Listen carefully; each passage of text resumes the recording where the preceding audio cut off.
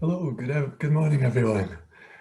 To all the people I hope are out there. It's great to see everyone introducing themselves on the chat and lots of panelists and attendees signed on. So we'll make a start now. Welcome to this, the 29th Reforesting Scotland Gathering. We've been meeting together for almost 3 decades now. And for those to whom this is new, the Reforesting Scotland Gathering meets somewhere different in the country every year, and we have a great get together, and we go and look at local projects, at what's happening in the area, and we go to a different place every year, from Assynt to the borders. This year, circumstances have made it a little bit different. We're meeting for the first time in cyberspace, and we'd like to make the most of this method of meeting. So we've taken the opportunity to invite speakers from abroad and from some of the more remote parts of Scotland. And hopefully people are taking the opportunity to visit the gathering that might not normally manage to get here. Just seen Kathy and Totnes signing in on the chat, so that's an example of that. That's great. Hi, Kathy. This is all quite new to all of us, so hopefully things will go smoothly on the day. If there are any glitches, bear with us. We have several layers of backups, so if anyone's computer goes down or anything like that, hopefully someone will be able to step in quite quickly and get things rolling again. We're going to be a little bit going back to our roots in this gathering. We have a number of projects joining us that started in the early days of Reforesting Scotland, but now have over 2 decades of experience under their belt. They'll be sharing that with us. But we also have some brand new projects that we'll be announcing, and they'll be introducing themselves. So really looking forward to that. This is also a big experiment for us, and we're hoping that there'll be some aspects of doing things this way that will be useful in the future, and we'll want to continue. And we'll have a feedback form at the end. If you could fill in that form, that would be really handy in helping us to plan future events and see what more of this we might want to do. There's a few housekeeping things to do with Zoom.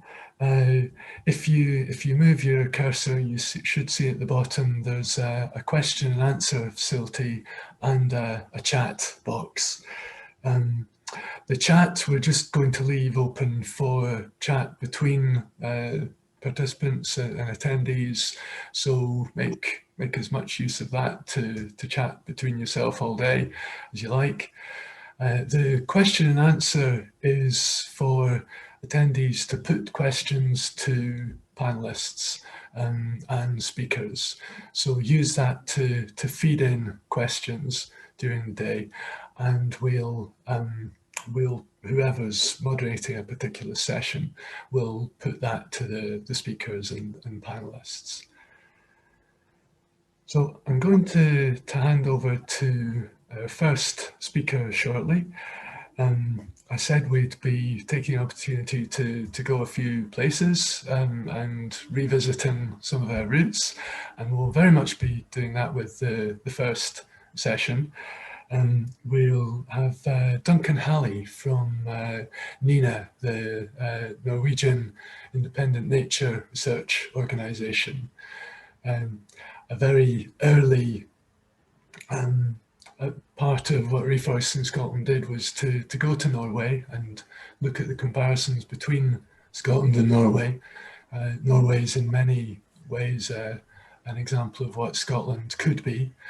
And Duncan is a bridge between the two, in that he's a Scot living and working in Norway, and can bring us up to date really on what's been happening in Norway and how that comparison has developed since those early days of Reforesting Scotland. So I'll pass over to you now, Duncan. Yeah, good morning, everybody, and thank you very much for the invitation. Okay, well, this is a slightly surreal experience. I'm used to standing up and being able to see and hear my audience while talking, but I'll just get this underway. Right. I work for the Norwegian Institute for Nature Research. It's the main research body in applied ecology in Norway. There are about 300 of us staff, a little under, and we do most of the things that you would expect us to do. We're based in Norway, of course, but we do cooperate around the world. Unlike Britain, but like most other places, what we do covers both things that in Britain would be done by game interests, like, for example, we run the deer management system in Norway under government. We do things like looking at grazing from livestock, and we do, of course, straight on ecology, like the paper bottom right there. That's just a bit of background to tell you where they're coming from. I moved here 27 years ago. I'm a Norwegian citizen now, and I've spent most of my time working in and around Norwegian ecosystems. So this is the talk proper. So there's a picture there that is from about 20, 30 years ago in Norway. It shows a moorland, which is now being reforested by natural regeneration. And of course, it's much farther on now than it was there. This picture, you couldn't, when I started working on this 20 odd years ago, you couldn't really find anywhere that looks like that in Scotland, but now you can. That picture could almost be from Scotland, and we'll get back to that later because things have moved on. Might surprise some people to know that in the 20s to 30s, and this is a quote, it was commonly believed that our Norwegian forests would soon no longer exist, and initiatives were implemented to counteract the deforestation. So I've decided to give this talk the title Reforesting Norway 90 Years On. So if you go back to the early 20th century, Jæren, which is in the southwest of Norway, you can see a map bottom right there, the red dot to the right, looked very similar to places in Scotland then and indeed now. As I said, the two areas looked very similar for a long period of time up to the early 20th century. People lived in the same kind of way, in the same kind of houses. Next slide, please. They burned peat for fuel in much the same way. The only difference, the only real way you can tell that the bottom slides are in Norway is that the peat stacks are a different shape. Next slide, please. But all of that changed in the 20th century, while it has not so far done so to any great extent in Scotland. If you look at the top left slide here, this is Geiranger in West Norway. You can see it was almost completely unwooded in 1885. And if you look at the top right part of the first picture, you can see there's large areas of just slabby rock, which by 1960, if you look at the next picture to the side, had been completely wooded over. This was by natural regeneration of birch, and it seems that they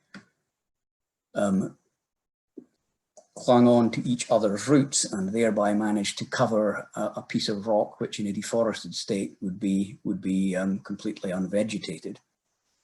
And by 2004, the area looked the way that you see it now at the bottom picture. Next slide, please.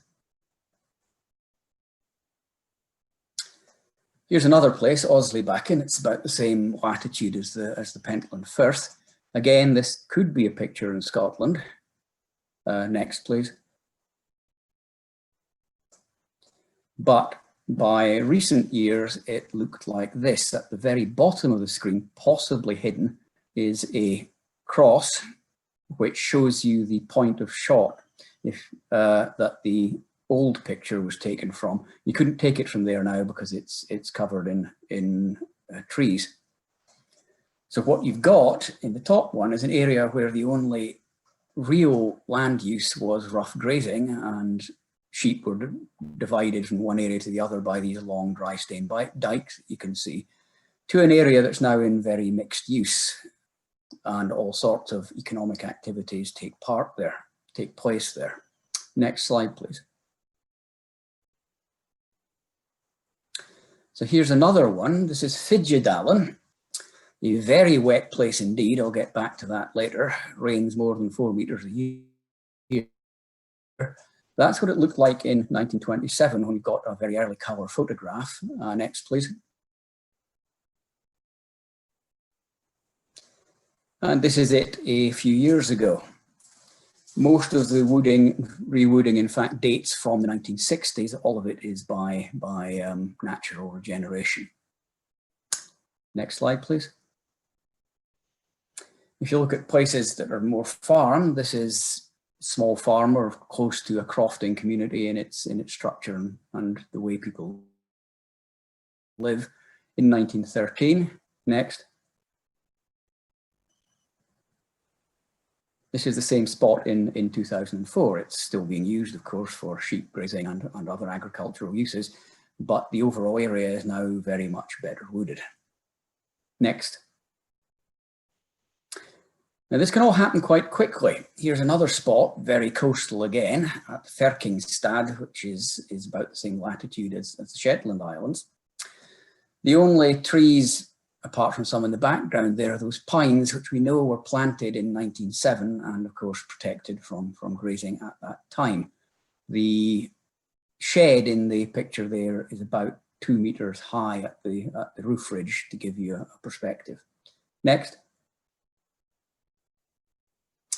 But within 30 years, it looked like this. And we know the exact date, 1975, that the grazing was reduced at this site. These trees are mostly the descendants, of course, of those planted pines, but you can see what can happen in really quite a short time, presuming that the grazing pressure is under control. Next. Here's another place. This is a plateau. The small cabin in the foreground there is at 352 meters above sea level. This looks a very wooded area, and it is. If you look carefully, virtually all the trees there are really very young. Next, please.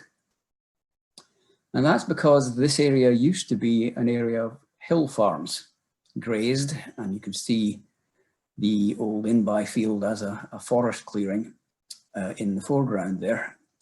These in-by areas were fertilized for a long time, so they're still more fertile than the surrounding ground, and they do tend to attract whatever grazers there are. There are sheep and deer in here, and they help to keep the place, these old in-by fields, open as grazing lawns, but the rest of the area has returned to woodland in the course of the last century. Next.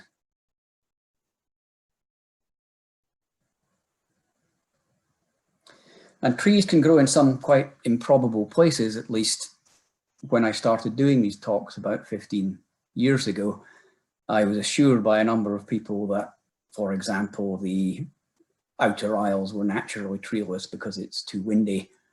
Next, please. That tree there, which is indeed affected by the climate, it's about 5 meters tall. It's on the red dot you see on the top right of the map there. This is a small skerry, completely exposed to the winds of the North Atlantic, some hundreds of kilometers north of anywhere in Scotland. So trees really are a lot more robust than people in Scotland, at least used to, less extent true now, are willing to credit. And this site again was deforested for millennia anyway, since the early Bronze Age at the latest. because of the grazing pressures by human activities. And these have regenerated in the course of the last 30, 40 years. Next.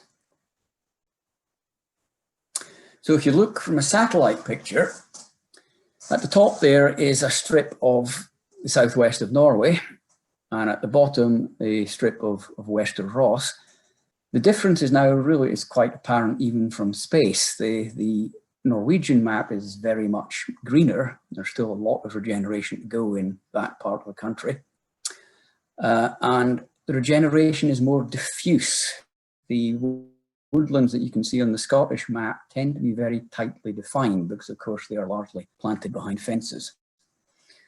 So despite the fact that the two areas are very similar in their landscape histories up until 100 years ago, they now look really, really rather different. Next slide, please. And overall, since 1933, when we started collecting forestry statistics, the resource has tripled. Index values for spruce are, with 1933 as 100 are 242, pine 329, deciduous 296, overall almost exactly 3 times. The spruce and pine increases are mainly natural regeneration, some due to planting. Deciduous is almost entirely natural regeneration. Next. And just a thing I'll deal with in passing, sometimes people have suggested to me that the country I live in is a howling unpopulated wilderness, and this is why things like that can happen here. In fact, our population densities in the areas we're talking about are very much higher than in the Highlands for various historical and social reasons. But the fact is that we are doing this in a much more populated rural environment than is the case in Highland Scotland. Next. So all of this has happened. It's been an absolutely huge change in Norway, by far the biggest change in its natural environment in the course of the last century. How did it all happen? Next slide, please. Just briefly to define a couple of terms, when I say southwest Norway, I mean this area here, which is about the same size as Highland region, Western Isles and Argyll and Bute put together. When I say West Norway, next, I mean this area because some of the statistics that I use come from this defined region. It's the area of Scotland north and west of the Firth of Tay and Clyde. So both of these are areas similar in extent to the Highlands, for example, depending on how you define them. Next. I'll briefly go through climate comparisons. Again, when I started doing this, there was a lot of disinformation out there, or whenever there was any information, it was unfounded assertions from certain people in Scotland to the effect that Scotland was wetter or not so cold or windier or whatever, and then the assertion was then made that that was causal of Scotland being treeless. None of this is true. You can compare the climate for yourself at the websites that are shown there. I'll very briefly go through it. Just like Scotland, southwest Norway, south and west Norway, the rainfall increases heavily as you go inland and the weather systems rise over the mountains, and then gradually decrease as you go east with variations for topography. Next. The mean temperatures seasonally are actually very similar. The prevailing winds are the southwest winds that come over Scotland. It's a little bit colder on the central mountain ridge because that's a bit higher than any mountains in Scotland. But apart from that, it's broadly the same seasonal temperatures in that region of Norway compared to the North and West Highlands. Next. And the same applies in July. Next. Winds. People had said to me after I'd shown that actually Scotland's windier, but actually it isn't. The southwest of Norway is at sea level. windier than anywhere in the whole of Scotland, full stop. So the argument that it can't happen because it's too windy is flatly untrue. Next. And just in passing, the effect that trees growing together has on breaking wind is really quite profound. Here's a picture from quite near where I live. The wind's coming from the southwest blowing snow. The tree in the foreground left and one towards the back there, the ones that are bent over, those are old granny pines from before the period of regeneration, when this area looked very like an area of granny pines in Scotland does today. The other trees are younger trees that have grown back in the course of the last 50 years or so. And the sheltering effect is profound, and you can see the difference it makes to the form of the trees. Next. And just briefly to go past the geology, to put it very briefly, it's the same as Highland Scotland. Next. But there is a very profound difference, which is in the land use history.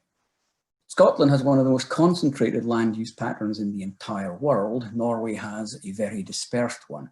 Most places are small farms that are in owner occupation. It's illegal for most of these farms to be owned by an absentee.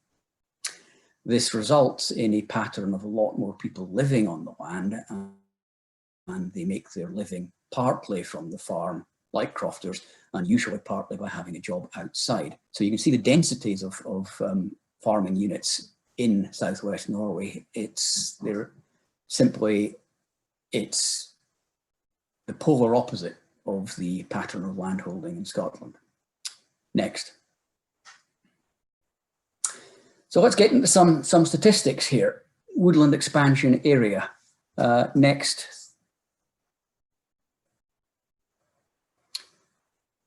The total area of forest classified as productive increased in southwest Norway by 55%, half as much again in just the 30 years 63 to 93. Next.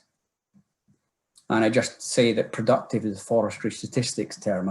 Our statistics come this way because they were originally based on production concerns.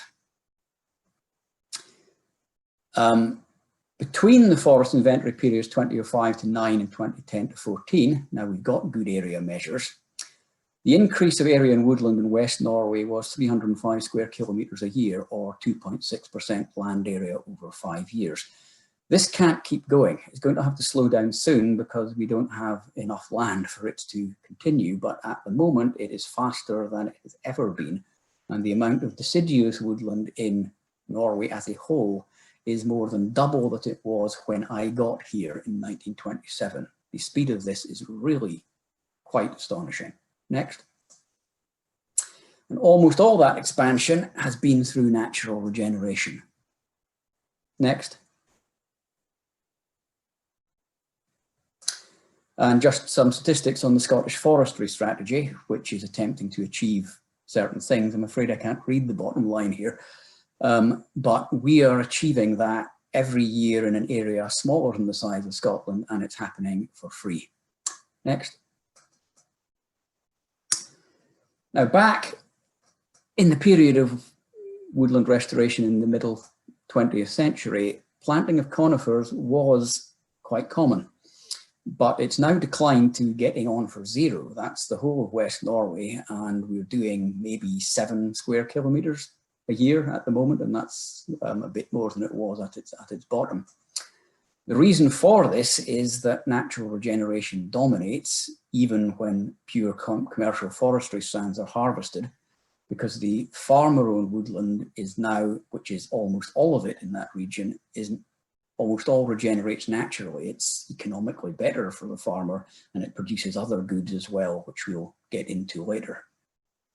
Incidentally, the law in Norway requires owners to ensure regeneration of woodland following harvest, and we never use deer fences except to keep deer in deer farms and to keep them off a couple of roads. Next. Right, you don't really need to look at these. They're just the basis for what I'm about to go through, the statistical basis. Next.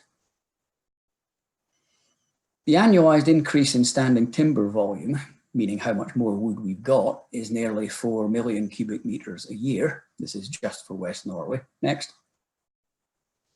If you use the UK Forestry Commission as was, conversion factors, that's 1 million tonnes of carbon sequestered every year. Next. Notionally, because you can't actually sell this, but given the values of CO2 emissions auction price, that has a notional value of £81 million a year. Next. And moreover, that doesn't include the bark, branches, leaves, root system, and soil carbon, which is probably most of it. Next.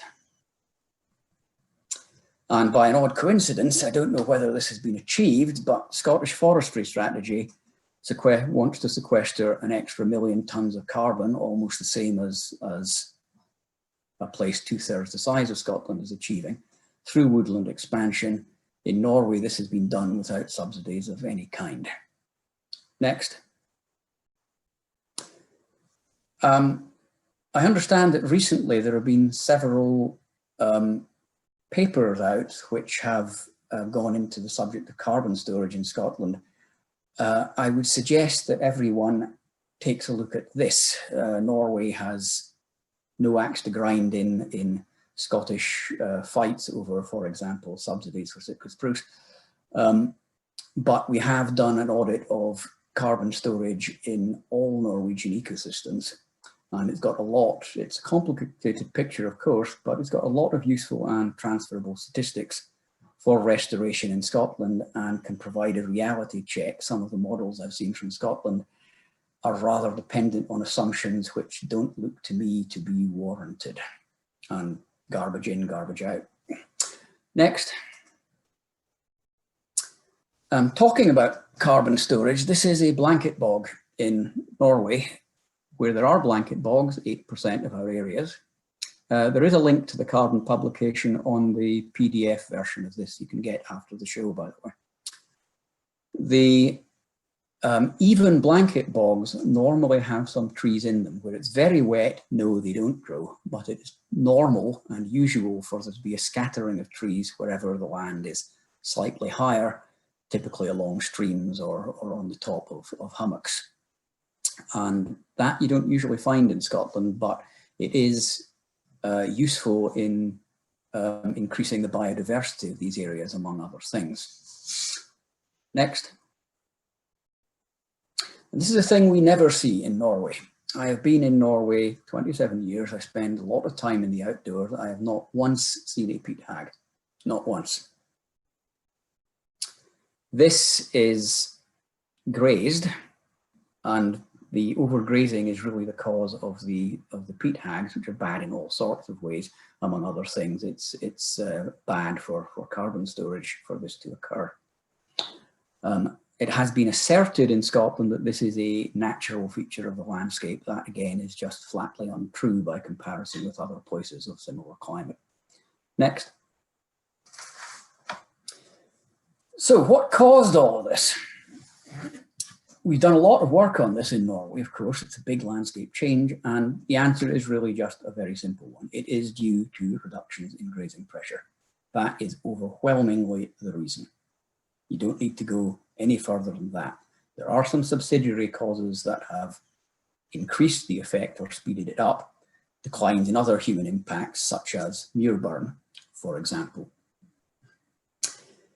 The reason for this was mass voluntary immigration in the 1860s to the 1920s. People left for America, and usually it was the people who did the shepherding in the remote parts, people with the most difficult places to live in the worst high level farms that moved.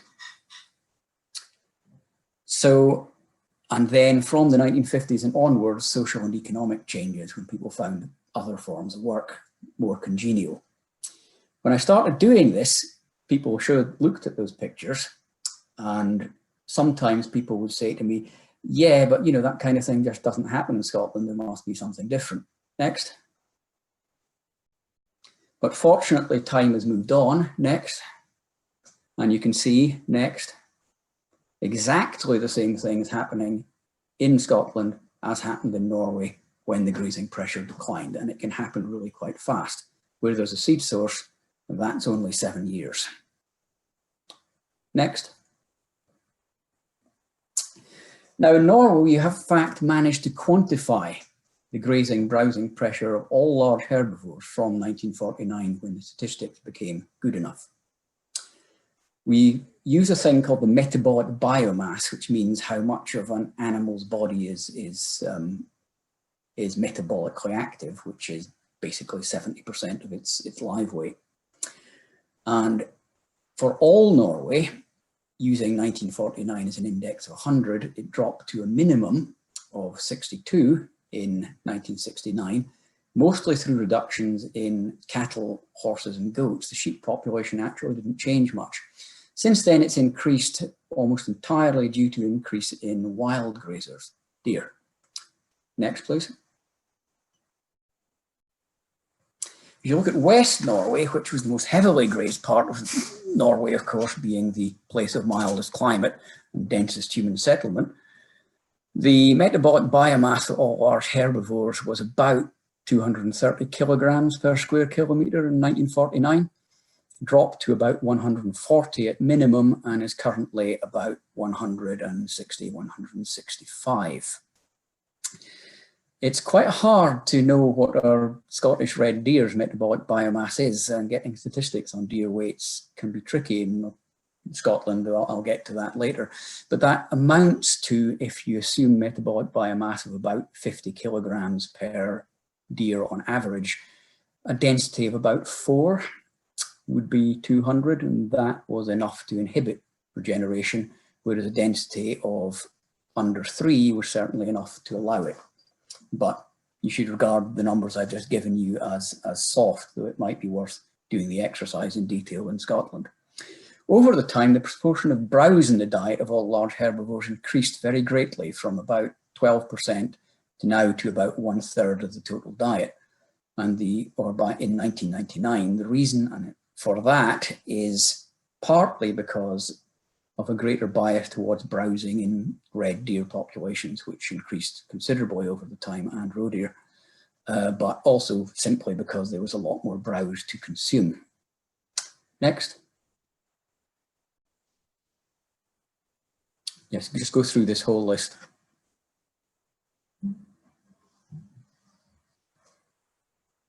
A feature here is that even though the grazing pressure has increased, the regeneration continues.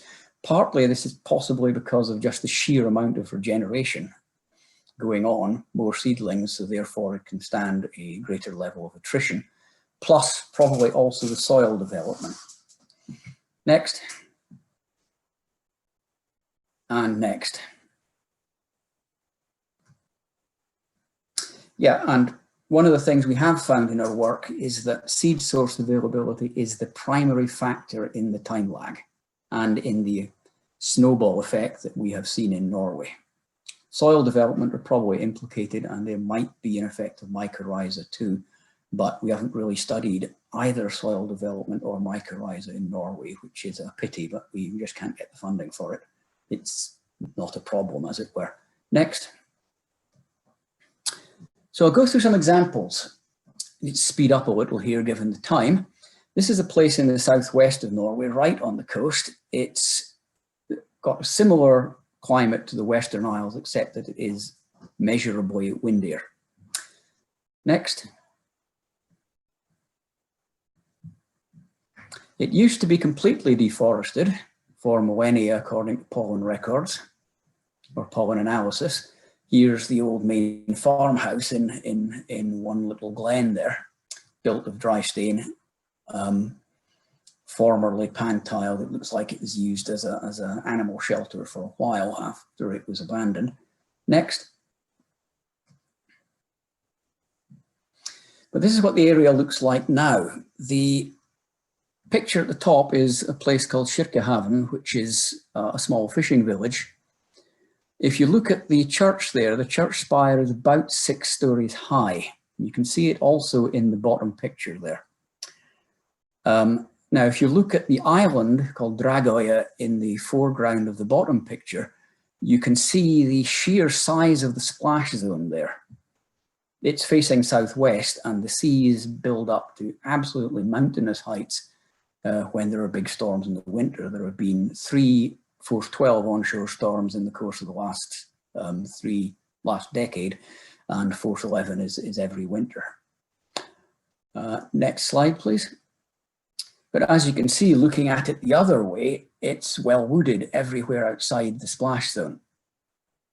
Didn't used to be. Again, you can see all the trees here are pretty young, the reason being that this is an easy place to keep livestock out all year, and grazing pressures took the longest to decline in these parts.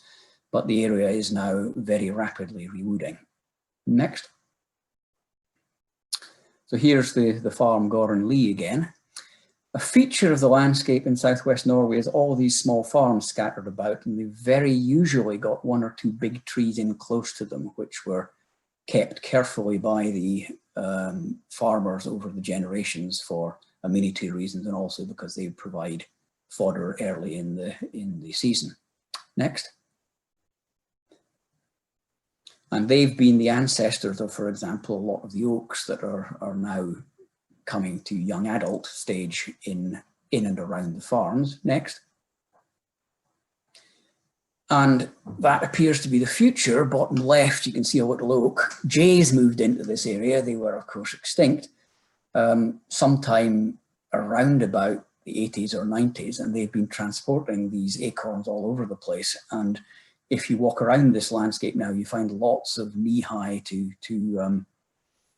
head-high oaks growing even 2 or 3 kilometers away from the nearest substantially sized oak. So the advent of jays into this system has set it on the track, probably to being, if it runs for another couple of 100 years unchecked, the sessile oak wood that it used to be in the Mesolithic period. Next.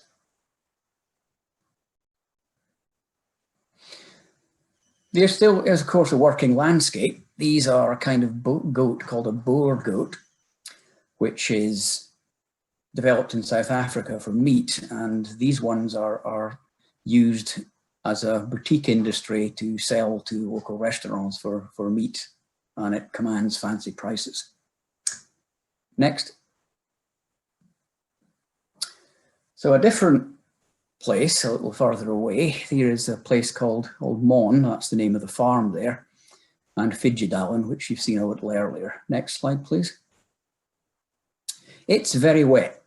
It's over 4,000 millimeters of rain every year. And the temperatures hover around about 0 in January at around about the 300-meter contours. This is a very mild spot. Snowless winters are common. On the other hand, if it's slightly colder winter, you tend to get very big dumps of snow higher up. It's very infertile as well, mainly granitic gneiss. Next. So there's the farm there. Now, in the old days, they used to walk to the top of that cliff to collect peat. There was no timber at the time. The peat was the fuel for the farm, and there was so little of it after centuries of exploitation of pockets in the glen that they had to go up to the top to collect it, and that's an absolutely backbreaking job to do. Shows you just how treeless this place used to be. Next. But it has regenerated, mostly since the 1960s. The old in-by fields are maintained as a grazing lawn by the sheep, around about 1,000 of these sheep, according to the local farmer who I've had a few conversations with. This is a thing called a Dalarna sheep, which is maybe twice the weight of a blackface. About 1,000 of those are turned out in season. They wander all the way through the hills, usually following the spring bite. But they also keep the old in-by field clear as a grazing lawn. Next. Another interesting feature, which you see all over the southwest of Norway, is if you look at the slope at the back there, that is a scree slope. It has been primarily recolonized by birch and by aspen. The slightly greener trees are aspen. and they've grown straight onto the scree, presumably growing out of pockets of soil under the scree surface. And they have done a very powerful job in stabilizing scree slopes all over the south of Norway. And eventually, of course, soil forms on top of the scree and the root systems hold everything in place. Again, you see sometimes in Scotland statements that scree slopes are a natural feature of the system. Well, no, they're not really, not below the natural tree line. They're a function of the deforestation, and one that causes a lot of money to be spent on things like the road over at Preston, Be Thankful, which is normally fixed by heavy engineering solutions. It would be, I would submit to you, very much cheaper and better to take the sheep off the rather impoverished sheep walk there, reforest it, and thereby stabilize the soils. Next. So the third place I'm going to look at is very like the Cairngorms. The mountains are about the same height. It's about the same distance inland from the west coast. The climate seasonally is very similar, and it's made of granite. Next slide, please. But it looks a bit different. This is it in the winter. There are big forests of pine lower down, just like in Strathspey. And then higher up, you can see the birch and the willow zones. But if you look carefully, there are a number of interesting straight lines up there. Next slide. These are the remnants of the old field boundaries. They used to run a system very like the shealing system in Scotland, with people moving up to the satyrs, the shealings in the summer, grazing cattle and sheep for the summer and then moving them down. This isn't done so much anymore, and the result has been an enormous regeneration of woodland of the higher montane types. Next. So this is the transition. The top of the pine zone in this area is between 700 and 800 meters. And then it transitions over to what's called the birch belt, and then above that is the willow zone. Birch and aspen are the best species for scree, by the way. Next. And here's an example of birch, the birch belt, easily visible when it's in autumn colours. This is a place a bit north and west of Bickley. Next. So there we are up in the birch zone at about 900 meters or so. Next.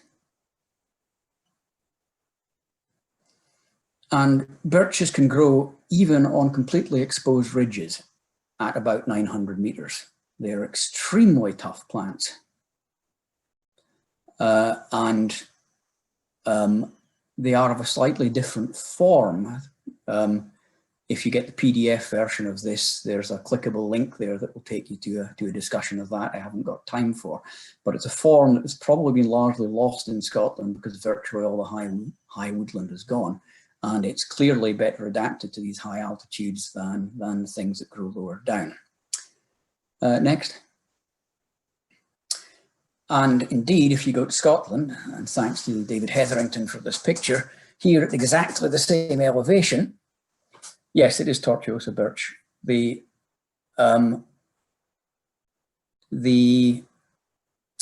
place name indicates birches at that level in the past in Cairngorms, within cultural memory of place names at any rate. Next.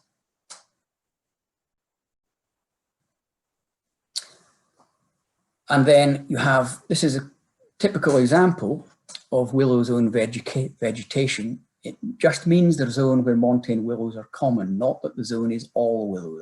That's important to understand. This particular site was open moor 50 years ago, and there are still cows and sheep there at moderate densities. Next. Then you get up to the very top of the zone where you get willows that are only about knee high. Next. And then finally out onto alpine habitats. Next. This area is incidentally the Abbey Moor of South Norway. if Aviemore were where the ski centre car park is.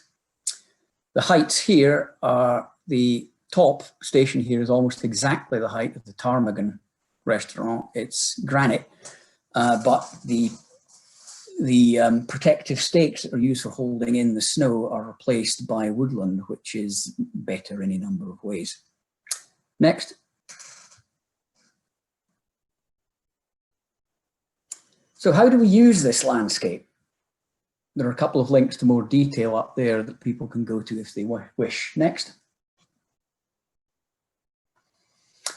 Well, farming has historically always devoted itself to value creation from all available natural resources. One of the problems I've sometimes had when Norwegian farmers are talking to their counterparts in Norway is that they're both using the word farming in English, but it means a rather different range of things to the two speakers. And this can be a source of confusion. But in Norway, forestry is part of farming. Next. As I said, the farms are relatively small units compared to what is normal in Scotland. The average unit is between 10 and 50 hectares, of which between half and 5 is arable and in-by grazings. Next. Most of them are farmland and woodland. It's relatively unusual to have a pure farmland property in the sense of only arable type fields. Next. And the forests are largely owned by these individual owners who are farmers, 73% by area and 94% of individuals. And they're integrated with the farming units, and the Norwegian farmers, for example, virtually all of their personal space heating is done by fuel wood. They harvest, they hunt, they graze animals in the woodland, they rent cabins as a source of income, and so on. Next. And virtually all of that, or most of it, here's an example of one area in Norway, is by people who are resident. Most of these farms have a thing that is called the boplikt. It means it is a legal requirement for you to live on the farm if you own it. This is in order to stop them becoming summer homes or otherwise hollow out the local community. Next. And all sorts of income is got from woodland. This is the income sources, not including the timber. And they get a lot of stuff out of it. Value to the value of 74 million at 2007 exchange rates, which is the last date that the statistic was prepared. Next. And these farms are generally run as equivalent to a croft. You've got external, very usually people work outside the farm, but conversely, they tend to be run or worked by several generations. As you can see top left there, there is a titular owner, but at harvest time, various households, some of whom live on the farm and some of who don't, get together to help. And the whole thing is kind of, it's difficult to find a term, it doesn't sound like jargon, but it's kind of social and economic nexus rather than a isolated little unit. And the whole social life is heavily tied up with that. Next. So how they use the restored woodland, some is in clear fell rotation. Next. But more of it is in mixed use for timber, firewood, grazing, hunting, forest products. Next. And in that form, it's something the farmer will do in the winter if he's got nothing else to do. He'll go and take out individual timber-sized trees, put them in a pile, and then they'll come along on a low loader and take them away when the spring comes. It preserves the structure of the woodland and it allows him or her to continue to use the varied forest structure in a number of ways for hunting, for gathering, for cabin rentals and so on. Next.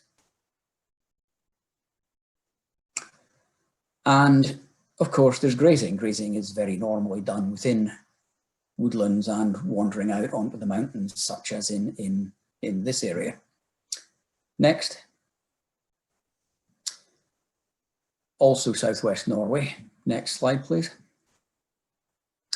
And we still have a fair proportion of cattle, which they're there for economic reasons, but they're also useful at certain densities for managing the land because their bite is very broad and unselective.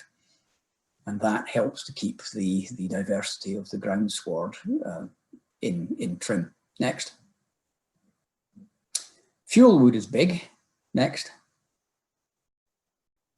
And producing fuel wood comes anything from small operations using things you can buy in the equivalent of B&Q, like top left, to quite substantial operations like the one bottom right. Next.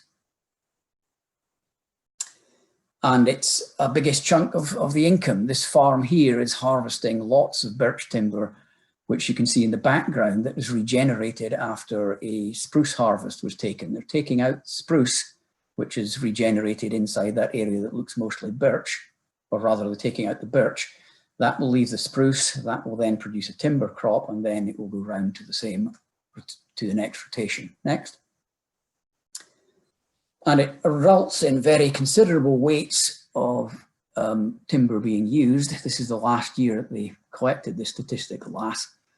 And it provided a large declared income, but every time I've bought, it's been strictly cash. So I suspect that, in fact, economically, it's very much bigger than that. Next. Hunting. Next. Big thing in Norway, done by a large section of the population and done by locals mostly. Next. Shooting grouse, shooting deer. Next.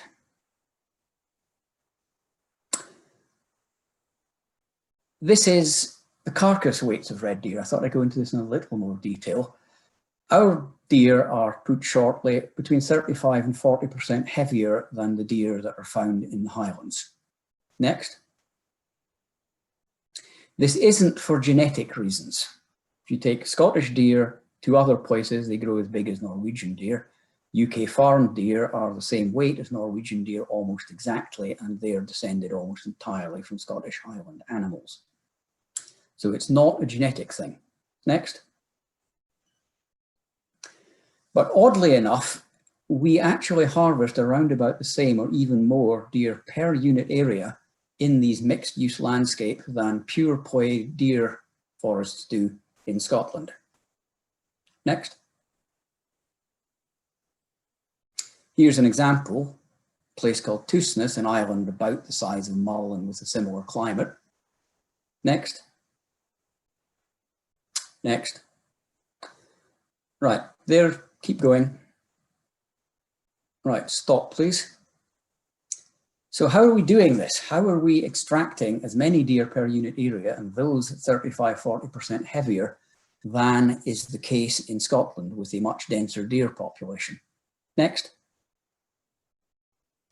This basically is it. We harvest a much larger proportion of the population, around about 27% a year as opposed to 10% in Scotland. A large chunk, probably most Scottish mortality, comes from reasons other than hunting, usually starvation and exposure in winter. These things almost never happen in Norway because they've got the shelter of woodland, and of course the animals are much bigger and better fed. So we can sustainably extract more deer, just as many deer per unit area. They're bigger, they've got better trophy heads, while getting all these other benefits. Next.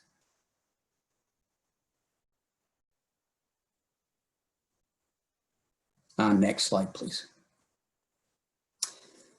So when I started doing this, it was kind of aspirational for Scotland almost, but now you really are, in the last 2 or 3 years, really starting to get there some places. I'm just going to go through a few slides of those. Here's Abernethy, which most people will have visited. Next. Where a great deal of regeneration has gone on since the grazing pressure was got under control. Next. And next. And the trees are starting to move up the hill. Here's 500 meters, which used to be regarded as pretty high in Scotland. Next. Here's 750 meters, which you'll remember is around about where the climate, judging by Norway, would be expected to be the top end of the pine growth range. Next. And it's reaching those heights almost everywhere. Here's Mar Lodge, and thanks to Andy Painting for permission to copy this slide verbatim. Great deal of regeneration lower down where the seed source is good. Next. Interesting things like this aspen moving out from its refuge on the cliff. If you could put an opposite sex aspen up there, you can get enormous pulses of regeneration. These are aggressive pioneer trees in normal circumstances, and in a good seeding year, they will spread millions of seeds that can sprout enormous amounts over large distances. These are one of the big pioneer trees in southwest Norway. No reason they couldn't be in Scotland as well. Next. And here, again, you're getting Mar Lodge regeneration up to about 750 meters. Carry on. Next, please. And it's Mjølavukul in the central Cairngorms. Next. Which is a bit easier to see when it's in snow. They're getting up there 750, 760 meters. Carry on. Next. And indeed, there is even now one, thanks to Jack Ward for this picture, up at 805 meters at the head of Loch Ann, miles from the nearest trees that are mature. Where this one blew in, whether it was from Mar or Strathspey, would be difficult to see. Next. So you're beginning to see this happening all over. Next. So to summarize all of this, the land of the Highlands and Islands is currently performing well below its potential productivity, biologically, and therefore economically. Next. And this is as a result of its land use history. Next. Until the late 18th century, the landscape history closely paralleled other areas of Northwest Europe. Next. And then it diverged due to social and economic factors that everyone knows about. Next. And as a result of it, South and West Norway is largely reforested from a state of nearly complete deforestation. It's near its natural extent in area now, but it's got considerable development and structure to come. And this was caused mainly by a reduction in grazing pressures. So, Southwest Norway can provide you with a lot of worked examples of how this change happened, how it is maintained and how it is used. And it also shows that it can't be done. The assertion that is still sometimes made is untrue. Next. It can also be seen happening all the way at the climatic limit for at least pine tree growth in these areas of the Highlands. And I can say to you, by the way, that what you've seen in the last 10, 15 years is much, much less than what you're going to see in the next 10 to 15, as long as they keep the grazing pressures down. It's very much a snowball effect. I've seen it happening here, a lot of places, and in another 10, 15 years, these areas are going to really be showing what the potential is so that even the casual eye of a politician will be able to see it. So, but not doing it is therefore a choice. Next. None of this, I should say, is just to suggest that you just copy Norway. Both landscapes or cultural landscapes have been for millennia, and there are, of course, social differences involved. Next. But it can help you, providing insights for moving to and value creation in a more productive Highlands and Islands landscape. Next. And to indicate how restoration can be achieved much more quickly. In our case, it happened by accident. In your case, if you apply the knowledge that you gained, in particular, the one about seed source, then you can achieve things very much more quickly. And I would suggest that that would be a desirable thing to do. Next. So just to recap the whole thing, here are two scenes from modern Southwest Norway, in which all sorts of economic and other activities go on. Cattle rearing, arable farming, hunting, timber, fuel wood collection, and other economic activities. Next. 50 years ago, both these, or 60 years ago, both these places looked like this. Rough grazing was the only economic activity of any importance. No one I know in Norway, while we are working on keeping certain culturally important open areas open, no one wants to go back to the old landscape. I don't think if a transition were made in Scotland, the current landscape would be particularly regretted by your descendants. That's the end of my talk, apart from, next slide please. Next please, a modest proposal I have, which if you know anyone out there who's got an awful lot of money, find a very bad, places that are being redone at the moment are really the best bits of Scotland, of the Highlands, and that's a very good thing. This is a bit, I've stolen this idea from Carifran, really. Find a place that's of very little economic or conservation value, which has no designations, which get in the way of doing things quite often, so that you can go for a full-on restoration to show what can be done. And it might be quite cheap because there's a lot of chronically overgrazed sheepwalk out there that is likely to go out of use shortly. It's either going to get covered in Sitka spruce or you can do this to it. And I would suggest trying something like this, at least in some places, might be a good idea.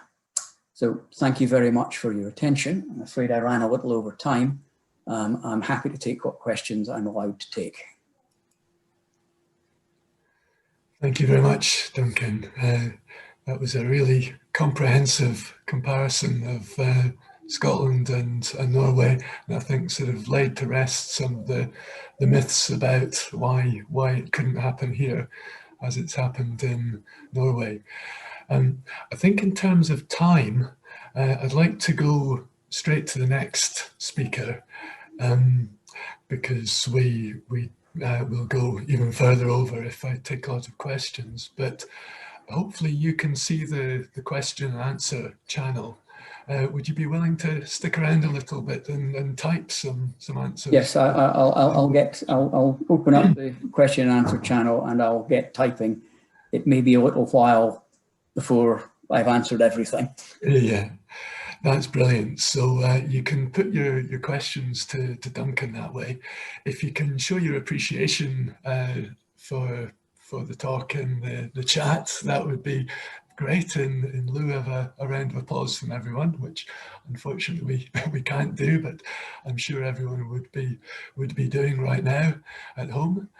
And I think there's a very clear link from what you've been saying to our next speaker, Maggie Fife, because you've talked about what's happened in Norway, and you've made it very clear that it's not geographical or climatic factors that make the difference, but that land use and land use history is really central, and land ownership. So now we're going to go to Eigg and the Eigg Trust, which is a place that changed its land use destiny a little over 20 years ago, bought out from its landowner and has been managed by the community ever since. And we're very lucky to have with us Maggie Fife, who's a member of the Eigg Trust and who's been involved right from the start of that process, and is therefore able to has a huge fountain of knowledge on what's gone on there. So can I pass over to Maggie now?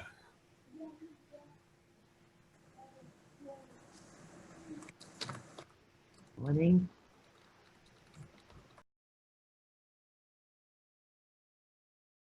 Okay, ready to start. Well, good morning, everybody. I'm sure most of you heard about Eigg and our community buyout. It was a long time in the making, but over 20 years of absentee landlords, neglect, threats of eviction, and a chronic lack of security for residents finally convinced us that we could do a better job.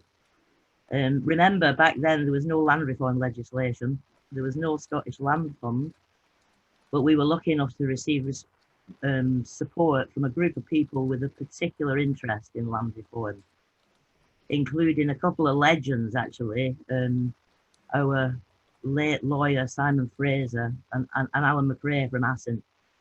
All these people were a huge help in just giving us the confidence, really. It took less than a year with some major ups and downs along the way, but after a surprisingly successful fundraising appeal, we received in total 10,000 individual donations. And despite what is sometimes still reported in the press, that we received only 17,000 of public funding towards the purchase. 4th of April, 97, 1.5 million that we've managed to raise was accepted. Yeah, that's the one.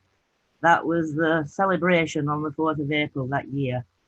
Of course, there's slight minor panic because we had only till June to actually get in all the pledges. Most of the money we had was in pledges, including the £1 million from the mysterious benefactress. But we needn't have worried because all the money came in and a wee bit more besides. And the next slide, please. Yes, 12th of June 1997, we officially became owners of the island. The partnership that we have is between the residents, the Scottish Wildlife Trust and the Highland Council. That became a reality and it continues to work really, really well 20 odd years later. Ironically though, even though residents can never be outvoted, the organisation as it stands, having 3 members, would not be land reform compliant. And although we've tried to come up with a way of making it so, we've decided that the way we operate is more democratic than any other ideas that we could come up with. I think what was and still is really, really important is that we've got almost 100% community support. And we've done a lot of work to establish what improvements were seen as most urgent and how residents saw future development. Of course, buying Eigg was just the beginning. It took a wee while to settle into how the trust would operate on the ground, and probably a while longer for everybody here to realise that we were no longer talking about them, we were talking about us. During that first year, much thought was given to security of tenure, with long-term leases agreed with all existing trust tenants and tenants of the 3 farms. And this is something that I think is absolutely crucial to the whole show, really, is that folk need that security before they'll invest time and energy into building a future. Because of the community consultation, it was apparent that a new shop and tea room were high on the list of priorities, because both businesses were currently operating in substandard buildings, and the shop had no running water, neither had electricity, and so no available refrigeration. So obviously, that limits what you can do within that building. So next slide, please. Once funding from High had been confirmed, we created our first subsidiary company, Eigg Trading Limited. A design was agreed and the tender awarded to a local builder, again ensuring maximum community benefit. And despite going on site in the worst of the winter weather, next please, the building was completed within a tight budget, and An Lamerick opened. Next please. Next. And An Lamerick opened on the 1st anniversary of the buyout. Obviously, you can see there were lots of people there to help us celebrate. It was a great day, but it was also a big achievement. First major project we tackled. We brought it in on time, on budget. A steep learning curve in project management, I have to say. The building next. The building houses three business units basically. a shop and a post office, a tea room, stroke bar, and a craft shop, which are all leased to local residents to run as their own businesses. We've also got public toilets and showers, which obviously are really valuable to have. And this represented a huge achievement and a huge improvement in facilities for both locals and visitors alike. And also it created employment. Unfortunately, most of the properties we'd inherited were in very poor condition. And with help from Lochaber Housing Association, we managed to secure a variety of funding streams. And we decided to set up a second subsidiary company, Eigg Construction, with a local builder acting as project manager and a selection of local skilled labour. Next slide, please. We were able to start a programme of full renovations on 5 tenanted properties. And again, that's another good example of the benefits, because we've created employment, we've improved trust assets, and vastly improved tenants' standard of living. During this time, next please. Yeah, that's just a selection of some of the houses that were renovated. Yeah, and just so much better. During this time, we're also working on an overall housing policy. And through this process, we came up with the idea of making house plots available via a system of shared ownership. And that is, the value of the plot would be retained by the trust as a percentage of the value of the finished property. You know, to try to discourage things being sold on, etc., etc. Next slide, please. To date, 6 new houses have been built during that scheme. Some low cost, some more innovative, including one that's insulated with straw bale. Unfortunately, I have to say that since the banking crisis, no banks will lend on our shared ownership basis. So at the minute, anyone wanting to, well, we've actually got a halt at the moment on house building, but excuse me, anyone wanting to build at the moment actually would have to buy the plot to be able to attract a mortgage. Now, the next, by far the most ambitious and costly project at the time, has been the creation of our own renewable energy system, our third subsidiary, Eigg Electric Limited. I've lived on Eigg for over 40 years, and as long as I can remember, residents have talked about the possibility of mains electric. No mains grid on the island, with most households relying on individual diesel generators. The idea back then was for a subsea cable, but obviously there's no electricity company would consider it due to the exorbitant cost for so few households. So over the years, residents have become interested in renewable energy, and the trust had installed 2 localized micro hydros, just 6 kilowatts each, one to help power the new pier building and one to supply electricity to a cluster of 5 houses. Although very successful, we started to think about the possibility of replicating similar schemes around the island, but it quickly became apparent that some areas were without an adequate site for wind or hydro, and the whole idea didn't seem to be financially viable. We then embarked on a full feasibility study with a view to establishing an island grid and based on renewables.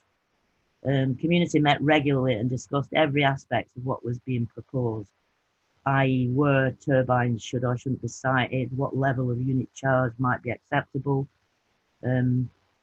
Meanwhile, our local development officer was working hard to raise the necessary funds. Eventually, we were there. The funds came from a wide variety of sources, including contributions from the trust itself and from residents in the form of subsidised connection fees. By 2007, we were in a position to be able to award the contract and work began. It was a consideration for design and development that it should impact as little as possible on the, the natural beauty of the island. All the cable routes, both grid and domestic, are buried, and the only parts of the system that are visible above ground are the generators themselves. At all locations, structures have been positioned with due sensitivity to the visual environment. We overcame a lot of obstacles of complex engineering to achieve all this. The slide that you can see at the moment is the hydroelectric component of the system. 100 kilowatt generator and 2 pre-existing 6 kilowatt capacity each. The generator supplied via a 300 millimeter buried pipeline from the weir on the stream, approximately 800 meters distance, with over 100 meters head to the electricity building below. The weir is located amid spectacular scenery, as you can see, across Lag Bay to Rum, and its position on the stream was chosen because of limited visual impact. Next slide. The 4 6 kilowatt wind turbines are located to the south of Ansker, and the location was chosen because of all the possible sites on the island. It offered the best combination of exposure to wind with minimal turbulence, accessibility, and a best fit in the landscape with minimal visual impact, again from all directions. The photovoltaic array initially was 10 kilowatts because we thought PVs were the least value for money, when it turns out that there are periods in the summer where we don't have much wind or rain occasionally. So we've since increased that by another 40 kilowatts. Next.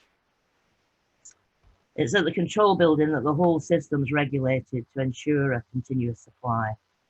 This houses batteries and inverters, and also the site of 2 70 kilowatt generators, which charge the batteries if they fall below 50%. Without getting too technical, because I'm not very technical, the renewable resources together are producing more electricity than is being consumed by the island. Then the excess flows into the batteries via the inverters, and they become charged. When the renewable resources produce insufficient power for the needs of the island, power flows out of the batteries, and they progressively discharge. If the renewable resources are producing more power than is consumed, then the batteries eventually become fully charged, the frequency rises, and a series of frequency control switches activate space heaters in community facilities, for example, the community hall, the peer centre, and both of the churches. As most instances of surplus power production are in winter, the space heaters provide a useful and energy-saving complement to existing arrangements. However, the system is of limited supply, although we are hoping to increase it in the future, but especially in the summer months when we've got little wind or rain. So to avoid the possibility of overload and to ensure that electricity is always available equally to all consumers, a decision was taken early in the design to cap the supply to all outlets. And basically that means that domestic and small business premises are capped at 5 kilowatts for households and 10 kilowatts for larger business premises. If this is exceeded, a trip switch is activated and one of our maintenance teams required to reconnect. But I think because residents supported the concept from the outset, people were used to living with less power than that. So I think it made everybody more aware of just the rating of electrical goods and how, 5 kilowatts doesn't seem like a lot to some people, but to us it was a lot. And also, you just don't put everything on at the same time.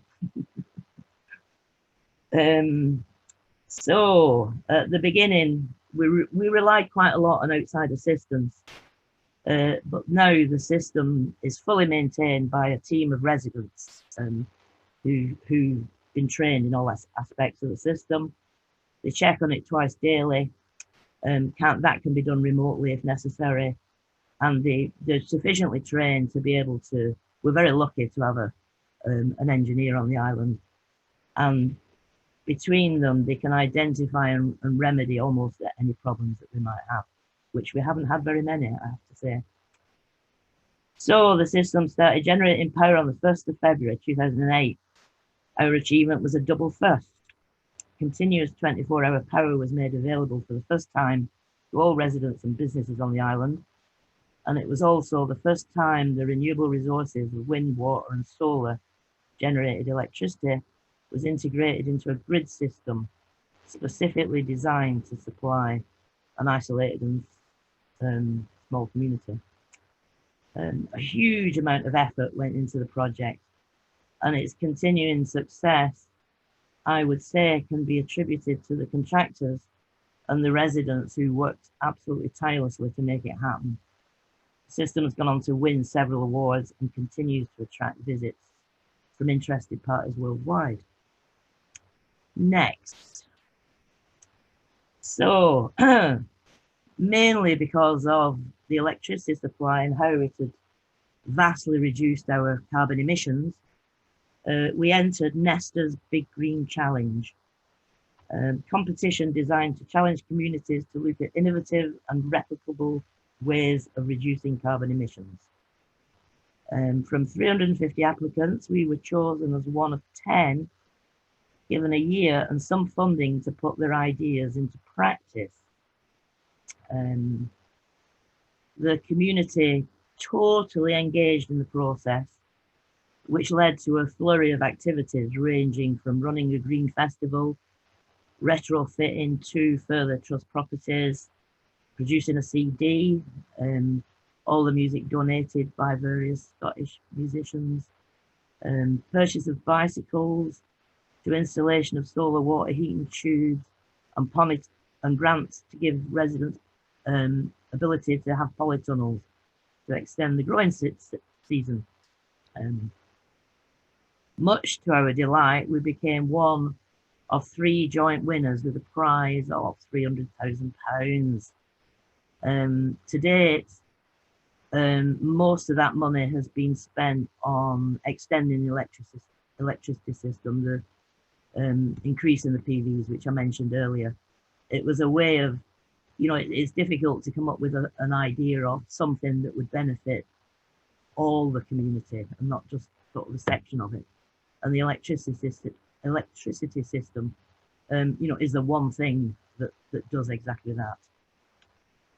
So the island has, I'm a bit nervous about talking about forestry with all you guys when I'm not an expert, but I'll give you a run through of what we've been up to. Initially, the island has approximately 247 hectares of forest land. It's a mixture of mature policy woodland, hazel and willow scrub, and a maturing commercial forestry plantation, which was planted in the early 80s when landowners was receiving tax breaks. And it hadn't been managed at all since then. So initially, many miles of fencing were erected around the existing woodland to exclude stock and encourage natural regeneration. The work was all done, again, using local labour. We erected a shed to house machinery and then started to fell an area of conifers which had been slowly draining a triple SI bog. The trees were mainly chipped to create paths throughout the woodland. And then before we have the next slide, we've got quite a bit of garble. Over the next few years, small areas were identified for felling, which was done by hand, and we started to supply firewood, albeit on a rather sporadic basis. A few more years in, and the hope of convincing residents to burn wood instead of coal, it was obvious that we need to create a more sustainable and reliable business. With this in mind, next slide, we managed to access funding to allow building of a large wood store and purchase of a firewood processor and a tractor. Then it was time to address the first serious phase of felling in the conifer plantation. With Eigg's remote island location and very fragile infrastructure, Schedule 1 protected wildlife, i.e. hen harriers nesting in the forestry. We've got a busy visitor season, unpredictable weather conditions, and, and a modest volume of timber to contend with in commercial terms. The project faced considerable, significant challenges.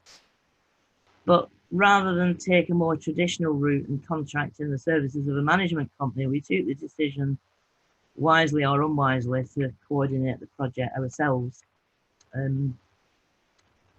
We developed a relationship with Ian Shaw of Glencore Timber, who had initially visited Eigg, to review options for the Manse Wood, a lovely old woodland which had been devastated by a particularly violent storm quite a few years previously. And the dangers of all the fallen trees, hanging trees, you know, it was no longer a place where people could walk through. Ian stayed involved in offering his support and knowledge as his remit diverted from the Manse Wood to the main plantation. And I have to say, he was very, very patient. We'd hoped that one contractor could deliver both land and sea transport, but the boat involved needed modifications to the pier to be able to berth, and the Highland Council wouldn't sanction those modifications. And also too, we discovered our single track road was just too narrow in places to allow the proposed timber lorries. So we had to go back to the drawing board, and eventually we found Troon Tugs. Their landing craft has been modified to facilitate timber transport at sea. They were great, a real willingness to help us out, and we were fortunate to benefit from their expertise too. The largest port to berth an egg for many years, permission was sought and granted from the Highland Council for access. The final part of the jigsaw was Knoydart Forest Trust, who we're in fairly close contact with, being our near neighbours. On hearing our problems, they were able to offer up just a solution. They'd recently concluded a similar sized project on the peninsula using their new timber trailer and crane, and proposed their first visit overseas. And the final part of the jigsaw, of course, was Glennon Brothers, sawmill based in Troon. And after pitching the project's background and the social environmental project impacts, they were swift to offer up support, noting the innovative approach within the industry. So, next slide, please. With all the contractors in place, and as soon as the bird breeding season was safely over, we're able to make a start. Things kicked off in August 2019, which was actually a year later than originally planned. But Ian Shaw's timberjack machinery arrived on Eigg via a landing craft. And after a slow and sometimes complicated journey to the plantation, felling began with Knoydart's tractor and trailer and driver arriving a week later. All was slightly nerve-wracking, but as the project progressed, the community, including a special session for the primary school kids, everybody was able to see the expert approach of everybody involved firsthand. And residents volunteered time to act as banks people overseeing safety of the pier, sweeping bark up and answering visitors' questions. Next slide. Yes, this was work in progress, and the final outcome. Next slide. The Red Princess took 3 full loads of timber. This represented about 75% of the 3,300 tonnes which we felled in total. The remaining 25% being retained for use in a much revitalised wood fuel enterprise, and also for modest on-island building projects. I'm delighted to say that at the end of the project, seeing as I'm the person who looks after the admin and the money side of things, I was very delighted to say that at the end of the project, the books balanced, and we've got something in the region of 3 years worth of firewood to sell to locals.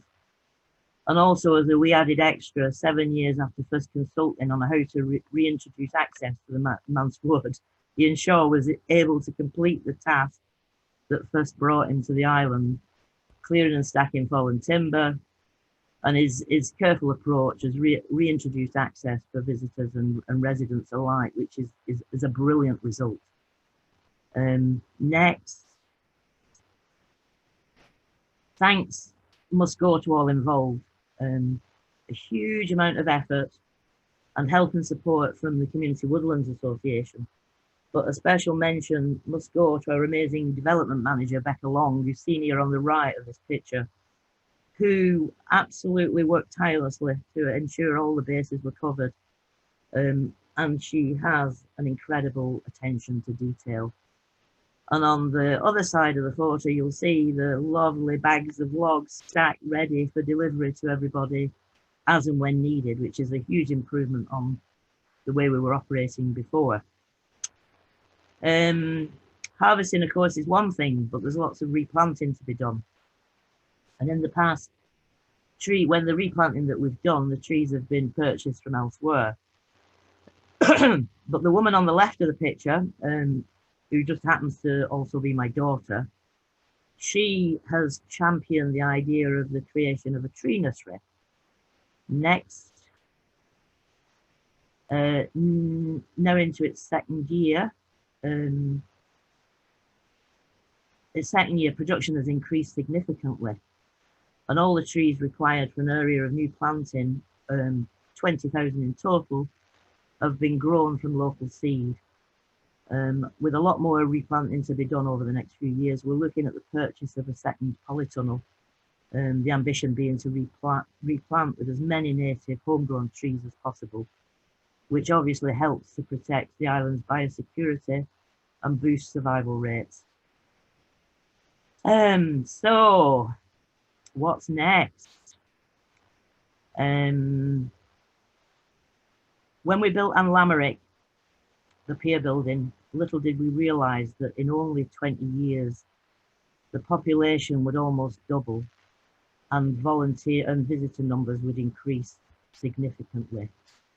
So it's become apparent that the building is now bursting at the seams and more space is required if businesses are going to be able to develop further. And also with the introduction of 3 camping pods nearby, we were sorely in need of improved facilities. Next. So this is the dream at the moment. We've got all the funding virtually confirmed. And so we're on the verge of starting phase 1, which includes a new toilet shower block out with the building. It involves upgrades to water, to storage, and to increasing the electricity supply.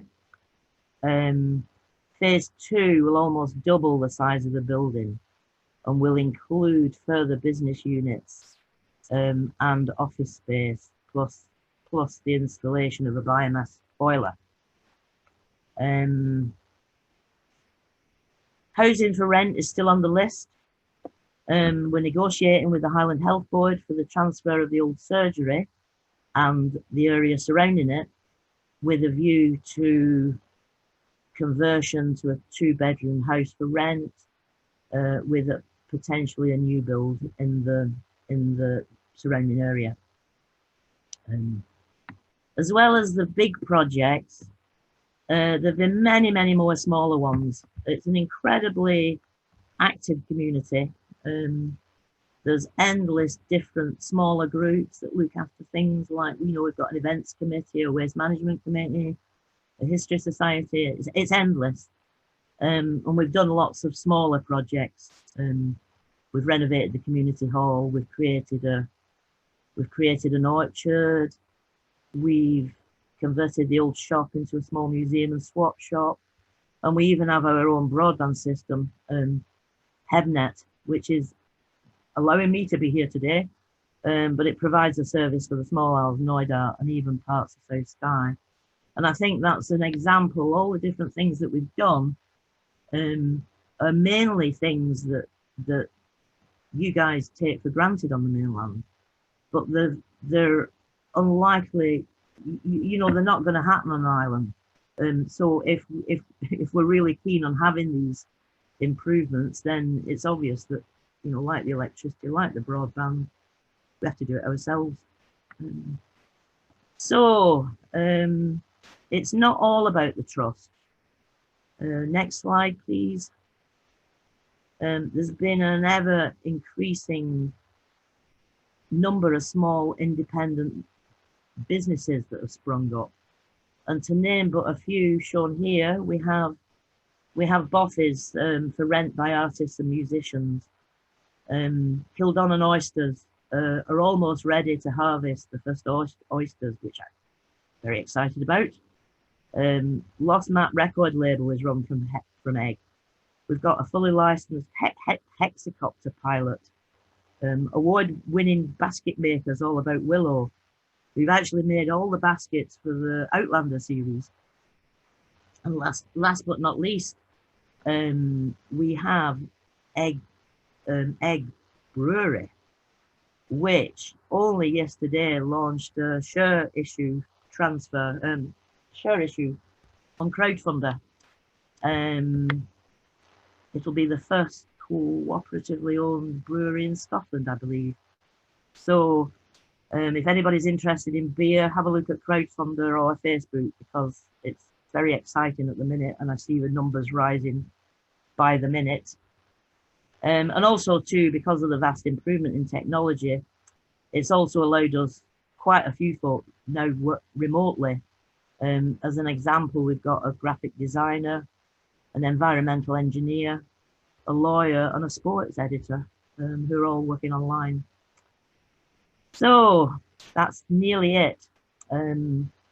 The commitment, stamina, and sheer will that saw the buyout happen has remained. The desire to make Eigg the best place to live, work, and thrive, I think, is embedded deep within everybody who lives here. We're not an intentional community. We're just a bunch of fairly random people, extremely individual people, albeit. We're certainly not perfect by any means. But the common factor is we all love Eigg. And whilst wanting to see Eigg thrive, we're also passionate about preserving its heritage, its environment, and its unique way of life. Make no mistake, it isn't a decision to be taken lightly. There's a huge amount of work involved, and Eigg's success is undoubtedly due to the extraordinary, and it is extraordinary, amount of hours put in by volunteers. Has it been worth it? Final slide. Most definitely. I mean, since the buyout, the population has grown from 64 in 1997 to 110 today. Some are new folk, but half of folk who were here for the buyout in 97 or were children 23 years ago and have since returned and now have families, homes, and businesses of their own. And to me, that's one of our biggest successes. But all in all, I would say the difference is between night and day. And thank you for listening. And thank you very much, Maggie, for coming along and speaking. That was amazing. And I think that final slide really just says it all, doesn't it? You can't argue with that. That's what success looks like. I remember a lot of family holidays on Eigg before all this happened, when Eigg was still sort of a plaything of eccentric millionaires. And even then you could see the creativity of the folk on Eigg. I mind someone had set up a cinema in his in his living room, basically. Yeah. He wasn't licensed, but you could buy a raffle ticket and you got a free beer with your raffle ticket. And I think now we see what happens when that creativity is enabled and people are allowed to actually do these things. My biggest takeaway, I think, from your talk is that all this stuff is hard work. None of it sounds like it was simple or easy, but when it's your community and when the community is in charge, folk will put that work in. Yeah, yeah, that's right. I mean, it is, you know, the amount of hours, you know, volunteer directors, but also volunteers in general for all the different things, you know, like the putting up the polytunnel for the tree nursery, you know, half of Eigg was up there helping. And also too, the new planting I was talking about, we had initially the idea of bringing volunteer groups over to plant the trees, and of course, because of COVID, that didn't happen. So, you know, we have to get all the locals out again. But it's that idea that it's your home, it's special to you, you want to see it thrive, continue, so people are willing to put in that amount of work. But yeah, it's not to be taken lightly, without a doubt. I should let folk know that you'll be back again later. I think it's 5 o'clock. You're joining us as part of the panel on community land management. So folk will have a chance to put questions then when we've got a little bit more time from them. There's one or two questions coming through the question and answer now. If we have a few minutes just to look at those. There was a question about folk getting mortgages and the problem with the shared ownership model. Sarah Eno was asking if that includes banks like Triodos and the Ecology Building System. Yeah, I'm afraid so. One couple have just built a house, and they went through every option available. You know, maybe things will change again. It was possible at the beginning, but they couldn't find a mortgage lender at all. You know, it would have to include the bank having first dibs if anything went wrong, which the trust weren't happy to accept. You know, we wanted that stake kept in the houses. We don't want folk. I mean, it's not likely to happen, I don't think. I trust people, but you know, you're trying to avoid speculation, basically. And there's a question, very topical. How has Eigg coped with COVID-19? Yes and no. In some ways, for the people who are normally flat out busy in the summer with visitors, it's been a delight. The weather's been so good. There's been lots of beach action, etc., etc. But from an economy point of view, you know, quite a few people lost their incomes overnight.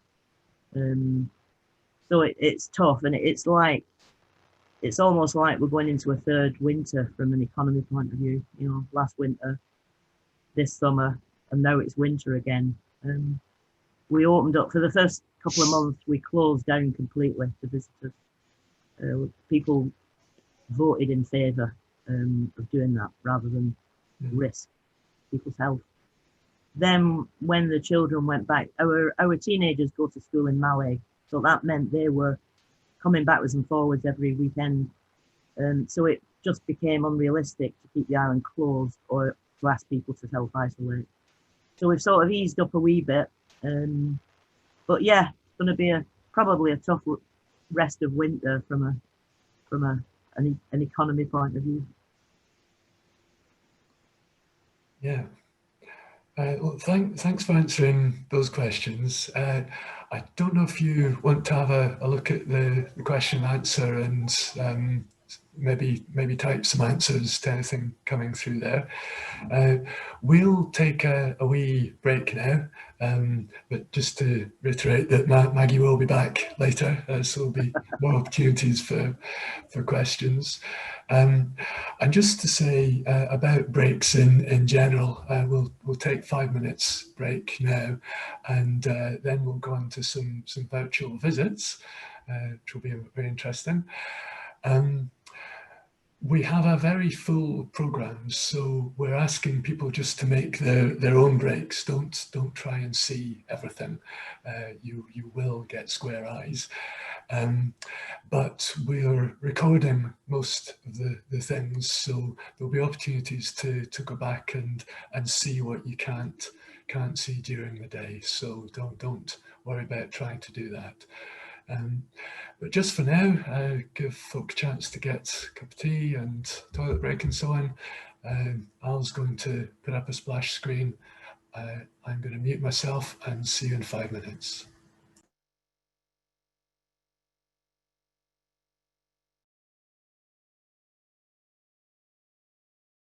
For those of you who've just joined the event, thank you for choosing to join us in this free online event. This will be our first virtual visit of the day to the Renfrewshire Hills, southwest of Glasgow. Under normal circumstances, the gathering comes to a different part of Scotland each year and offers the chance to visit local projects and explore places of interest nearby. Please do share this on the online event with your networks. It can be joined at any time, and it's also being broadcast live on our Facebook page. And share on Twitter using the hashtag. Any donation you're able to make for this event would be very welcome via the Reforesting Scotland website, where you can also view what we do and how we support other projects. There'll be a Q&A after the film, given if there's time for it. So please do send in your questions using the Q&A option at the bottom of the screen, as some of you have been doing. And we'll then choose questions to put to the speaker. Since the annual gathering is a social occasion, please also feel free to use the option labelled chat to make contact with fellow attendees at any time during the day. With that said, I'm delighted to introduce Peter Livingston of Eigg Enterprises, well known to RS members for their national aspen collection and the pioneering use of aspen as a species to begin the rewilding of contaminated industrial land in central Scotland. Thank you. Over to you, Peter. Thanks, Liz. I take it everyone can see me okay and hear me? I'll just continue. So good morning, everyone, and well, hello from Tier 4 in sunny Renfrewshire.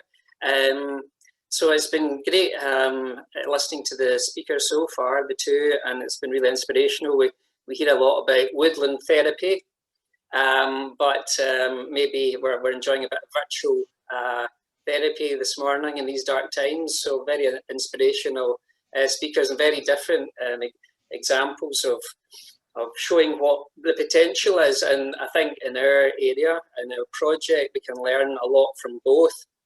And I think our area is, again, very different to both Norway and the Isle of Eigg. So we hope to offer a very different perspective. And we really would value a lots of input and people's contributions and ideas about what we can do here to kind of implement and implement that change that we've seen in these places. So I'm going to talk a bit about the Ernstein project that we have launched, and I'm just going to bring up my presentation, which I'm going to attempt to share.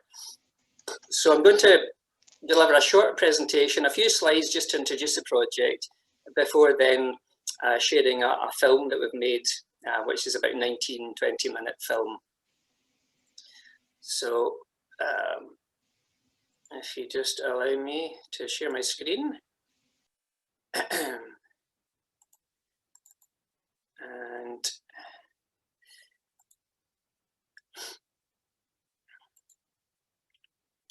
okay.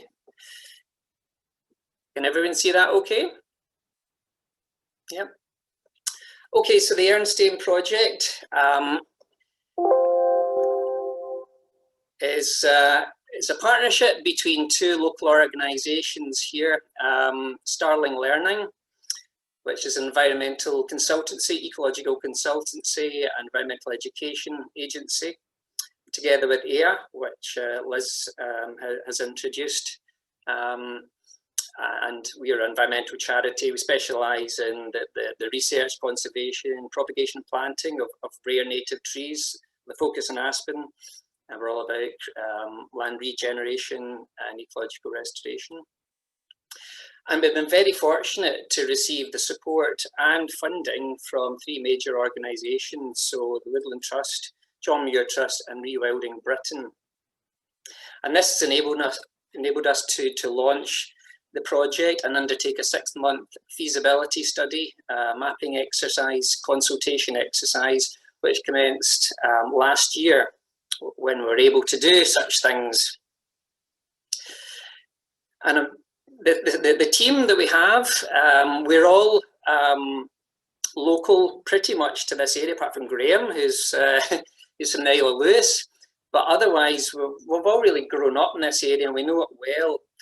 And all being kind of plugged into ecology, I suppose, and we're all aware of through our lives the changes that have taken place, and also the issues facing the area. I think, you know, the area generally is probably suffering from that baseline, shifting baseline syndrome. But I guess because perhaps we are more informed and educated in such areas than perhaps a lot of people, then we understand the complexities and the challenges of the area. So the chair, Joe, unfortunately sends apologies. He was going to introduce this today, so it's me instead. We've got two project officers, Diane and Jerry, and then Liz and myself providing project support. And indeed, a lot of Eigg's projects that we're delivering on the ground will feed into the Ernestine. So building on the work that we're already doing really in the area. And we've got Graham, who's already produced a wonderful film that you'll see shortly. So I just want to quickly outline a bit about the area, because unless you are from the West Central Scotland, you may be not so familiar with this kind of forgotten corner perhaps of Scotland. It's popular certainly with day trippers from Glasgow, but maybe not from kind of, maybe not seeing visits from people from sort of the wider country. This is a very fuzzy boundary, if you like. It's not fuzzy enough on the map. So it's like an indicative area of where we intend to work and implement these changes. Focused specifically on the Renfrewshire Heights as a kind of core area, of the upland area of the Renfrewshire Heights. Highest point being the Hill of Stake at 522 metres. So that kind of gives you an idea. You'll see lovely shots in the film which will give you a flavour of the area we're talking about. But the key thing about this area that I think sets it apart from any other rewilding project or big ecological restoration project is the fact that we're close to large centres of population. You can see Paisley on the map there, but Glasgow's just off the map there. But the whole site itself, while the core area is indeed very wild and unpopulated, it is surrounded by a number of settlements. So it's quite a kind of unique area from that point of view. Just to again give you a quick flavour, in terms of habitat types, you can see it's large, the central area, and this is just a kind of extract snapshot of the kind of northern bit, dominated by the purple, which is sort of blanket bog, and then you've got kind of fringe areas of heath and sort of grasslands. Very few little native woodland left. We do have designations, quite a number. The red hatch here coincides with the blue hatch, both the SSSI and an SPA for hen harriers. The blue hatching here is Clyde-Muirshire Regional Park. So that's really the other major player in the area, one of only 2 regional parks in Scotland, the other one being in the Pentlands. So we're kind of a mirror image of the Pentland Regional Park in the west, and I guess kind of similar landscape to a certain degree. Other features, notably, we've got 3 lochs, Castle Semple, Barloch and Kilbirnie Loch, which are really the largest kind of water bodies in the sort of west central Scotland, important for water sports and other activities. We've got the RSPB Nature Reserve based at Castle Semple, which many of you may know. So we do have a network of visitor centres which do attract people from further afield, whether it be the RSPB Reserve, the Muirshield Country Park up within the hills, and some coastal centres, Lunderston Bay, managed by the Park Authority. Other significant designations, if you like, are semi-designations. John Muir Trust core wildland area, where it's the only area in the Central Belt which is designated such, so that's fairly significant. And the key thing that you'll see that comes out of the film is the fact that, talking of baselines, we're probably starting from the sort of lowest ecological baseline of anywhere. And this is just a quick snapshot, an example of how this area has been intensively managed historically. Alan Brown from Clyde-Muirshire Regional Park has spent hour after hour surveying, mapping, and then using GIS to display the intensity of muir grips, the historical drainage which is undertaken in the sort of core hill area. So you can see the work that's required here if we're talking about, for example, peatland restoration, which is part of the project. The sheer scale of it. And of course, I mean, you know, you could talk about lots of things like historical air pollution from the city, acidification, in more recent times, as well as historical deforestation. The area was one of the most productive grouse moors in Scotland at one time, Victorian times. Indeed, we believe the Queen was close to building her castle here before she chose Balmoral, because of the grouse numbers, and now there's I don't think any left. So it shows you what point we've come to. Flooding's a big issue that we hope to address. And again, just to give you some figures before we put on the film, just to give you an idea of some of the major challenges faced by the landscape and how it's managed currently. You see here, that's just 2 of the water courses that come out of the catchment. Over a 10-year period, you're talking about £25 million worth of flood damage, and that could be addressed, you know. So we have a vision. The team together, we want to see people living in harmony with restored biodiverse semi-natural systems, surrounded by significant areas dominated by natural processes. So we're using the word rewilding, ecological restoration, sustainable land uses, you know, they all count. So it's about restoring natural processes, and it's about that human ecology link, linking people, all these people that we have close by, with their local landscape. And it's about finding new ways to practice in these times where we're facing Brexit and questions over subsidies. How can we change agriculture, work with farmers to help them be more ecological sustainable, and restoring the land use balance between urban and the peri-urban environment.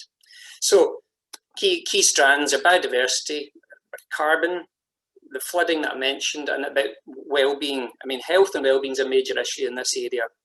which we'll come on to talk about. And trying to stimulate local business. Sustainable businesses, the Eigg examples were fantastic because it shows what we want to do here.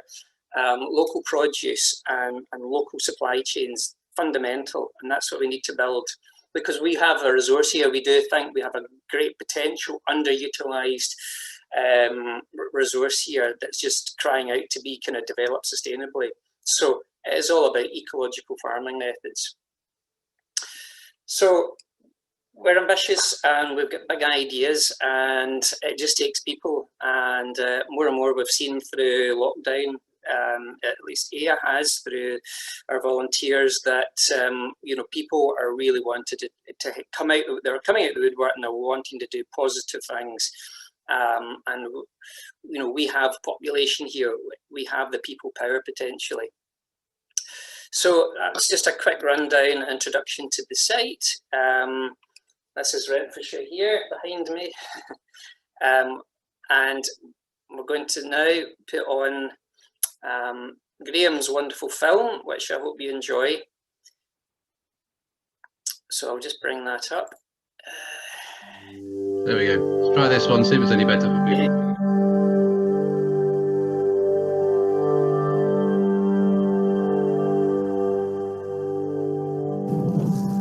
So this is the Jernstein, the symbol of our project. It's a 4-ton boulder that sits on the boundary between Largs and Dalry. The reason we've chosen it is Jernstein means the Eagle's Rock. I've been working in this area for over 20 years, doing survey for different developments, mainly wind farms over the past while. And it's not unusual to come and sit on a hill around this area for 3 and 6 hours and see absolutely nothing, not even a crow. The ultimate aim of the Jernstein project is to bring together a diverse group of people from the local area to get them all working towards a common goal for everyone's benefit. I think that's where I get great pleasure just in planting a tree, because that fills me with optimism. One tree can make a massive difference. I'm standing here in Muirshiel Country Park in the heart of the Renfrewshire Hills, and we're right in the middle of the Jernstein project area. It's a vast area stretching to the north, to the River Clyde estuary, down the North Ayrshire coast, across the Renfrewshire Heights, which is the sort of core area, and then into the lower farmland towards the east, and stretching right up towards the sort of Glasgow conurbation. So it's a vast, diverse landscape. We have the only core wild area in the whole of central Scotland, so it's quite significant from that point of view. A wild area that few people really explore to any great extent, apart from coming into these visitor centres that are sort of dotted across the area. We've been working for a few years now with Clyde Muirshiel Regional Park. Here, for example, there's been an area of cleared conifers, and we've been planting the aspen trees that we grow locally. The whole area, like many of the upland areas of Scotland, has suffered from historic sort of, I guess, exploitation, mismanagement over the years. Here is very typical of other areas, whether it's on the high moorland. We've had historic draining of the peatlands. I think we suffer here from some of the worst peat hags, deepest peat grips, and some of the worst erosion anywhere in any of the sort of moorland areas in Scotland. So it's a whole catalogue of loss, really, and through that, extinctions of various species, right up to recent years. We've got records just over the last couple of decades of things being lost. Port Glasgow, literally 6 miles that way. Glasgow, 12 miles that way. Kilbirnie, 9 miles that way. The great thing about the Jernstein project is the people that are involved. We're just ordinary people. We don't come from some big organisation. We don't have any agenda other than wanting to improve this landscape, because we live here. The most important thing about it for me is all about reconnecting people and communities with this landscape. Trying to bring life back to this landscape, which has become degraded and brought down in value, and it's much poorer quality than it was. And in a funny way, I feel that this landscape actually represents what's going on in our communities. especially within the Central Belt. And the other key thing about the Jernstein project for me is our proximity to all these centres of population. 2 million people within an hour's drive of the site that we're hoping to try and restore. But most of the people are much closer than that. And we're hearing terrible things in the news about record-breaking levels of drug addiction and obesity and all these social problems. And they're literally a stone's throw away from where we're standing now. And for me, that is one of the special and pivotal things about the Jernstein project, is that we're going to be able to try and right some of those wrongs and heal some of that, not just the landscape, but heal the communities that live in and around the area. The thing we've realised from talking to people involved in the area, from talking to farmers, to landowners, to school children, to community groups, is that this whole idea of building consensus is absolutely essential to the success of this project, and that we need to bring people along with us in this journey, because so often the outdoors and the environment is something that people go and do rather than something that they have. I think we need to start to think, well, the models that we have been using in terms of land management and conservation, they're not working. And that's not saying that it's the conservationist's faults or the farmer's faults, but it's very easy for the environment to become this political football. And I think if we can depoliticise the conversation and depolarise it, but we can only do that by getting people here. I was born and brought up in Kilbirnie, and this was my play area as a child. I used to live in the street just behind here. Perfect peace and quiet without something ringing in your ear, except for the wildlife that ran about here that we always watched out for. I had to give up work and decided I would get involved in volunteering. By default, I get asked to look at something else and get landed with a post in Project Kilbirnie, finding ways to gain the funding we needed to set up groups like this Place Woodland group, which was based around a John Muir Award scheme and the hope that employability skills would come for this.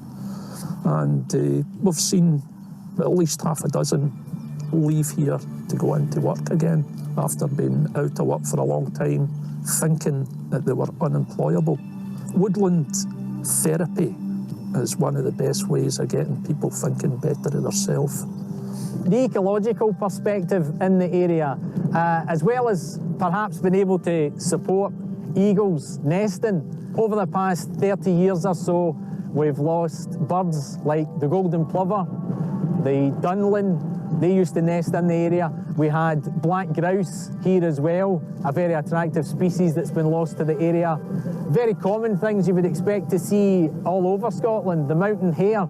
We have no mountain hares here at all anymore. That's another food item the eagles have lost. Water voles are completely extinct in the area, and we've started to lose some of our plants as well. There was a development up near Loch Tom where some guys putting in a roadway went 6 foot the wrong side and made bog myrtle extinct in the whole area. So that shows you we're at the level here now where 6 foot either way can mean the extinction of a plant or an animal, and how are they going to get back here? This is something that we at the Jernstein are quite passionate about. We want to get some of these beasts back out on the hill. We know it's difficult to get some of these ideas across. Some controversial things, maybe like the beaver, not everybody's cup of tea. Some people would probably think that there's a few more things that could be made extinct up here, like ravens and crows. But in actual fact, if we get rid of the ravens and the crows, there'll be nothing here at all. For me, the Jernstein project is about a landscape that's been deprived and neglected for a long time, and what we can do is bring that landscape back to life and rejuvenate the area in a socio-economic way as well as a green and conservation. Well, here we are today in Glengarnock, or sunny Glengarnock, and we're maybe about 5 mile away from the Renfrewshire Heights. You can just see them in the background here. We've got Glengarnock Main Street. Going running by here, you can hear some of the traffic. The River Garnock, it's a beautiful river, full of life, but it can be a very, very big threat to the people and the businesses of this area. People in the houses over here have been flooded. There's been businesses flooded just further downstream. It's not a very good place to be when you can't get your house insured or your business insured and you're still living under the threat of flooding. Now, we in the Jernstein project firmly believe that if we can bring this landscape back to life and bring the bog back to its best, that it can hold water, then it would slow up the water coming down off the hill, and it would give people a better chance of even mitigating against flood on these occasions. So the subject of global warming is definitely something that's become much higher profile within our own school in the last year or so, I would say. I kind of feel annoyed because even if we do try really hard, people will still do what they do and they're still ruining our future. Accessing outside for us is hugely important. We are very fortunate, the setting that we're in, we've got so much on our doorstep. A huge focus for us here in school is health and well-being, physically and mentally, and the impact that we see of being able to access what is on our doorstep is huge. The children perform much better in the classroom, they perform much better outside, and they just benefit from the outside spaces hugely. I like living in Loch Winnoch because I can get out and about in the fresh air, and that's actually good for your mental health in a way, because it's quite calming when you go a walk and around the countryside, and in the background there's hills and things, and on the top of the hills there's snow. We access the community garden and we've helped the upkeep of keeping the community garden going, and beyond that we've helped plant aspen trees and trees down at the local river to help the banks of the river. The community garden down next to the church, that's like helping people, like encourage people to like grow more and not rely so much on like going and buy stuff. I think we should just plant more things. Like we do planting things, and that's fun. Like even just once a term we could plant things. It helps with the ecosystem. We have the River Calder behind there, and it comes down from your Show Country Park. It flows into the loch, which is further down. So I'd say the problem with that river is there's a good amount of fish, and then this late autumn the salmon will come up there to spawn. But just round the corner here there's a waterfall man-made for a mill, which was... The mill's no longer there, but the waterfall's just sitting there, and the salmon cannot get past it, and there's no fish ladder to let them go up to the spawning grounds. The thing is, I went to a fishery, and it's... Why can't they just let it in the river and have like an area, like rather than a fishery, they just have like a good area of river? So I'd say one of the best solutions would be is to build really just small weirs along the river to kind of hold the water back, make it a bit deeper. Not so high that the fish can't get over, but like 2 feet tall, and then that could actually create deep pools for their habitat to let them grow, get bigger. I think climate change, we need to be able to fix it because we're creating the problems and we need a solution because nature can't fix itself, so we need to kick in and help it.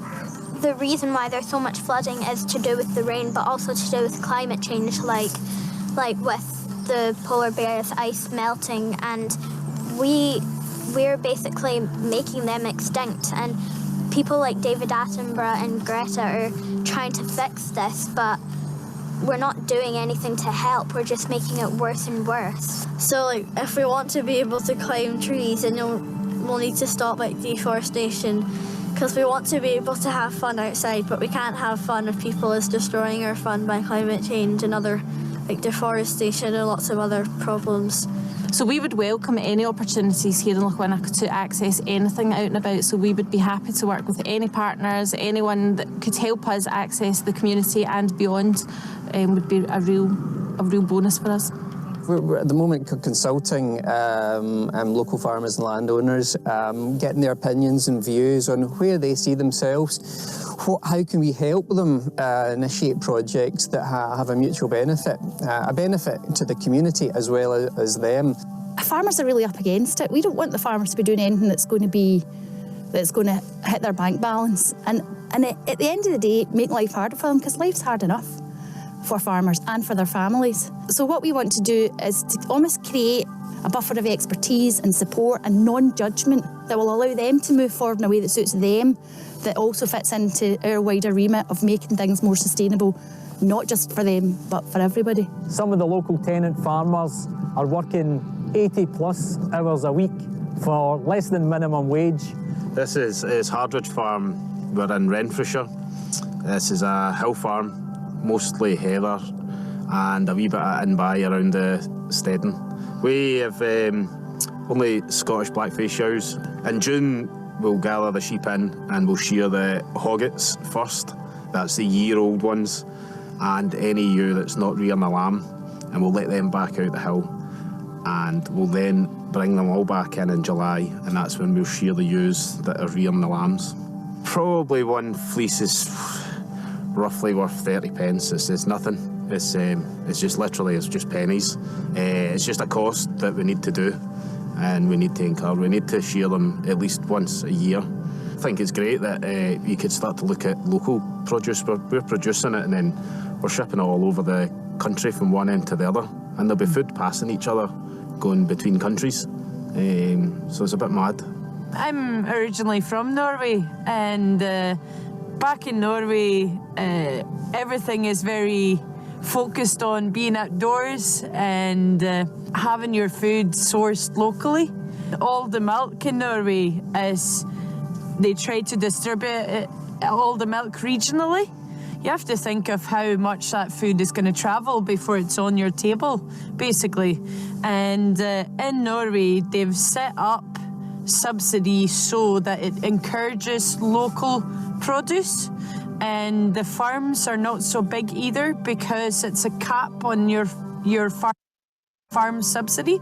So it encourages people to get a lot of money for a small amount of animals that will go to your area, basically. And I think looking at the future, I think something like that could be possible for Scotland as well. Well, the hill's been managed for grouse and sheep farming over the last 100 years, and to have a habitat to keep these beasts on the hill for that economic reason, it needs to be drained. And if we can hold back the water, then it would be more regulated, the flow of water, and it would get rid of the huge, sharp peaks and troughs that basically end up as flooding events in this area. As well as that, there's wildlife in the river as well. So we're talking about erosion of peat, and that silt comes down into the river, and it can affect migratory fish, breeding grounds. It can affect the breeding grounds of the trout. If it silts up, it can also affect the invertebrates that these top-end predators of the river need to exist. So all these things are interlinked: the flooding, the silting, and obviously the bog at the top of the hill. If we can bring that back to life, then we can stop the deterioration of our landscape and help people. Everyone's becoming more and more informed about these big issues, which is climate change, biodiversity loss, are the two biggies affecting us all. And here in our own patch, we feel, well, things are really bad, we feel, but there's great potential for improvement. And my vision, what I would love, especially for where we are up here in Muirshiel, would be for there to be some system for the Yernsane to be sustainable to the level where we could say, well, get yourself to the train station, there'll be a bus, pick you up, bring you up here. There'll be people here that will help facilitate your access to the countryside and grow your confidence till you start to feel that this is somewhere that you can be. And it's much, you know, the third generation unemployed single mother in Kilbirnie. It's as much her place as it is the person who's riding up here on a £3,000 mountain bike, and it is. But it's how do we bring those things together? It's actually quite sad in a way, but it's also quite good because it lets us take action on the planet, and most of the jobs we're going to do probably don't even exist at this point right now. So there could be millions of jobs to help the environment by the time we grow up. We can see this change coming. We're not quite sure what the change will be, but there will be changes in the future. There seems to be quite a lot of drive towards your carbon footprint as farmers, and food miles and more local production. And we're open to all sorts of ideas and suggestions. We're ready for the future anyway, because I think both me and Archie have the look on things that whatever happens, we're ready for the change. We're the ones that have to be living in this at the end, so we're kind of killing ourselves by killing the environment. This is a time where the challenge is on us to be looking at new ways of approaching land management that's not just beneficial for economics, but it's beneficial for people's lives, it's beneficial for wildlife, it's beneficial for the future. Because if we can bring the habitats back to life, it's not just a 10-year thing. This is a 50, this is 100 years, it's 200 years we're talking. But we've had 200 years of degradation in the first place, so to put that back, it's not going to happen overnight with a flick of a switch. It's going to take time, and it's going to take people and changing the hearts and minds of people is the biggest challenge. It's a possible achievement. Basically, it's in everybody's interest to do so. And an investment in us would be an investment in the future, you know.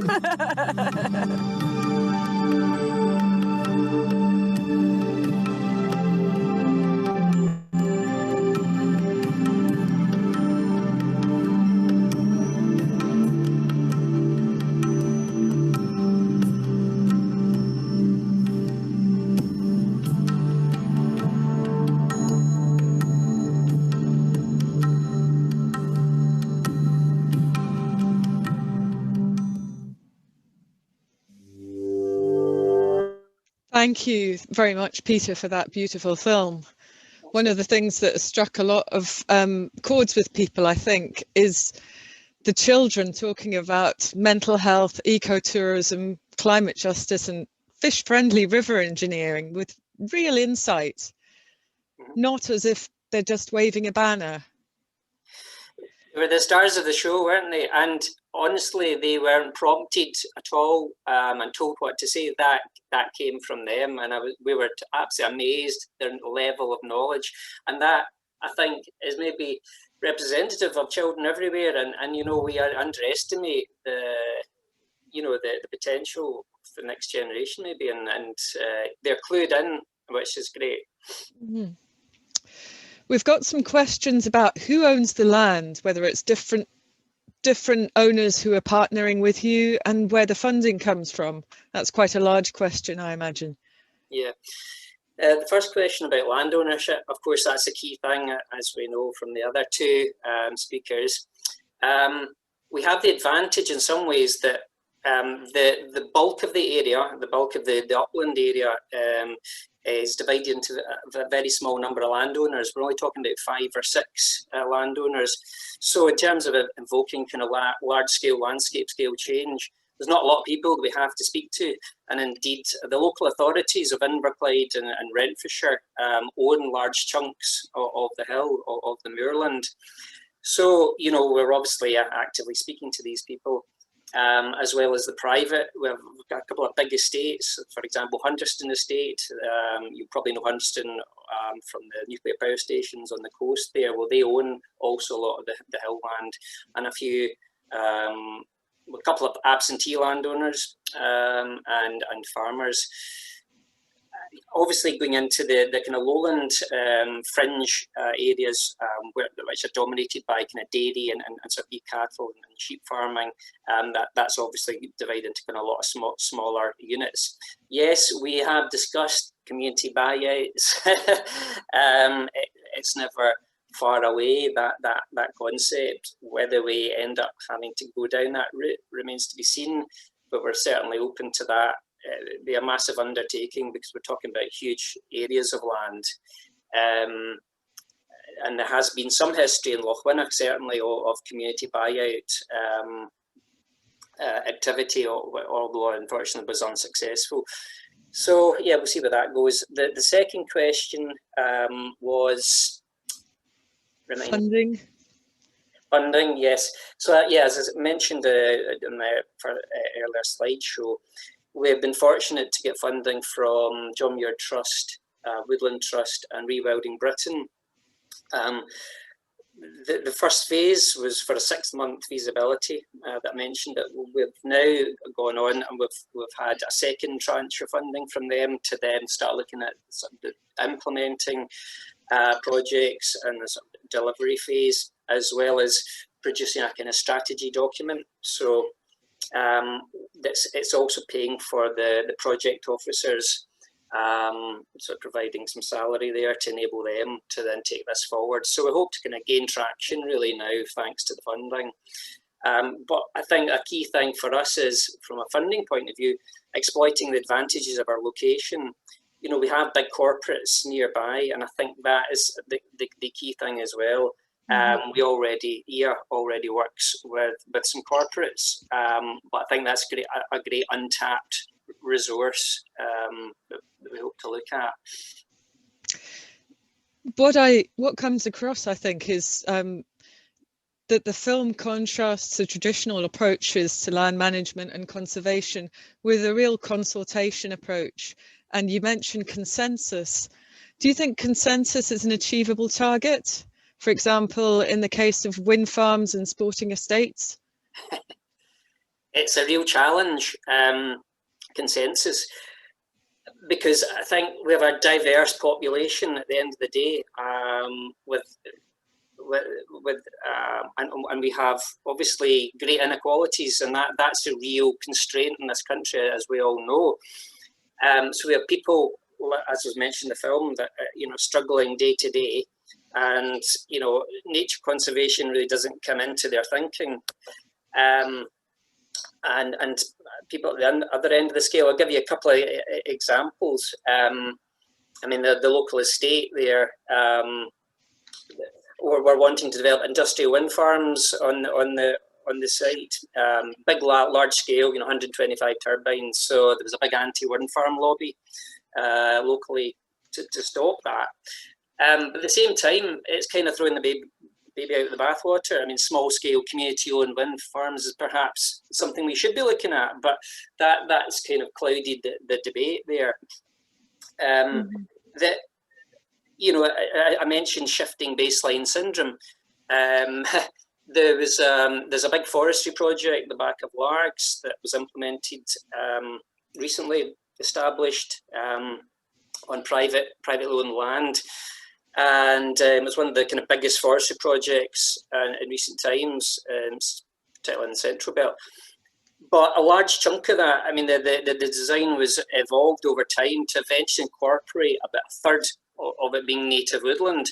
So although it was commercial forestry, we got excited about the native woodland element, thinking, great, we've got native trees coming in here and a seed source that we don't have, fundamental.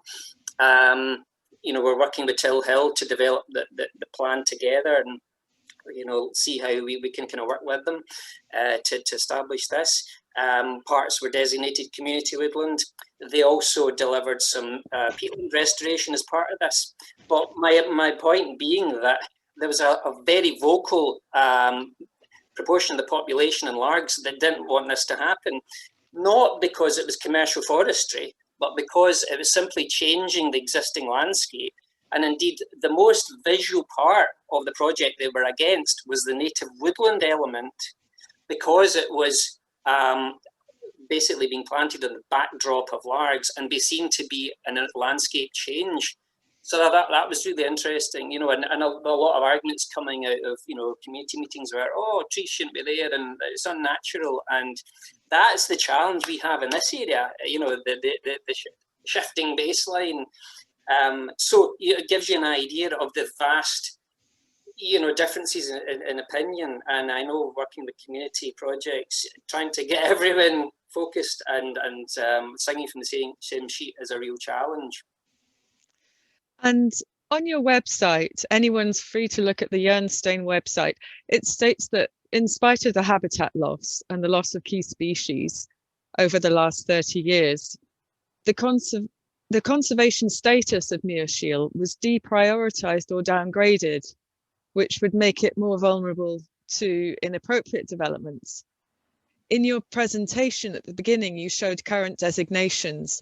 Has the Jernstein project been pivotal in upgrading the conservation designations to what they are now? No, that's. I think I would need to rely on Joe to give an update on that particular question. But as far as I know, Joe's the ecologist in the team. That the designations were largely for hen harriers, which I believe certainly not nesting in the area. They may be present, and I would need to rely on him for the particulars on that. But yeah, you're right that you lose the designations. It opens it up, and I mean, obviously these areas are absolutely prime land for big industrial wind farms, and they're not seen as perhaps valued landscapes like a lot of the Highlands are, and we are a kind of forgotten corner. But you know, so there are threats there. The fact that we still have the regional park designation, you know, hopefully will give that level of protection. And of course, they're fighting strongly against any encroachment. But there are small wind farms already encroaching into the park. So, you know, the precedent has been set. But I think it's got to be community-driven, you know, development, and that benefits local people. That obviously is the key, and we've seen that today. Well, thank you so much, Peter, for the presentation, and all the team at Eigg and Jernstein for such a beautiful film. One of the other comments we've had, we don't really have time for more questions, but I'd just like to mention there's been a few comments about accessibility to the site, both for all abilities and public transport. And I would think that this is the responsibility of the local government or the national government, and get people writing. It's the same issue in the Pentlands Regional Park, right by Edinburgh, that people can't access it without a motorised vehicle or a bicycle. So people, please take responsibility and write to your MPs about these sorts of issues. And I think I would propose we have a break now and prepare ourselves for the next session. Thank you, everybody. Thanks very much. Thank you, Peter.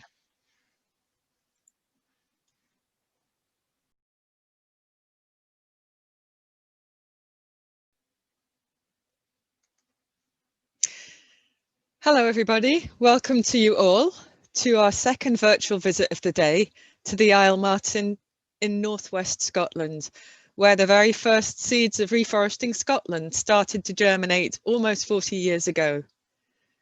It is the closest of the summer isles to Ullapool, and it's been owned and managed by the communities of Coiach and Loch Broom since 1995. Just some practical requests for those of you who have just joined. Please do share this event online with your networks.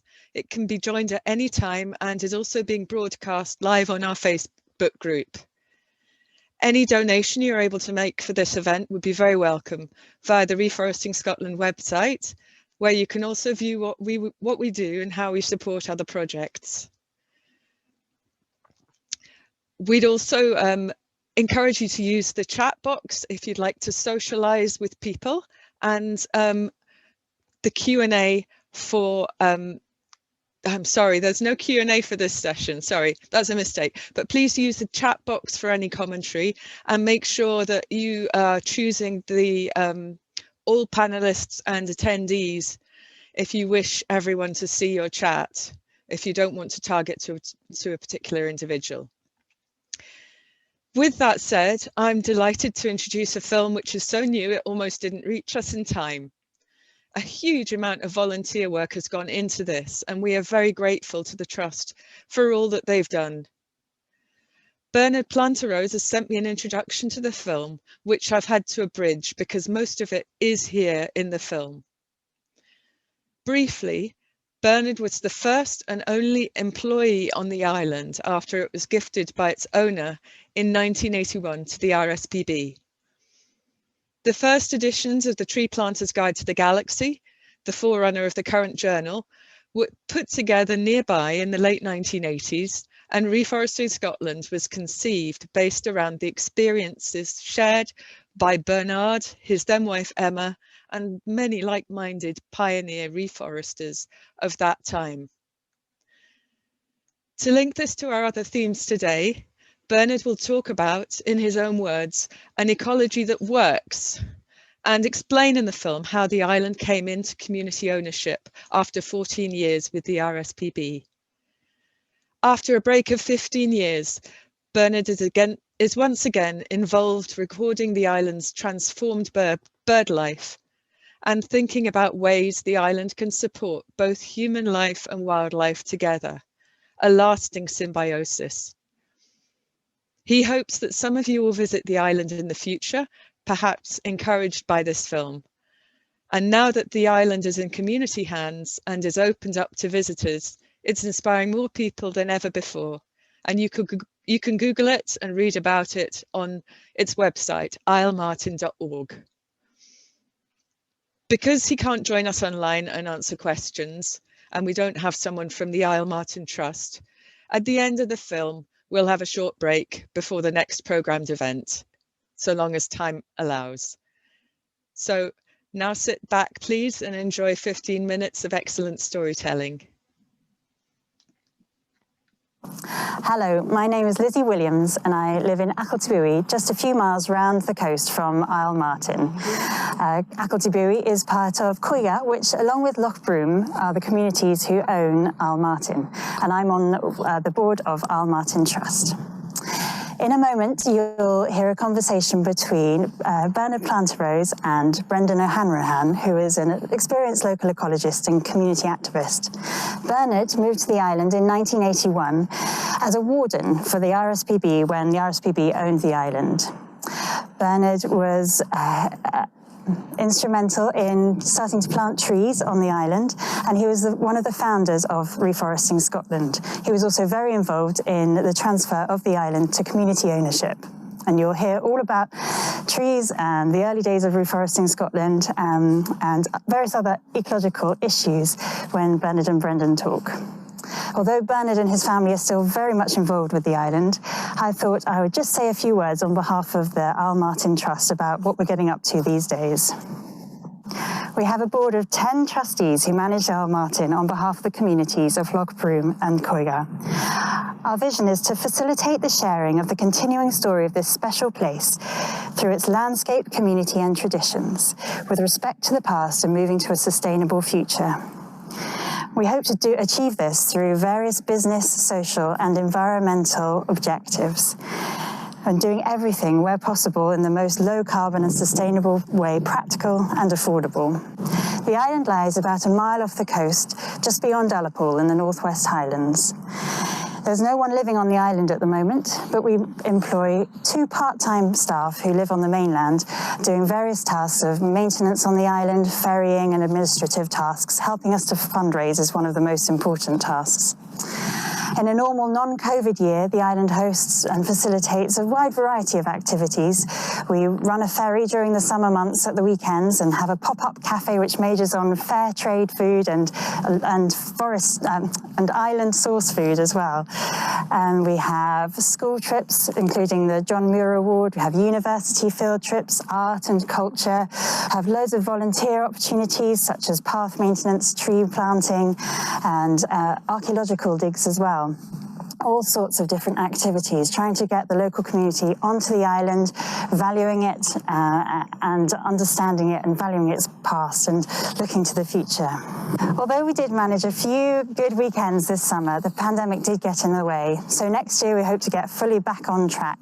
We plan to employ caretakers to be on the island and welcome visitors, run the ferry throughout the summer so we can get as many people over onto the island enjoying the place. We will host the Seaweed Festival that we had to postpone from September, and a major project is that we have funding from the Coiga and Ascent Living Landscapes Partnership to refurbish one of the 4 cottages on the island, which we hope will produce a sustainable income into the future, which is so important for really getting things going on the island. One day soon we hope to build some pods so that we can have more people staying on the island, generate more income and perhaps have full-time residents who can make the most of the really great growing conditions on the island and form a sustainable community on the place. Personally, I got involved with the Isle Martin Trust because the first time I stepped onto the island, I could feel that it was a special place. That might be because of its history or because of the delight of finding some trees on this wild west coast, but also because of the people and the welcoming atmosphere. And you could really feel this was a place that people feel at home and feel ownership of, and that's pretty special. It's an extraordinary thing for a community to be given an island, and it's a huge responsibility and a major undertaking to look after it. I mean, managing any community asset is challenging, especially when you're so reliant on volunteers from a small population. But doing things on an island is a challenge, an extra challenge, even if it's only a mile off the coast. But it's an amazing opportunity. I mean, I see an island as perhaps a microcosm of the wider world, and so to have such an opportunity to show how things can be done differently is a serious undertaking and something we take really take real pride in doing. Now, finally, I must apologise for one glaring error in the film that you'll see. When we first filmed the first part of the conversation with Bernard and Brendan, we totally forgot about the COVID social distancing restrictions and had them sitting together under a tree. Perhaps the autumn sunshine went to our heads, or perhaps it's just that Al Martin feels so otherworldly. But anyway, we didn't have time for another take, so there it will have to stay as testament to a rural community's obliviousness at the height of a pandemic in Tier 1. So I'm very sorry about that, but that's the way it is. Okay, I hope you enjoy the conversation.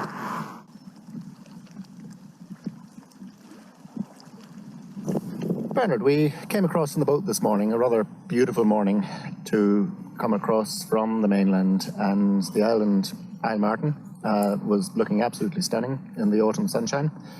But it probably looked a bit different when you first came over here, which was how many years ago? 70? 80? Well, it was 1980 when I first came to look at the island, and yeah, I sat actually in a car over there, and you could hardly see it. Actually, it was in the winter, and I do remember it was just incredibly wild, and I couldn't believe that this was where I was going to actually work and stay. Of course, at that time I thought it would just be the 1 year. So it was an RSPB reserve then, which had just been given to the RSPB.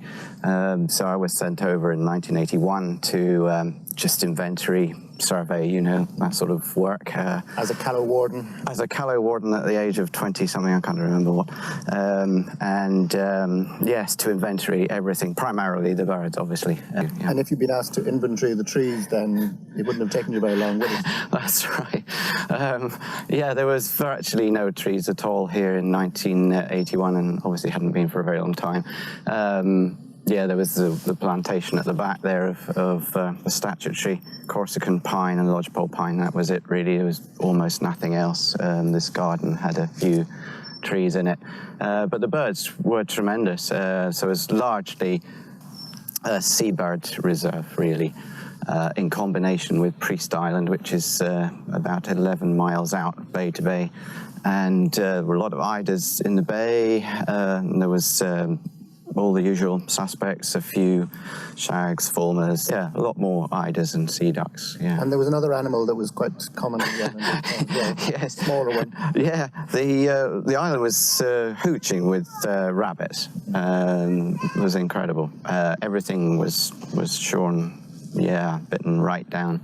And that's one of the main ecological factors that has changed. Massively. Massively. We don't know exactly when they disappeared.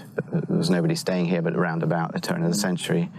So our work was sort of dominated. It seems funny looking back, because we spent most of the summers fencing against rabbits and spending large amounts of money on tree guards. Yeah. So when did the whole plan idea of returning woodlands to Isle Martin, was that coming from you?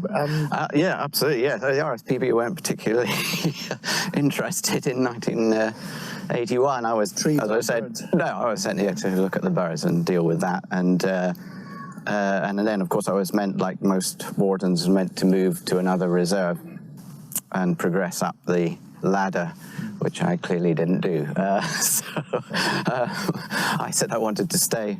Well, I put forward this idea I put it forward straight away at the end of 1981 that we could do far more on this reserve, because the interior of the island really had next to no ornithological interest at all.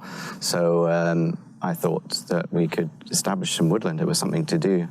And as it turned out, yeah, it completely, as you know, completely transformed the island. And of course, with the incredible declines of all these seabird populations, which absolutely crashed even in the 20-year period between 1981 and 2000.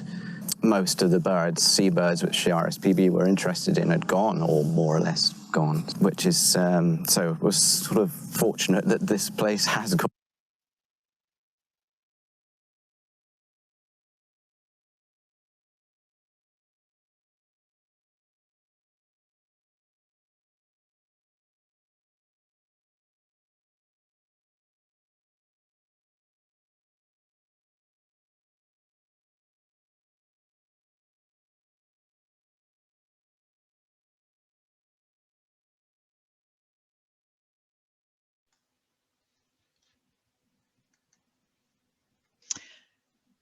Apologies, people. We seem to have a buffering issue, so please stay with us while we are trying to sort this out.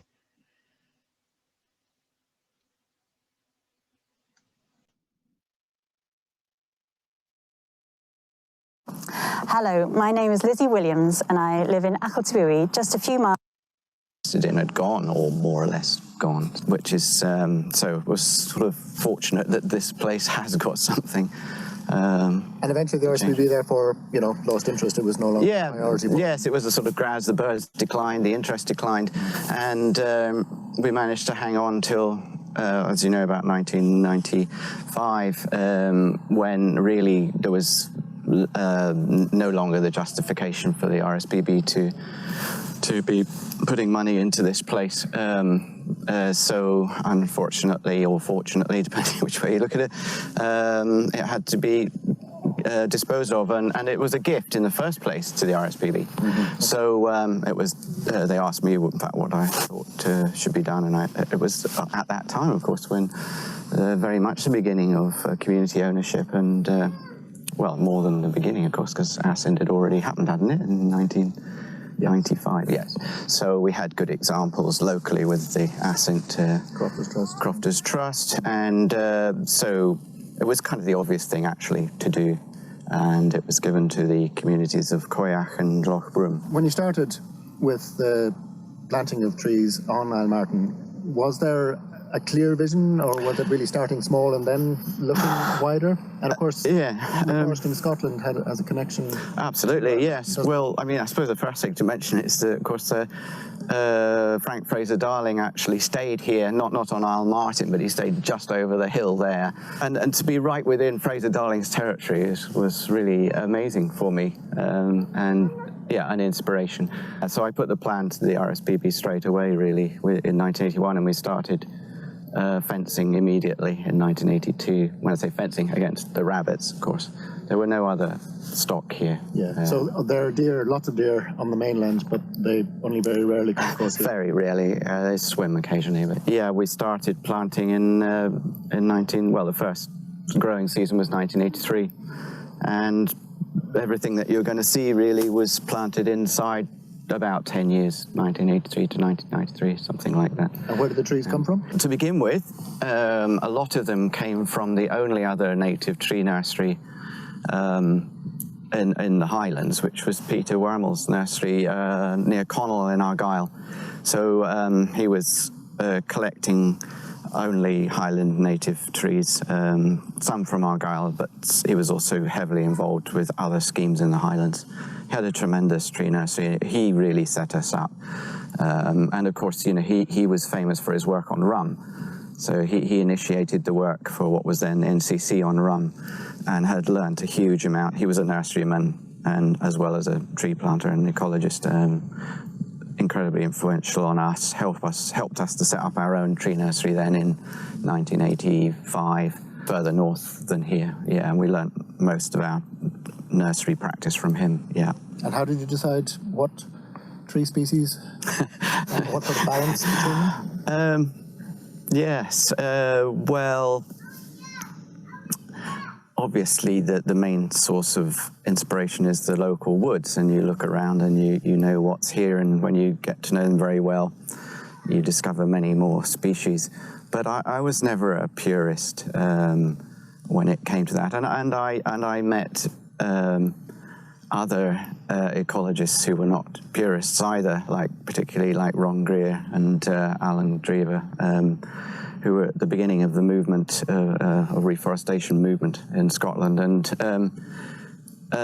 of course Ron was not a purist when it came to species, and I wasn't either. So we felt we were never trying to, although we were rather accused of that sometimes, so trying to recreate the Great Wood of Caledon. I mean, that was not ever the case. I mean, we were scientists who understood that the soils had radically changed, the whole ecology had radically changed in the previous 4,000 years, and and we might have used the Great Wood of Caledon as a sort of inspirational phrase, but not the pure template. No, it was never. In fact, on the contrary, I was, as a tree planter and woodland business, we actually were always in trouble with SNH, NCC, whatever they were then. We were always being criticised. I've been told that they really, really didn't like our schemes because we were not doing what they thought was the right, proper thing to restore native woodland. I had never... This whole project here, this has over 30 species, and it's about restoring the land for me, and restoring an ecology that works, is productive and functional, not about reproducing anything, because clearly this is just not where we're at anymore, is it? Well, we never were, in my opinion, although some people thought we should be restoring native woodlands to their... But that was nonsense, because nobody really knew, as Professor Smouts always said, I mean, you know, really the native woodlands of here are completely different from what you see out there. The influence of man has already changed things so far that you can't really tell exactly where you came from. Yes, that's right, yeah. And Reforesting Scotland, what was the connection there? Well, after planting here for... I don't know when we started exactly, but yes, 3 or 4 years, and then we started a business that was planting trees quite widely around the Northwest Highlands. It just came out of planting trees and gradually accumulating knowledge and realizing, I suppose really realizing that a lot of people were interested in this and actually didn't really know how to grow trees. That was perhaps the primary thing. I mean, planting trees was straightforward enough, but actually then supplying the trees, a lot of people were getting into nurseries, tiny scale nurseries, but didn't really know how to stratify seed, germinate seed, how to treat it, and grow trees in bulk.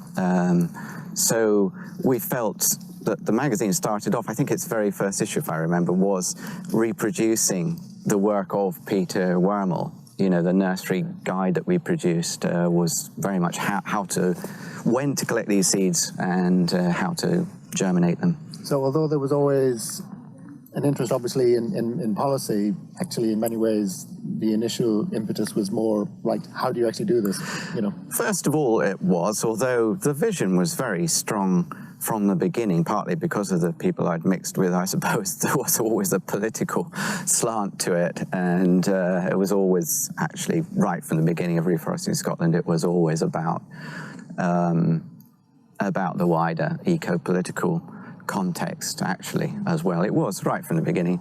I remember writing that very first article about what reforestation was really about. And I suppose the other thing for me is I had been to Norway, and I'd worked in Norway a little, and I'd been, I don't know, at least a dozen times and brushed up with ecologists over there. So that was strongly influential as well. I understood a bit about how the southwest of Norway had been deforested and looked just like a lot of the highlands back in the 1960s and before that, and how they had managed, you know, partly intentionally and partly unintentionally, the whole of the southwest of Norway had reforested, and that was very influential on me. You know, made me think, oh well, this is perfectly possible. And apart from yourself, who are the other main figures back at the beginning with Reforesting Scotland? Yeah, well, at the time, my wife Emma was a founder director of Reforesting Scotland. She was running the nursery.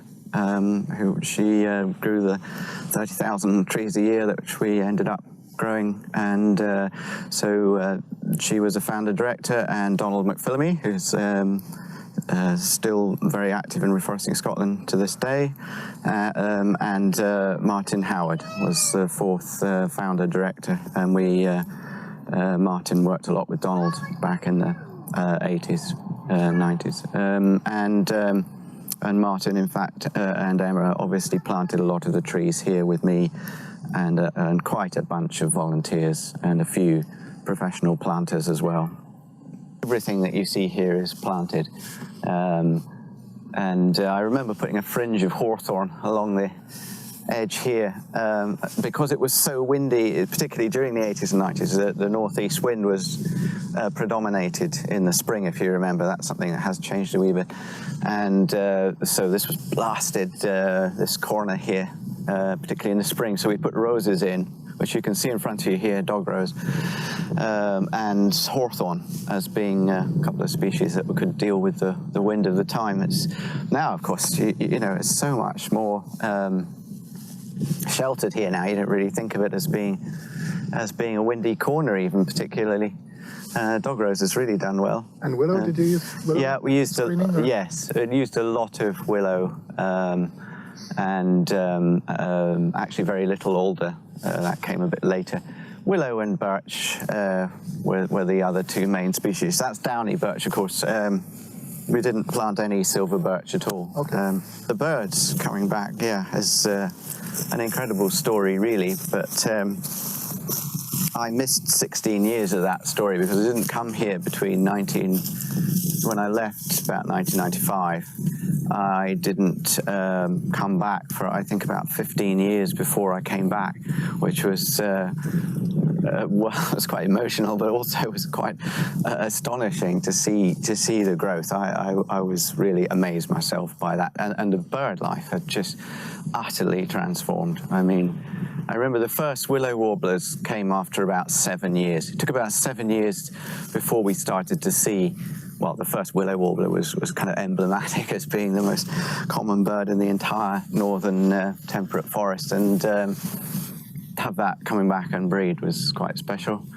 But then after that, it seems funny to look back at that now, because now, as you know, the bird life here is extraordinary. You've got everything, almost every woodland species that you get in the Northwest Highlands is here, and some others that you don't often see as well. Sparrowhawk and hunting between the woods. So that absolutely, well, we'll see in a minute. These small patches with the rides between, the areas between, have created a superb habitat, in fact better really than a big wood, a continuous woodland, because you've got what we call the ecotone, obviously. The woodland margin is in fact the most productive of all, where the sparrowhawks can hunt and spotted flycatcher can fly out of the trees, collect its food and then head back in, which a lot of the birds are doing actually if you watch them nesting in the shelter, feeding out on the edge of the woodland, yeah. And of course, apart from crows, there aren't that many predators, or? The bonxie was here, the great skua was predating the gulls and still is now. And otter works its way all the way around the coast, which I think controls possibly mink as well. We know there's mink on the island, caught one the other day. Bernard, the coppicing, it's not just for your own interest, idle interest. It's actually to look at maybe how productive this island could be, and other communities or places like it in the Highlands. Yes, absolutely. Right from the beginning, we called this a sort of coppice plot right at the beginning when we planted it, and that's why it was done with the fastest growing species, because at the time, in the 1980s, 90s, this whole island was running off diesel. Had wonderful generators and even central heating systems, and so we thought, well, not really thinking into the future about climate change, to be honest. It was more just practicality. It seemed obvious that the trees were going to be able to provide firewood, heating for and reduce the amount of oil that we had to bring to the island. It was quite a practical thing in some ways. Coppice isn't just, as you know, isn't just firewood. Many different products can come from a coppice wood like this, as it would have done historically. They'd be making all kinds of things out of the coppice wood. I mean, from small household items to brooms and using the birch twigs and handles for things. Hopefully there's a way into the wood down there still. I think there is. Well, it's the bit we're standing in now is definitely the oldest, yeah, so that makes it 37 years old, and this plot here, and they were all done as plots because of the rabbits. They were all rabbit fenced. You can see the remains of rabbit fencing over here. So this was called the elder plot, actually, and it was called that because behind you you'll see an elder tree, and it had there were 3 or 4 of them, and they just had some scruffy barbed wire basically around them, which was quite odd because they stood in the middle of a field. It's hard to believe it now, but this was just a completely open rabbit grazed field, and those 3 or 4 elders were just vaguely enclosed. And the reason for that, well, it could be 2 things at the same time. One is that elder, all parts of the tree, are very toxic to cattle and also, in fact, to sheep. So they could have been fenced off for that reason, but why would they not have dug them up? And so the other reason is that the elder in folklore, in Scottish folklore and elsewhere I believe as well, is a tree that embodies the spirits of the dead. So it is a tree that you don't lightly just dig up. So I suspect that those 2 things might have been going on at the same time. So you've got hawthorn and rowan and elder, all with pretty all these folkloric significance, really. Exactly. Well, yeah, most trees have this.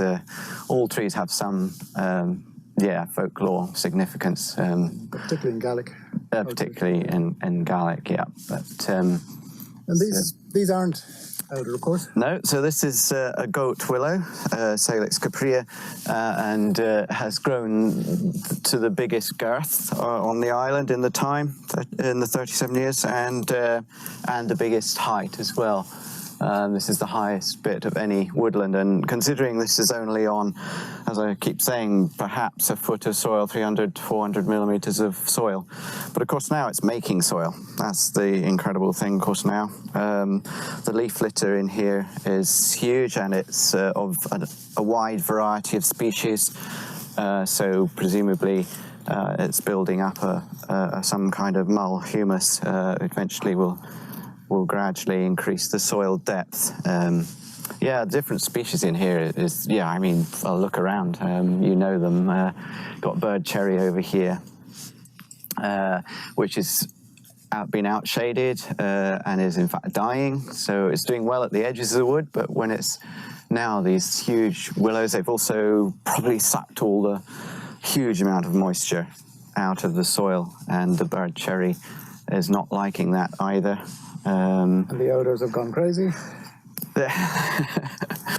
The elders, or elders, I mean, they're still hanging in though, where there's enough light. But what we can see is holly just everywhere, and this species we hardly planted at all. But now there's thousands and thousands of hollies beginning to form a genuine understory with the bramble. Some small saplings, I suppose, are forming a bit of understory too. The holly is particularly exciting. As I say, we didn't plant much because it's a very expensive tree and takes a lot of time in the nursery to grow. So that was simple reason it didn't get planted very much. But what we now understand, or what I now understand much more from my reading, really, is that the holly was the main understory tree in the Highland forest, including, according to Smout, even amongst the pine woods of Loch Maree, where you don't see that much of it. It would have formed this very dense, by the looks of it, it's going to form a very dense understory here. And for me, actually, as well, one of the most wonderful things about here is that you've got this understory. You've also got this kind of middle story, which, the holly, the bramble is contributing to, the elder, hazel in places. And then you've got again, particularly for me, all of these liverworts, these mats of liverworts and mosses. Yes, and that's, proper Atlantic moss flora and lichen flora, which, as it should be. And it's happening in a relatively short period of time. Yes, the short period of time is remarkable. Yeah, I didn't expect to see, like you see, this. There's this lungwort, isn't it? Over here, Liberia, and so soon in such profusion, really. As you say, it's turning into an Atlantic wildwood. Yeah. Okay, let's widen the scope out in terms of history. We've just been talking about the last 40 years. Let's talk about the last 10,000 years, Bernard. We're close to the top of the island, and we're looking at what looks like a tree stump. Yes, remarkably, we are looking at a Scots pine stump. As you say, we're sitting more or less at the very top of the island with very little to the west of us except the Western Isles between us and America, really. So the exposure up here must always have been pretty severe. It's easy to infer that there was some kind of a pine woodland right on top of this island, which probably, but again, we obviously don't know, but probably would have been at its peak at what's called the climatic optimum for this part of the world, which is 5,000 years ago, broadly speaking, to the nearest 500 years or 1,000 years, about 5,000. What we know from the other studies around here that have been radiocarbon dated and also a study that did dendrochronology, where they actually cut the trees, took measurements of the tree rings, etc., and then correlated that with the paleobotanical evidence and the palynological evidence, the pollen and the actual parts of the plant, and they were able to see that in a lot of the bogs around here, where you see something similar to this, the trees decline were mostly dated at about 3,500 years ago. So there seems to have been a particular period of drying at about 3,500 years ago. So this might actually only date from then, a particularly dry period when Scots pine expanded seemingly in its range. But what's, of course, very interesting is, where did this come from? When did it arrive? I've said 5,000, but actually could be much older than that. This woodland could be much older than that, because Scots pine is known to have been in this area from 10,000 years ago. And it's always been unknown really where it came from. But we do know, of course, genetically, it is different from Norwegian Scots pine. It's different genetically from the Grampian Highlands Scots pine. Therefore, where did it come from? And there is a notion out there, an idea that it actually came from glacial refugia in Ireland. It's quite possible. So that the western northwest Scottish pine possibly came from Ireland, whereas the Aberdeenshire ones came from somewhere else. That is what some papers have suggested, yeah. The idea is, well, you're from that part of the world, Brendan, so you tell me.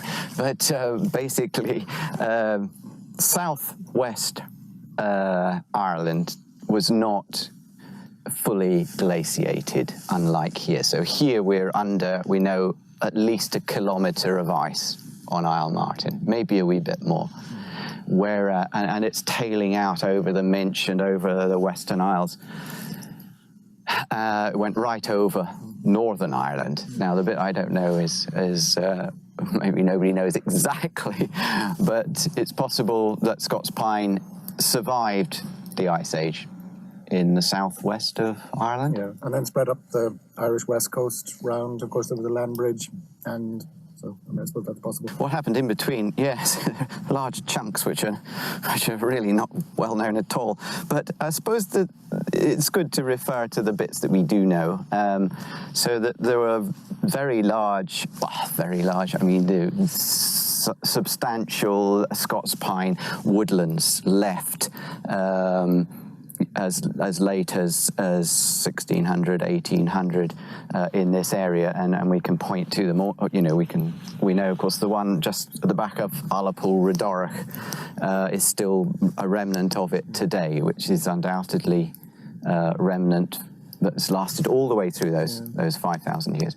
And then there are other bits and pieces, of course, but the one that's particularly interesting, just south of here, just over that hill to Little Loch Broom, we know that Little Loch Broom had a significant amount of Scots pine in it as late as about 1500. That's documented. And here on Islemartin, one of the headlands is called Rewilding, which means headland of the pines in Gaelic. Yeah, absolutely, yeah. And it's even suggested that Islemartin actually relates to the Pine Martin and not Saint Martin. It could also be a corruption. So, yes, indeed. But this woodland, for instance, the one coming up the Gwynedd River, just over there, really, what's about 20, not even 20 miles south here, 10 miles south here, is really substantial, as late as the Roy maps, which I think are 1650. It's plotted all the way up, 14 miles, in fact, of woodland, all the way from the coast at Gwynedd Bay, right the way up to what a lot of people will know, the bothy at Chenaval, in what's known as the Fisherfield Forest. It went right past there and even further up the glen. A substantial piece of woodland, and there is almost nothing left of it now. I mean, I know 3 or 4 trees, which are probably progeny of the original forest. And then, of course, the next one is Lochmarie, which everyone knows a lot about. So a lot probably dependent on the management of these estates over the intervening centuries. Indeed, yes. I mean, obviously, the management of the Lochmarie woodlands is all to do with the iron smelting. But we have to imagine that it was only just over the hill to Loch Shelga. So you can imagine they must have been taking some wood from there as well, just over the hill to the furnaces over on the other side. Yeah, but of course on this island they wouldn't have been doing that. The Scots pine here would have been incredibly valuable for any early settlers, for obvious reasons, for building, boat building, and those strange things which are still indulged in Norway to this day, of burning this stuff anaerobically, the roots, to make tree tar, which, or what the Norwegians call tree tar. So if you take the roots and some of the side branches particularly, which have this very, very ligneous pink wood in it, and you basically set light to it in a pyre that's got, well, in the old days it was always peat all the way around it, a very restricted airflow for the tar comes out the bottom, and the tar was used in the Highlands as well as in Norway for boats primarily. I think it was used in Ireland as well, actually. I would imagine wherever there was Scots pine, people would have worked this out, that the condensate from pyrolysis basically creates this incredible fluid called tree tar. Yeah. And, you know, we look towards Strathcanyard, yes, inland, and, you know, how the landscape has changed, and again, the human management of that landscape over the last couple of thousand years, and maybe particularly the last couple of 100 years, especially since the sheep came, and obviously cattle and sheep was the main. Yes, the sheep came here about 1800, and not into the northern bit till about 1850, I think it was. So yeah, the coming of the sheep. The year of the sheep. Must certainly changed the land use considerably, but also, of course, socially had disastrous consequences for the human population. It's actually really interesting here. Here, you can just see down. You can actually see cultivated patches even on the edge of the sea over there, where there is no access by anything other than boat. And it's always so I've always wondered whether that was people who were really pushed to the edge, cotters, who desperation almost, in desperation, or were they in fact folk from here who were okay, but they just saw there was a good patch over there, and maybe, well, I mean, that was away from their grazing, so it was perhaps easier to cultivate over there. I mean, after the kelp boom, there was some pretty desperation, sufficiency farming, crofting, yes, all along the west coast and the mainland, and on the islands as well. So, but if we look towards Strathcanyard again now, and obviously we don't have binoculars or telescopes, we won't actually see many sheep anymore, will we, Bernard? Because there and in most of the crofting townships around here, with a few exceptions, the sheep have dwindled. There are just a handful of cattle, but other herbivores have come to take their place and have dominated some of the inland uplands for quite a long time. Yes, so the first sheep farmers that came to Westeros and Sutherland, they had it good because at that point the land definitely supported a great deal more sheep. I mean, they had tremendous flocks, as you know, in Assynt and up towards further north of that at Inchinadamp. All that's recorded, and the numbers are even recorded. And those numbers were gradually fell away, and sheep farmers in fact went into decline quite quickly, even within 50 years. Some of them went bust partly because the land actually went downhill pretty quickly under that amount of grazing pressure. But secondly, there was the import of merino wool from New Zealand, strangely, even at a very early point, that put a lot of farmers sheep farmers out of business quite quickly. And so there was this peak when they arrived, and it's actually been sort of downhill in terms of numbers over that whole 200-year period. With a bump up in the 80s and 90s. With some big bumps due to subsidies, and then latterly, due to an absence of subsidies, a considerable decline. And of course what's happened is that as the sheep have declined, deer numbers have increased, and those two things are not necessarily causally related, but in terms of the ecology, but they are related due to the politics and grants and things. So deer numbers, as we all know, have increased massively, doubled, in fact, easily since the 1960s, despite all the polemics about keeping the numbers down. And so, in fact, we have densities here in this area still of about 15 or 16 per square kilometre. And ecologists would say, and of course these numbers vary from paper to paper, but that for natural regeneration you would need perhaps as little as 1, but maybe up to about 4. In the northwest. Yeah, in places where there's not much tree seed, maybe between 1 and 4.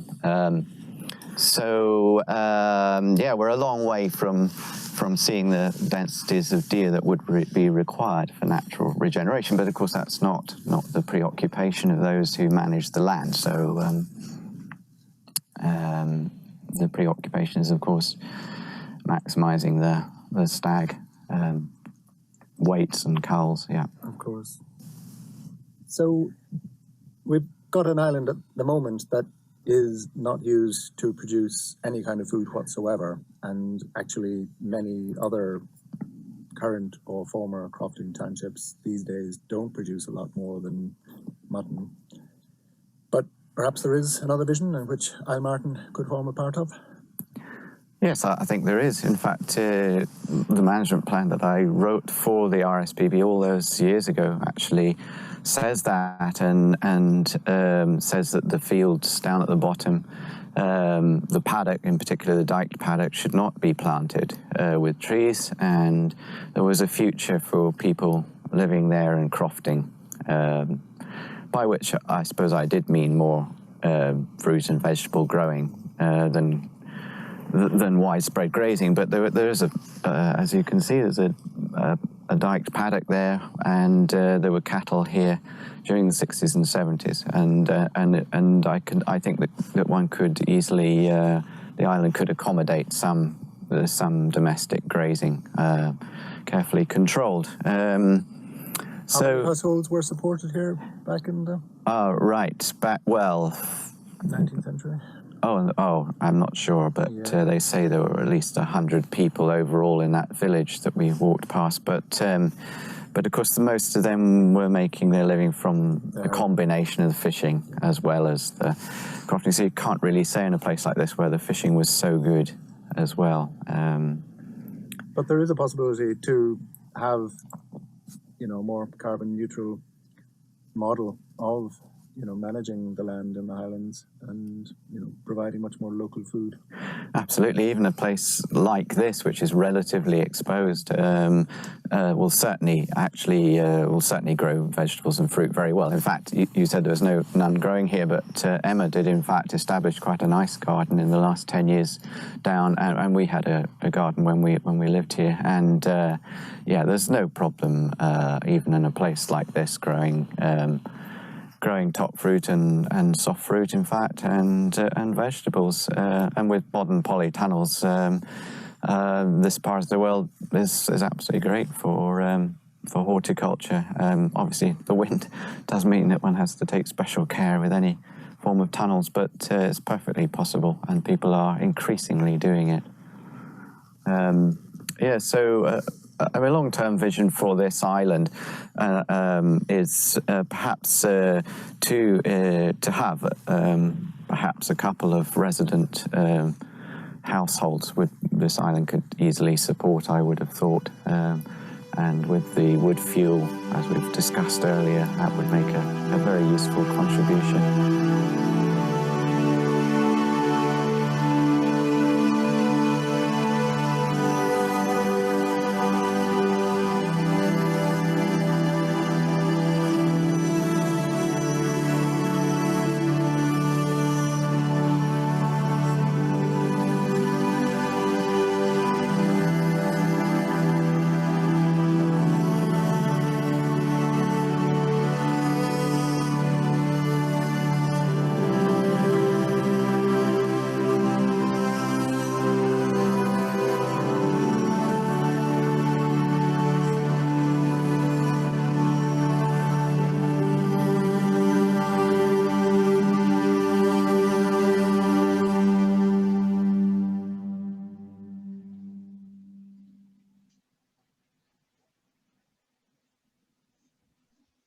A huge thank you to the Al Martin Trust for providing that wonderful video.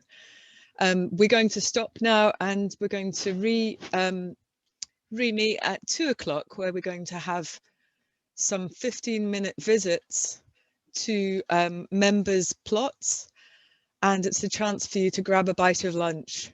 There were some interesting questions there in the chat. Please keep it going. Issues of snow, natural regeneration from local seed sources on the open ground. Not all ecologists are purists.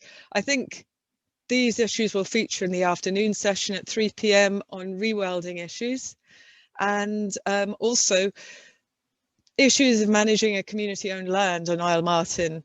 For example, 2 paid part-timers and fundraising being one of the most important paid tasks.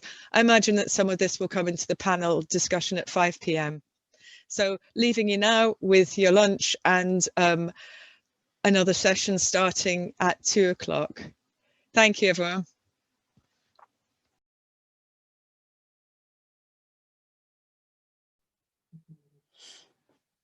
Hello, everyone. Can you hear me okay?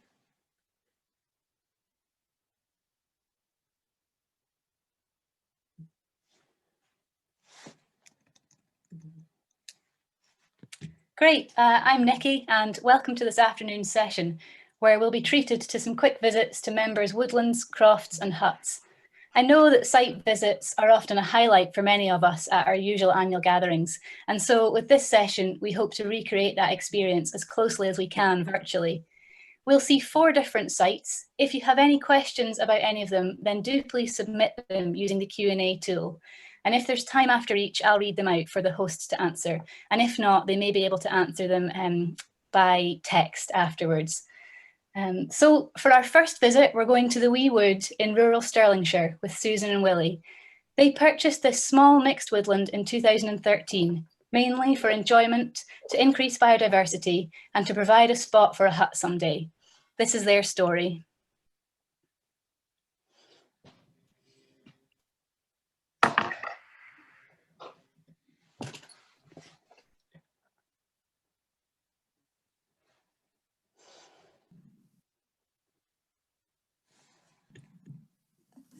Hello, I'm Susan. And I'm Willie. And we've made this little film to show you around our wood. Hope you enjoy it. wee wood is 7 acres of mixed woodland.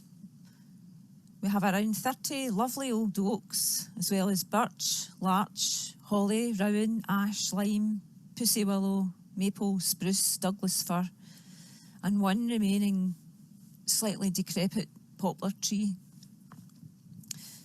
We think that in the past there were once many more large oaks in the wood, because as you walk around you can see the mossy stumps. And in their place conifers have been planted, mainly hybrid larch, but with a few Douglas firs and Sitka spruce. There isn't much of an understory, very few young trees, apart from the beech, and that's probably due to deer grazing in the wood. We also have a stream running through the wood. There was a large unmanaged stand of larch at the heart of the wood, with almost a thicket of fallen larch poles.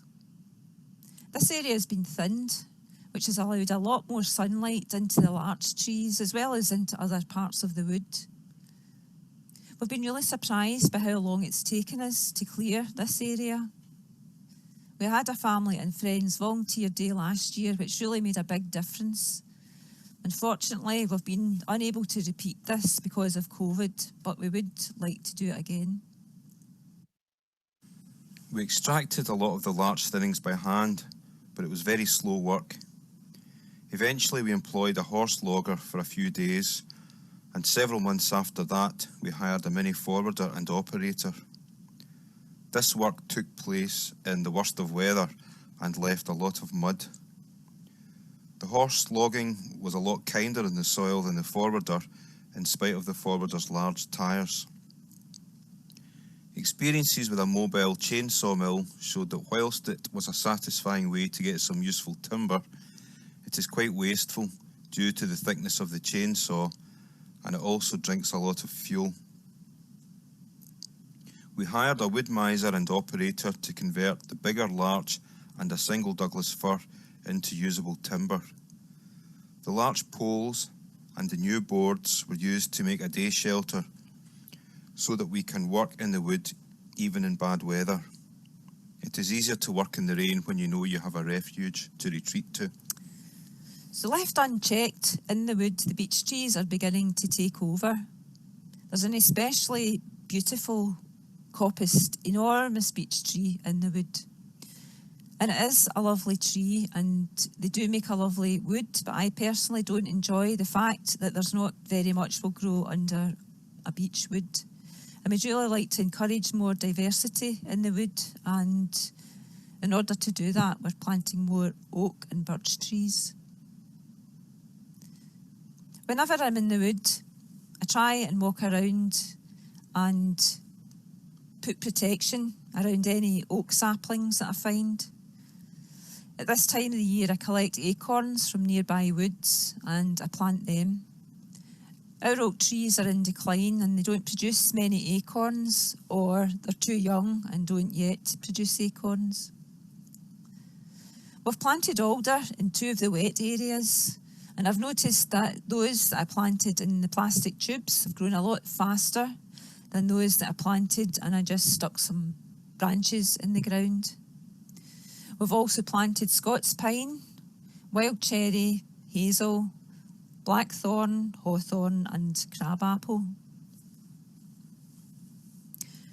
In an attempt to increase the biodiversity, I've also planted wildflowers, and that includes red campion, oxeye daisies, watermint, marsh buttercups, bird's foot trefoil, ragged robin, lady smock, yellow flag and dog rose.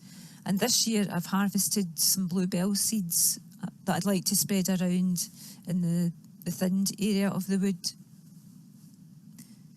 When I go to the wood, I can really notice the tension between the part of me that wants to make plans and work on a wood that's more diverse in habitat, and the part of me that wants to reconnect with nature, to enjoy the sights and the sounds and the smells of the wood, to just play and relax. And it's good to remember to do both.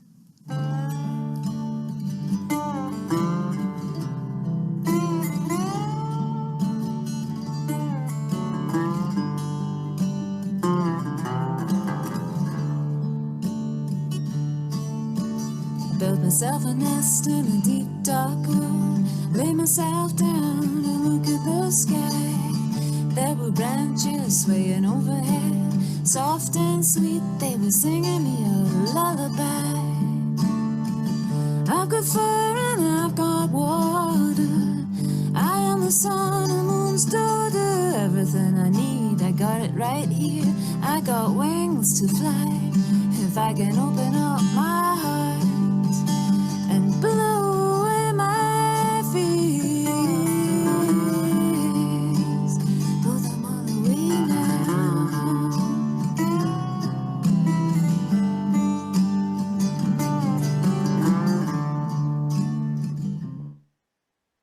Well, thank you, Susan and Willie. What a treat to be transported to your woodland.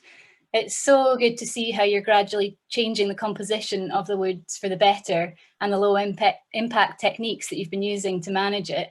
I also love the sentiment about remembering to take time to relax and not always feeling like you need to be working in the woods. I see we're getting lots and lots of compliments for your lovely film in the chat here. Loads of people really pleased to see what you're doing. We've not had any direct questions, but is there anything that you would like to add to that? Well, just I forgot to say in the video that the clearing where we thinned in the middle, we hope very much to have a hut there one day, and that's a kind of life goal that we have. I don't know if Susan wants to say anything. Last year I trained to be a forest bathing guide, and I can really see the potential in our wood to either maybe do some forest bathing walks there, or to use it as a kind of healing wood, you know, to offer people the experience of coming out into nature and connecting with nature. Yeah, I think that's a fantastic idea. And I think, you know, currently it's something that people are realising the benefits of more and more. So I think you'd find quite a big market for it. We've had one question come in here. How did you buy the wood? You know, where did you find it for sale? Who did you buy it from? We bought it. We actually heard about the wood being for sale at the Big Tent Festival in 2012 at Falkland. We met an old friend from the village. We used to live very near where the wood is, and she said, "Oh, this chap we knew is selling a bit of land." And we'd just sold our house and moved away from that area to suburbia, and we were renting, so we had some money, and it was just a stupid, impulsive idea, really. There wasn't much thought went into it. I don't think there'll be many people here that think it's a stupid idea. So that's great to know, because it can often be hard for people to find out about woodlands that are available for sale. We've got another question here. Someone's asking, will you make any ponds in the woodland at any point? Would the land be suitable for that? Is that something you're considering? The stream that runs through, there's a part of the stream that I was wondering if we could make it into, I don't know if it'd be a pond exactly, but there's a place that seems it might be possible to excavate it a little. And I'd really like to do that because it's quite near to the place that we hope to build our hut eventually. And I just think it'd be lovely to maybe watch deer or whatever else would come to your pond. So yeah, I'd really like to do that. Yeah, we have seen some minnows in the gravel in the little burn there, so there's potential. Yeah, well, that's fantastic. And another question here, where did you do the forest bathing training course? I did it with the European Forest Training Institute, and last year they hold their trainings regularly sort of throughout the world, but I attended the training last year down in the Midlands, on the edge of the National Forest down there. Right, okay, well, great. I wonder if anyone will start offering training in Scotland at some point. It seems like an opportunity for an RS member. Yes, that's a good point. And another question, have you been able to use the larch timber in your building projects? So it looked like you were using some of your own timber there with the mobile sawmills, is that right? Yes, we've used it to make the day shelter, and there's still quite a lot more. So I'm hoping to use it. I make shepherd's huts, so I'm hoping to use it as cladding for shepherd's huts. I've got it all stacked safely under cover just now, and it's drying out nicely. So yeah, that's a dream really, is to use our own timber. Yeah, that's just kind of the ideal situation, isn't it? Yeah. And I'll take this final question here before we move on to our next visit. what other plans for the future of the woodland do you have, and what trees are becoming the most dominant? Probably the beech is becoming the most dominant, just because of the number of seedlings that come up, and there's no understory really. I think the deer have probably grazed and nibbled away the oak saplings or the birch that comes up. So what we're trying to do is to take out as much beech as we can and to encourage the growth of oak saplings. And I've also planted birch and a lot of different kind of hedging trees like sloe and hazel, hawthorn, different things like that along the edges. It's quite hard to keep on top of the beech. It's so prolific and such a good pioneer in the wood, and it does make a lovely forest or a wood, doesn't it? A beech tree, but I really kind of, it's horrible. It makes everything underneath so kind of sterile and nothing grows underneath. So I'd like to have a different kind of a wood. Yeah, absolutely. I can relate to that. You know, beech is such a lovely tree as an individual tree. You know, some of the most spectacular ancient trees can be beech, but if you let it overtake a woodland, you don't get much else. So it's nice to have a few, but you do want to try and control the spread a bit. Yeah. Well, thank you so much for your time. It was really nice to see your woodland, and we're going to move on to the next one. Thank you. Bye. Bye now. Okay, so next up we have the multi-talented Al, who is an RS director, a crofter, a maker, and he's the technical brains behind this whole gathering. So we have him to thank for today, and he's going to show us around his croft on the north coast.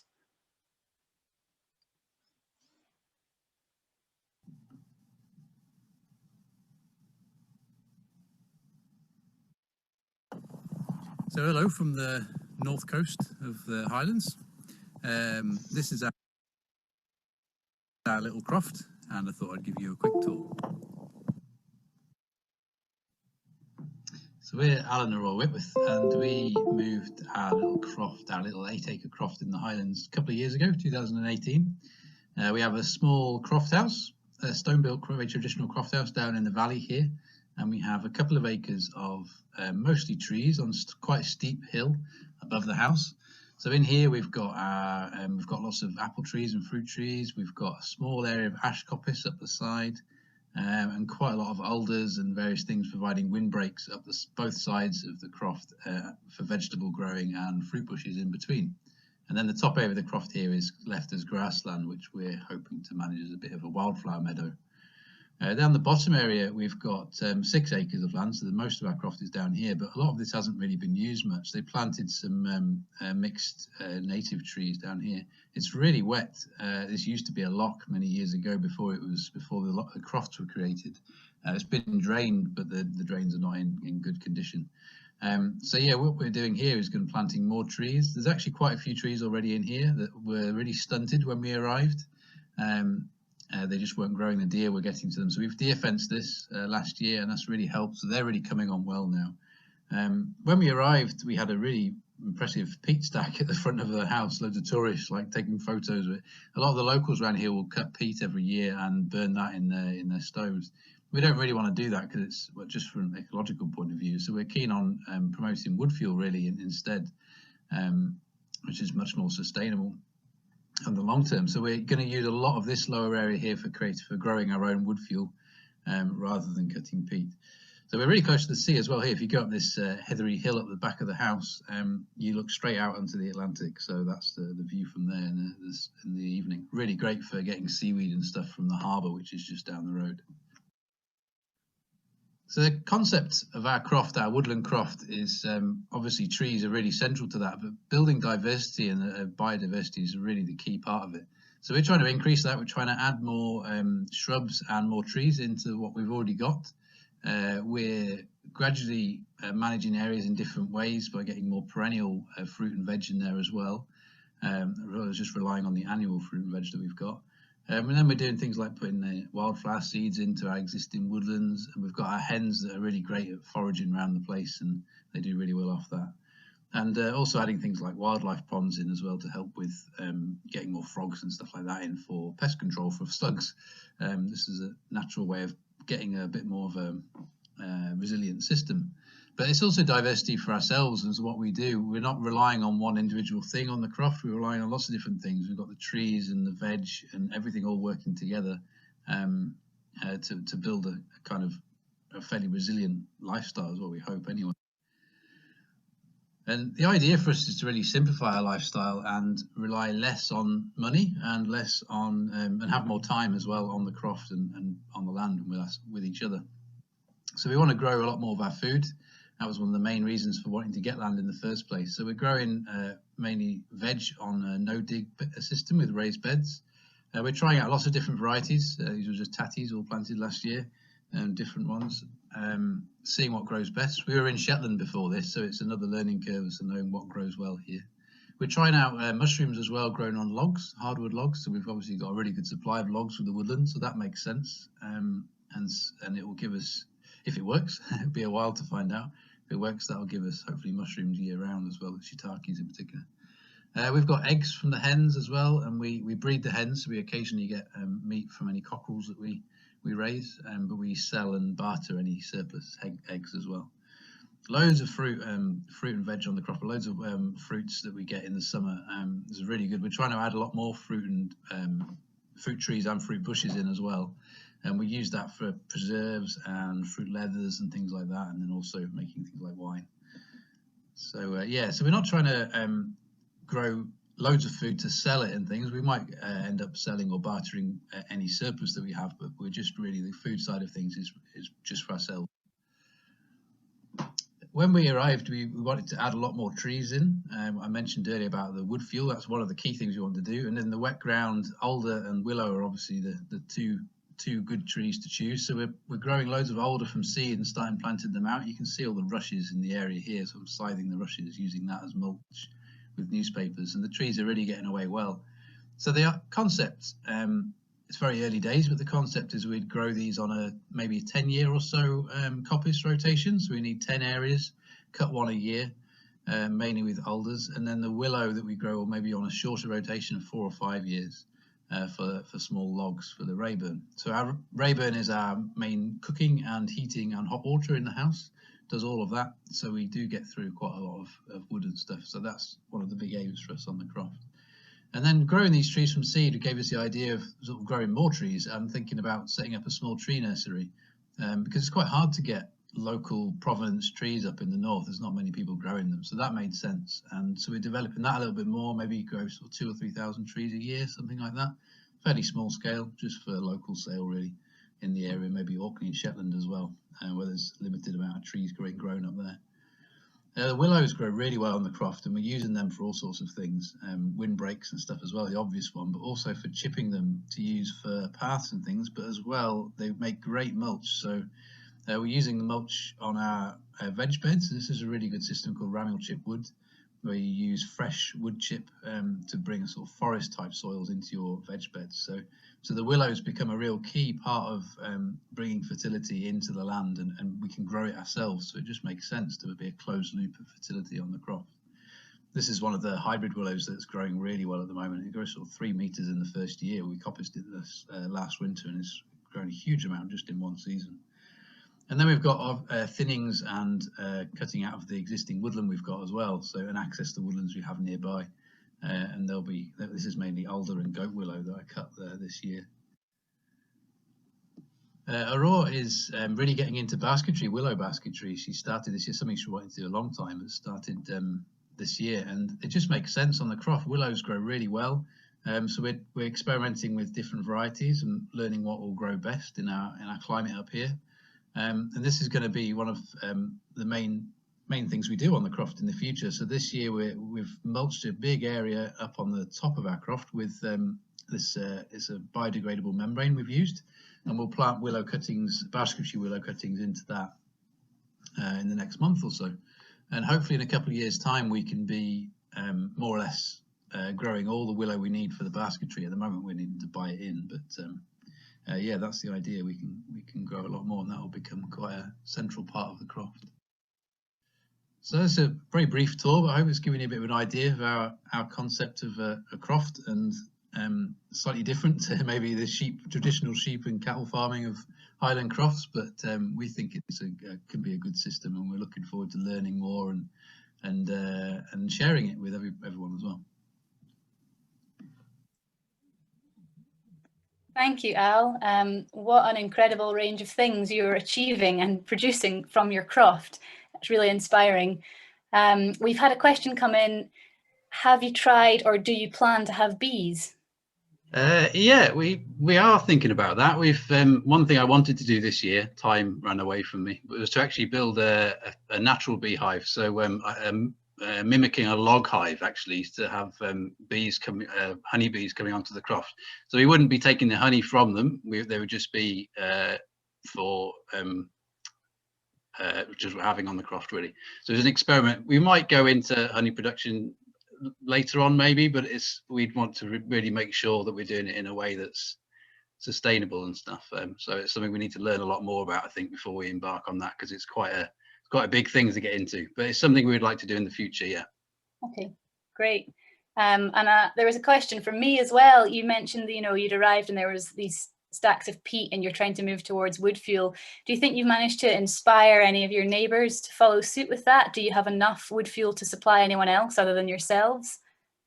It's an interesting one. There is plenty of land around here that's not really being used for much and could be put into coppice rotation as well for wood fuel. It's I mentioned at the start of the video, there's this big valley field that's getting very wet, and the crofters have really struggled to come together and get the drains cleared out.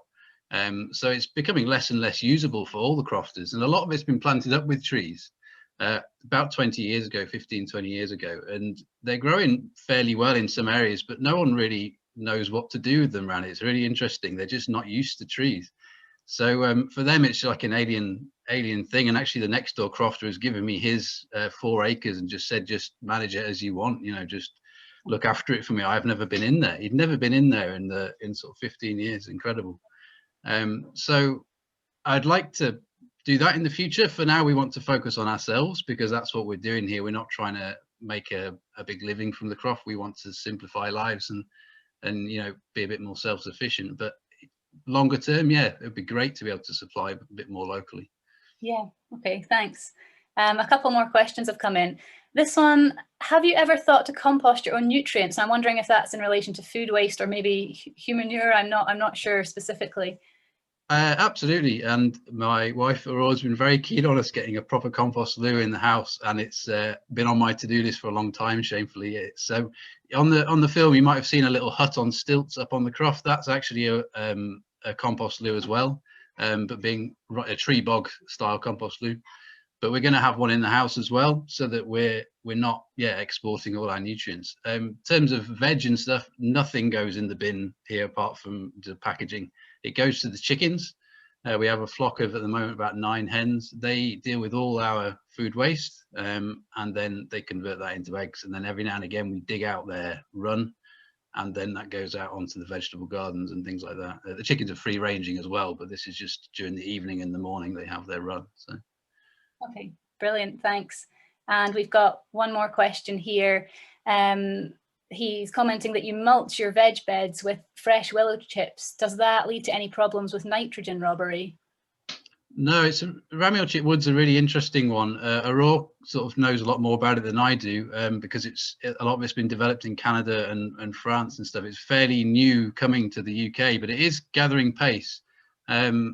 If you mulch with the wood chips fresh, so the point of ramial means, or ramial I think it's supposed to be, is the fact that it's cut fresh off the tree and mulched straight away, and it's small diameter stuff as well, so it's like the branches and the thinnings without the leaves on, and because of that, then you're not robbing the soil of the nitrogen. It actually works to increase the fertility without locking up nitrogen. So there's a little bit of science involved. You just have to follow a few methods with it, but it does work really well and doesn't lock up like most people think wood chips do.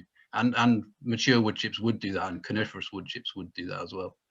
Okay, that's really interesting, the difference in the, you know, what condition the wood chips are in and how that affects things. Okay, I've got one last question here and then we'll move on to our next visit. Do you have a cash income? So I suppose, are you managing to be quite self-sufficient with this, or do you have another income other than the croft? Yeah, at the moment, so we've been a couple of years, the croft is very much almost a hobby really. I mean, it's something we're spending a lot of money on, and we don't get any money back from that. So I'm a part-time carpenter. I make shepherd's huts, tiny houses type things, and I also do a bit of woodwork other than that as well. Aurore's a relief postie, so it's a part-time job that again fits in really well with crofting. What we both want to do is reduce those hours and increase our hours on the croft, so we want to do more, but and yeah, it's a case of balancing everything, as I'm sure everyone knows. Yeah, of course. Well, thanks a lot, Al. That was brilliant, and we'll move on to our next visit now. Thank you. So our next visit, we're going to be joined by Ninian Stewart, who is a long-term Reforesting Scotland supporter, member, a previous director, and many of you will know him well. And he is going to tell us a little bit about the woodlands in Falkland.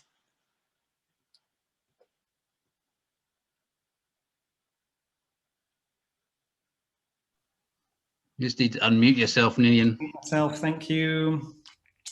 Hey, thank you, Nikki, and it's so good to be here, and a bit strange.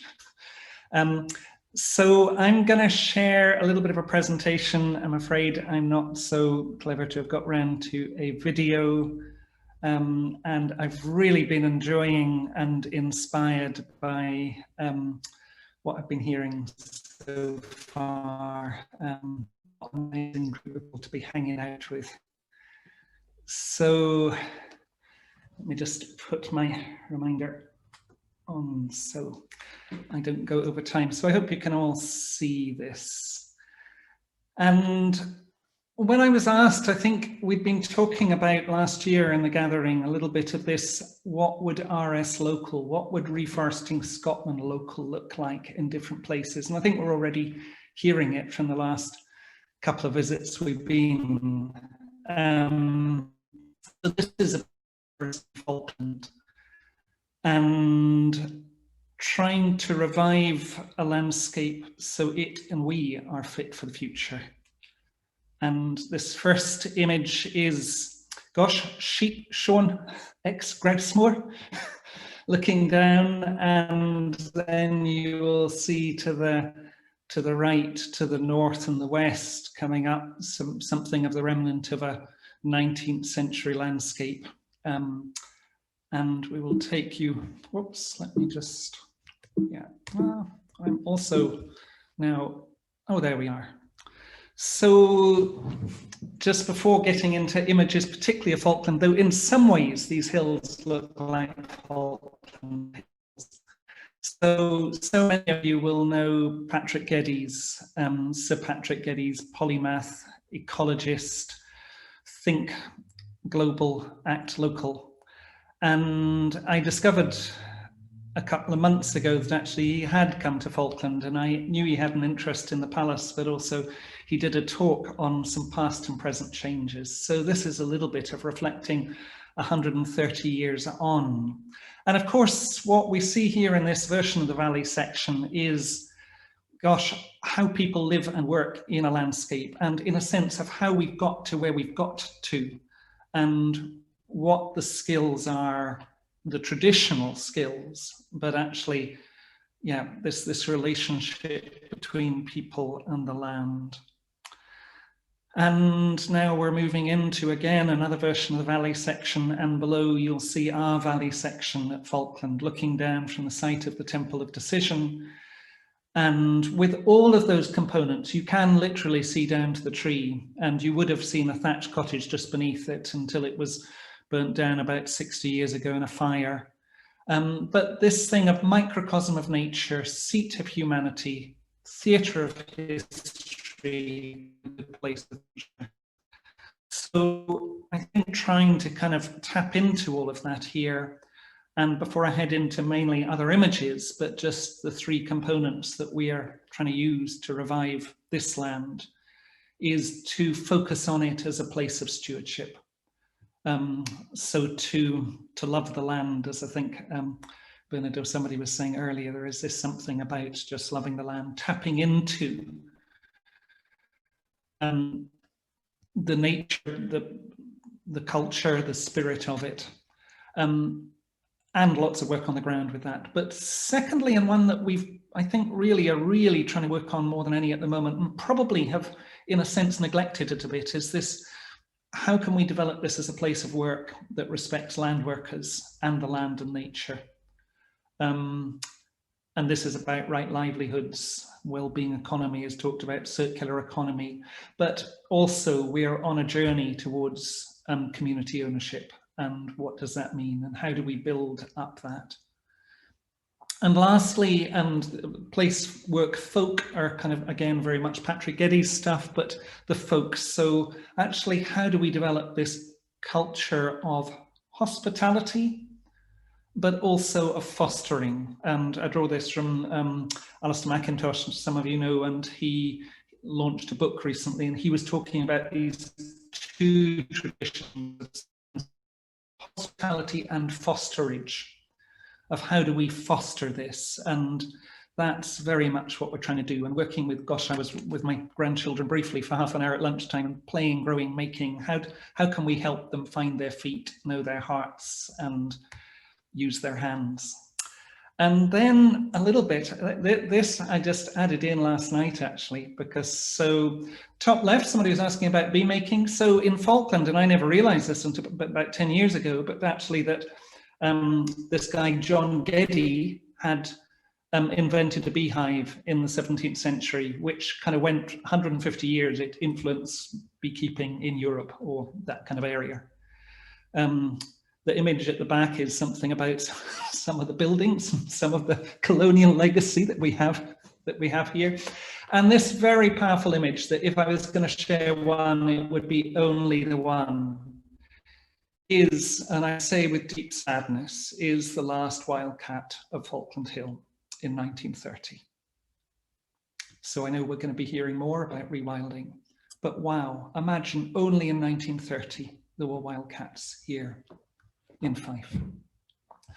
So I was going to show you a very exciting image here, and I'm showing you the old image, but the very exciting image is what, and Mike Hyatt may well be on the call, but we're working towards the next version of the prospect for us of Falkland, the prospect for everyone for Falkland.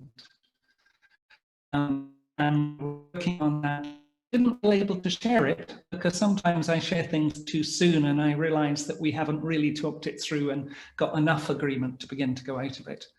But I'm really excited about what is beginning to emerge here, and I really hope that Reforesting Scotland can, in some ways have a place and be involved in some of what we're doing here, because this is where I draw so much of my inspiration from. So then running through a few things that are happening, and we're moving into the realm of work. So local food works, we've done lots of work on local food. Fife Diet was launched here, and we had a planet called One Planet Food. And this is, we've got small holdings on the estate and pillars of Hercules from a local market. We've now changed that into neighbour food because the town hall was sold.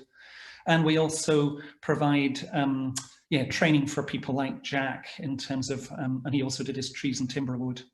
Then an image of what the Woodland Hub, which some of you know, is going to look like, and how, or something of it. It's just an illustration, but hopefully within the next year or more, we will develop the building.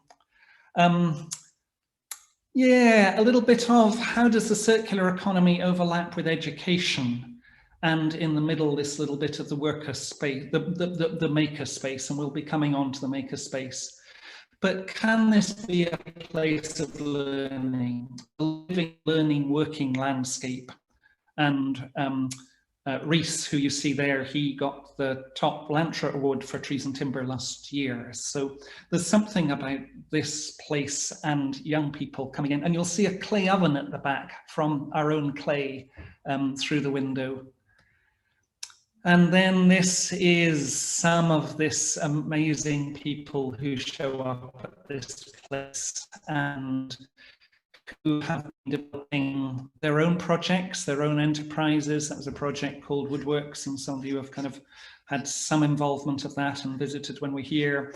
This is a table made for the Apothecaries Workshop at the Palace, which National Trust for Scotland purchased. And this is a table that I've had made for a building here at Falkland Palace, where I'm kind of coming in with, and there were three young people from the works who created that table. And it's a challenge of how do we then get, and I'm not seeing it because of my video, but at the bottom right is some getting sponsorship of, so that we can actually have a place for the knights and dames of the round table, drawing from all of this. And on that note, gosh, how hard it is to make a living. This incredible image from 1805, but 1790s French Revolution was going on. The new town in Edinburgh was being built, and the people who were working on people's furniture were not getting enough to be able to live. And so they decided to get together, and they created this book of prices. And the whole thing was to say, actually, we're not going to work for you unless you give us a decent wage. So I just discovered this. So United Cabinet and Chairmakers of the world unite. So surely the time is now for doing a little bit more of that. As also to, gosh, what are we wearing? And how can we, so 30p for a fleece these days. And how can we value those natural products and the workers better? And then this is trying to do so. We had some digs on the Lomond Hill. Here is some of what was found there of how people lived and worked. And then on the right is a craft collaboration of people who came together looking at what found materials they could do and what they and we can make of it. And then just a couple more telling me to stop. So this is last year, but this was actually in November for this time of All Souls, Samhain, All Saints, all of this bit of remembering people and the harvest time, and how do we mark that? And yeah, this week we had the first of a number of walks to kind of mark, because you are able to walk in COVID times, but to walk remembering people in the woods. And the last kind of image here before I pass on, and relevantly to the Hut of Wellbeing presentation. So this is 10 years ago, this gathering, on a soapbox session, I wrote up on a whiteboard 1,000 huts. And after 10 years, these huts are being built here at Falkland. We have first hut site, but also the campaign is really, really gaining traction. And yes, how can we build more? And in May, we're looking at having a hut building workshop as long as we can, or a hut building summer school. So I hope some of you might come to that. And that is me. So any questions if we've got time? Thanks, Ninian. It's just such an interesting site. I think the special thing about Falkland is how much history you have evidence of, and, you know, proof that people have worked on that land for such a long time. And it's a really special thing because we don't know that about a lot of places. And I think often when people think of looking after land for environmental benefits, people are often scared that that means de-peopling and losing jobs and clearing people off the land so that nature can take over. And I don't think that needs to be the case at all. And I think you're really proving that in Falkland with all the things you're achieving, from food growing to maker spaces. You're providing opportunities and training opportunities for so many people, which is just brilliant. We had a question come in, a couple of questions in the chat, if I can keep up with them. Are you working with any local schools in Fife? There are so many youngsters needing to connect with the land. Yeah, so the short answer is yes. We gained some funding through a few things. There was Our Bright Future, and before that, a Living Lowlands Landscape Partnership. And we worked with 18 different schools. So I think if anybody's around tonight for the land reform, I'm going to show you one or two pictures, which I think might touch on that.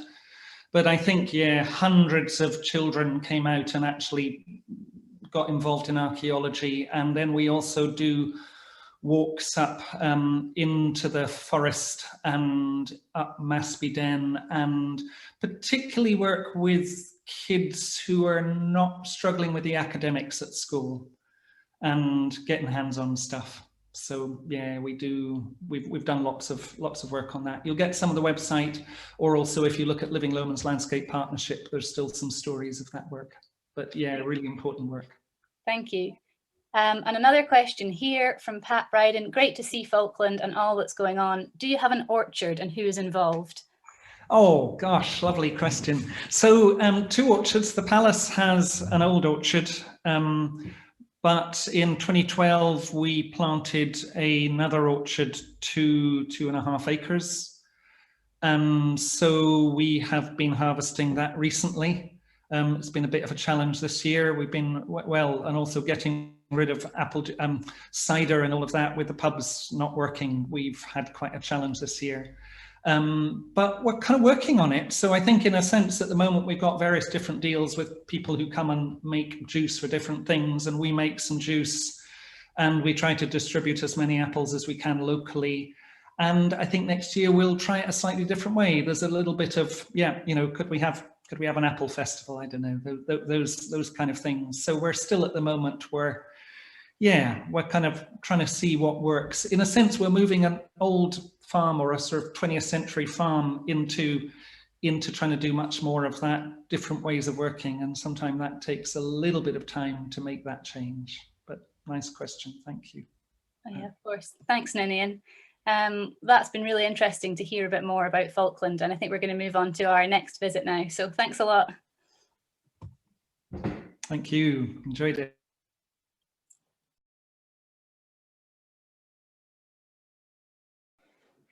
It's been going okay? Yeah, it's been fantastic, Roy. It's been Everyone linking up okay? There've been 1 or 2 technical hitches, but nothing insurmountable. Okay, because I'm always worried our Wi-Fi is so poor out here that you know sometimes it's very difficult to get this to work. Yeah. Well, listen, if you do drop out, just try and tune back in, and we can pick up wherever you left off. Yeah. The good thing is my wife and daughter are not home today, so they're not on anything. So you've got the bandwidth all to yourself. Do I need to start my video as well? Okay. Yeah, that would be a good idea. We're about to kick off in a minute or so. Roy. Hi, Alan. Yeah. How you doing? Hey, Matt. Hi, Alan. Hi. Do I press start my video? The video's on, Roy. I can see you. Yeah, I think it's okay, isn't it? You're good, Roy. Can you see us? Yeah, fine. Perfect. Really good. Excellent.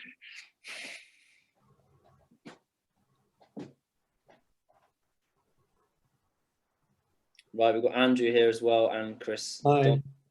Hello. Can you hear me?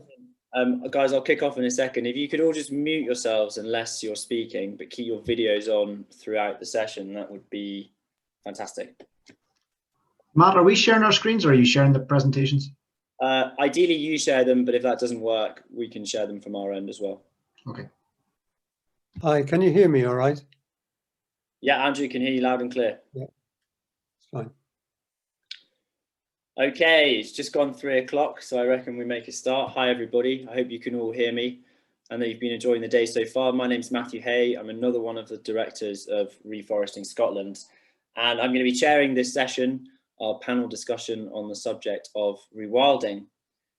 I'm really looking forward to this session, and we've got an absolutely stellar group of panelists to engage with, each of whom is connected to rewilding through the work they do or the organisations they are affiliated with. In terms of format, the way the session is going to run is that each panelist will give a short talk for about 5 to 10 minutes, and then I'm going to open up the floor and float in questions from attendees and also those who are watching the live streaming of this on social media. But before I let the panelists launch into their presentations, I just want to set the scene for this discussion, because as anyone who is engaged with rewilding will know, the term has become highly emotive, sometimes divisive, and laden with as many meanings as there are visions and dreams for how we use our land and how we interact with the natural world. And because of this, I've asked each panelist to address what rewilding means to them during their talks. And I hope the different stances that they may or may not take will prompt questions and points for discussion from everyone listening in. I'm also keen to try and focus the discussion on the many ways in which people intersect with rewilding. As you've heard today from lots of the sessions, community, folk, livelihoods, these are all at the heart of what Reforesting Scotland is all about. People are just as important to this charity as ecological restoration is. And the success of both, we would argue, hinges on a healthy relationship between the two. But on to the panelists, and I'm going to start by introducing Roy Dennis. Roy, if you just want to raise your hand. Roy is a field ornithologist and wildlife consultant who has spent the majority of his career working with NGOs in the Highlands and Islands. Roy is an expert at species reintroductions, and I'm sure some of you will have heard about the recent success story from Trees for Life's estate, Dundregan, where golden eagles have now returned to nest on a nest that Roy built 5 years ago. Roy also recently published a collection of his essays in a new book called Cottongrass Summer, which I've read and which I highly recommend. As well as Roy, we've got Alan McDonnell, who works as the conservation manager for Trees for Life. And Trees for Life, as I'm sure many of you are aware, have made it their mission to restore the Caledonian forest to the Scottish Highlands. Back in 2008, the charity purchased Dundregan Estate, which has become their home in Glenmoriston. And now they are looking to engage with a larger, more diverse audience through the building of a rewilding centre at Dundregan, which Alan will touch on during his talk. We've also got Andrew Thompson, one of the trustees of the Scottish Wild Beaver Group, a charity that was originally formed to protest against the trapping of wild beavers living in the Tay catchment. But now that beavers have been officially reintroduced to Scotland, and at least in theory are legally protected, the Scottish Wild Beaver Group's aims have pivoted to promote the study, conservation and protection of wild beavers and their natural habitats in Scotland.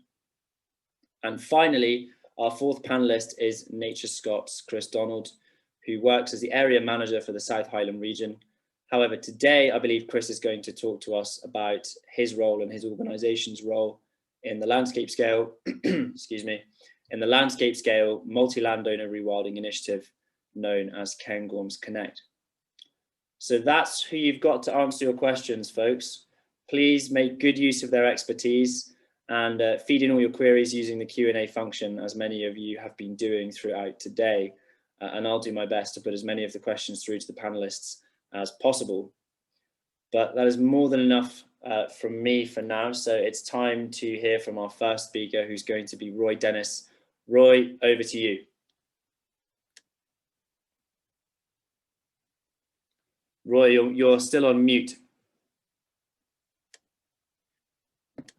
Great. Hello, Matt. Good afternoon, all. I hope you're having a really good gathering. It's a long time since Bernard Planterose got me to one of the first meetings of Reforesting Scotland, and that must have been back in the early 1990s, and lots happened since then. But now we're in really worrying times, really worrying for biodiversity collapse and climate breakdown and too many people on the earth. But at the same time, it's giving conservationists probably their best opportunity to do really fantastic work on rewilding. You know, when I was younger, the foresters would say, look, Roy, are you telling us we can't do that because there's a rare bird nesting there? Get lost. And those days are gone. But the important thing is that you must read your history. You know, rewilding has been going a long time. It's a new word, but Fraser Darling was into rewilding. He wrote about the ecological restoration required for our country. They didn't believe him. They were horrible to him, actually. And he went away and spent his life doing good things in North America. And I remember all the work that we did in the RSPB and the Nature Conservancy, trying to solve some of these problems. And at that time, it was very difficult. We were shouted at, we were shunned. You know, I remember going to a 1985 seminar on woodlands at ITE Bankery, and the forestry telling us that by the year 2000, 99% of trees planted in Scotland would be cloned Sitka spruce. We had some big fights. So what you do now, especially the young people, you should remember your history and that sometimes these are hard fights. The other thing is you've got to think big. The days of small nature reserves satisfying us is no longer there. You know, I think 50% of our land, 50% of our seas should be principally there for biodiversity, biosphere activity. We've got to do that. I think we should be, when we do plant, I think we should be planting native trees, native grown. And at some stage, I think we should phase out Sitka spruce. I don't see why we should have all these non-native trees in our countryside. And then with wildlife management, there's far too much difficulty in getting things done. You know, you just mentioned the beaver. The beaver proposals were in early 1990s, and we've still not got it done. Why are we killing and sending, either killing beavers or sending them to England? They should be here. They should be in Murray. They should be in Strathspey. We've got to stop this nonsense about the fact that if we restore trees, we need to restore the biodiversity that lives in it. And instead of holding us back, allow us to get forward. So we need to be much bolder. And then we need to encourage rewilders. And the principal rewilders will be private landowners. They're wealthy people. They want things done yesterday. They don't want to go through years and years of discussion. So we've got to be better at letting people get on with it under the general principle of rewilding. And what I always say is that if you look at 5 projects, 5 big rewilding projects, 1 will be fantastic, 3 will be what we want, and 1 just won't hack it. But don't worry about the last one, encourage more. I also think that we've got into a situation where there's too much science and too much monitoring. Governments love science. They say, we must have a science base. And if you ask 3 scientists, they can't agree. And that allows the project to be kicked in the long grass for another couple of years. So somehow we have to get over that. There's not time to save this earth by science and monitoring alone. And the important thing is, we've all got to get used to allowing young people to burst forward and get on with things. I think we also need to create wild zones within the greatly rewilded Scotland, which are principally there or solely there for wildlife. We must learn not to go everywhere. In that book you mentioned, I recommended that one Munro in Scotland should never be climbed again. God, that doesn't go down well. But if we're going to look after this earth, we've got to start saying we don't need to go everywhere. And then I think we shouldn't waste so much time talking. You know, young people, now it's your chance to do this. You have a backing of society to save this planet. Get on with it. And then people will say, can we afford it? You know, wildlife. Can you really afford wildlife? SNH's budget is about £50 million a year. When I was on the main board of SNH in the mid-1990s, I put forward a proposal that this was way, way too small. Do you know what? It's typical. Oh, Roy's lost it. Kick that into the long grass. And then you compare it, 50 million and 1 submarine costs 130 billion. And look how much money the government has found because of the pandemic. We've got to argue for far more funds. And then finally, you need to think of the long future, our grandchildren's grandchildren. I remember hearing that from some Native American chief saying when I was 20, and I thought, well, that's a long way away. If my oldest grandchild had a child at the age I had my first child, I would have a great-grandchild next year. So don't think that in the time of your great-grandchildren's time is a long way away.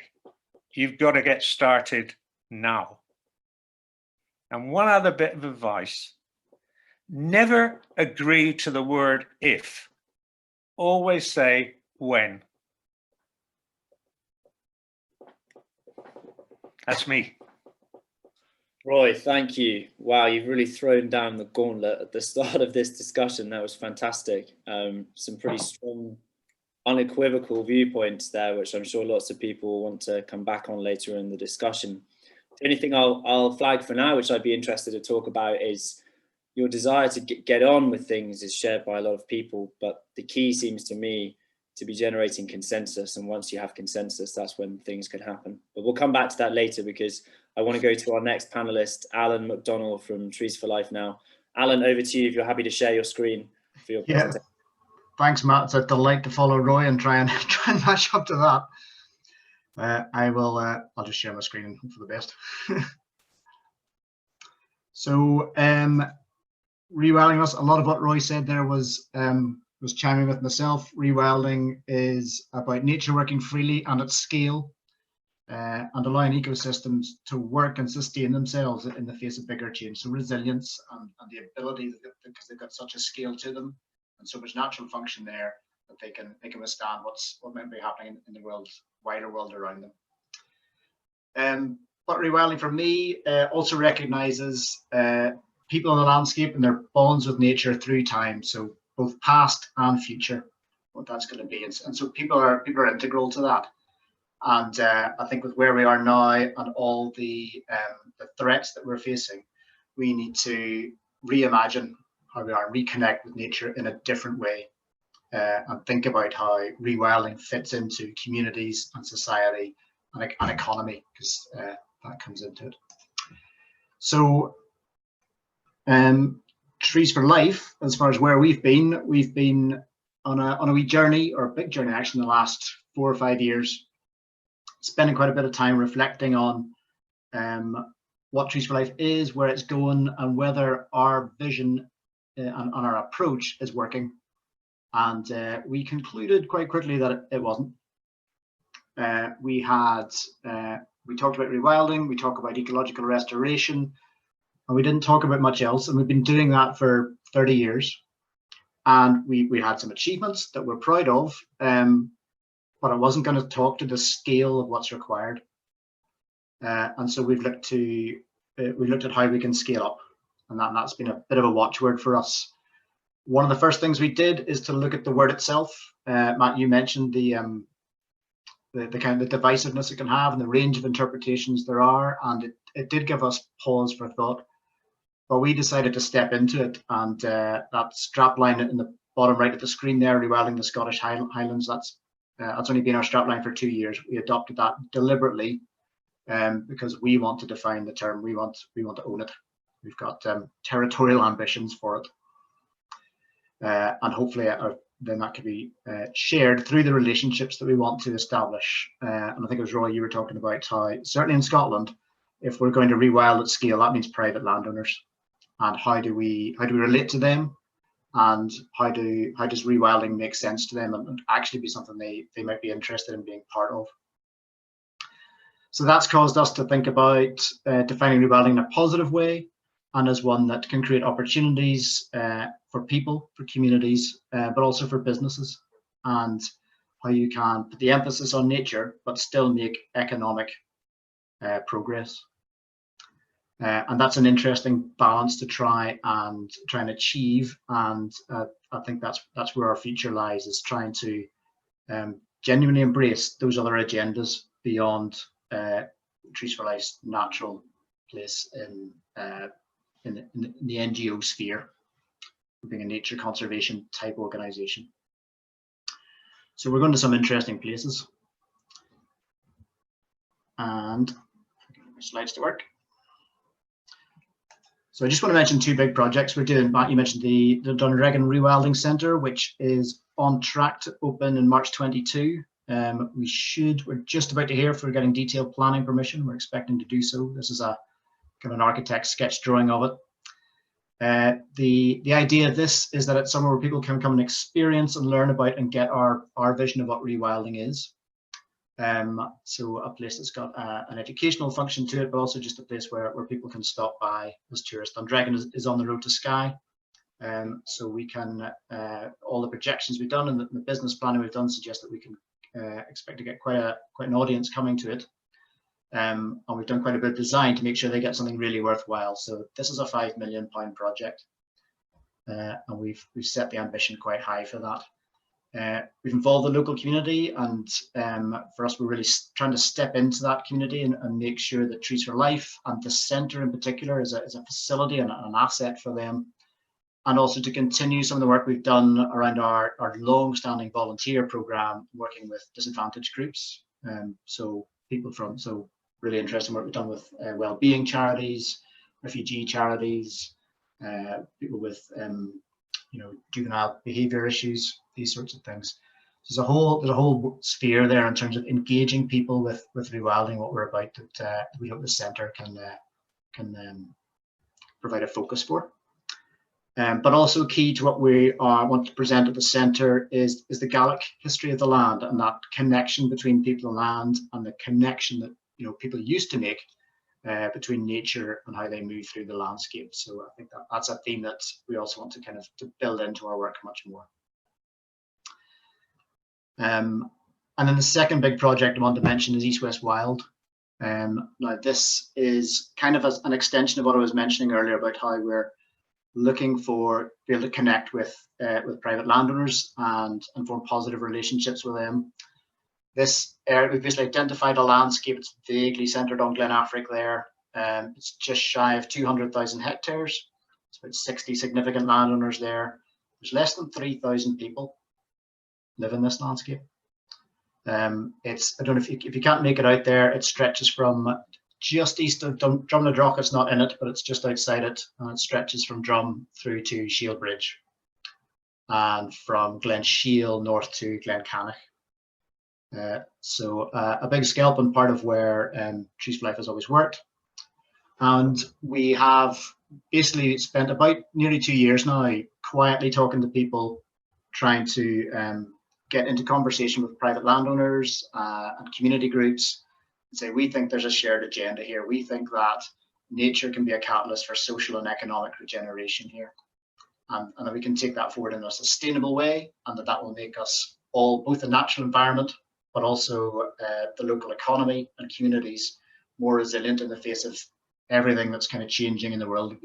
It's just becoming more and more pertinent now. And if you think about COVID and Brexit and elections at home and abroad, and other possible changes in the future, the idea that we can take control of this together and collaborate and form new alliances within this landscape can only make it stronger. So the basic proposition is that we sign people up into a partnership and invite them all to think about what are the first steps they could take to restore nature to that landscape. And assuming we get something that really starts to speak to the rhetoric of a meaningful first step for nature, then we'll have a viable project that we can go ahead with. And we'll have on the back of that, we have looked specifically at nature-based business opportunities that can operate in here. So things like forestry, regenerative farming, wild food, micro-renewable energy, carbon funding, there's a whole range, and around tourism as well, nature-based tourism. So different ways of bringing income in here, creating a local economy whereby, so if you have forestry, you've got a continuous cover approach, and you're able to process that timber and add value to that timber locally, and you maintain more of the profit from that in the local economies and the local communities. Alan, if that's all right. Am I done? Just one more minute, please. One more. Sorry, it's going to go really fast. So that's pretty much all I want to say. Anyway, Matt, is just that we see that as our kind of future ahead, and we've got a sort of 30-year vision for that. And so far, the signs have been quite encouraging that people are going to sign up to it. So thank you. Fantastic.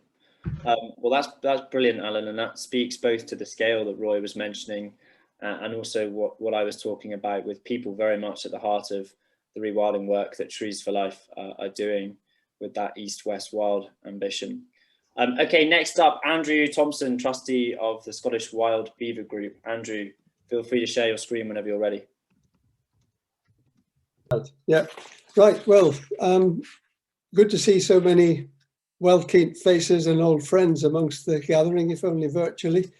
I'm Andrew Thompson, one of the trustees of the Scottish Wild Beaver Group, and as Matt mentioned, initially set up when beavers were being threatened with being removed from the Tay catchment. So the mission of the Scottish Wild Beaver Group now is to secure a future for beavers and their wetlands throughout Scotland. The key to beavers is wetlands, and beavers are the key to wetlands, so we include both. Just a bit about me, my journey to rewilding. It's rather a checkered career. It's more of a careering path than a career path. I started off in farming in Ireland, on farm size, not dissimilar to what Duncan Halley was talking about in the beginning.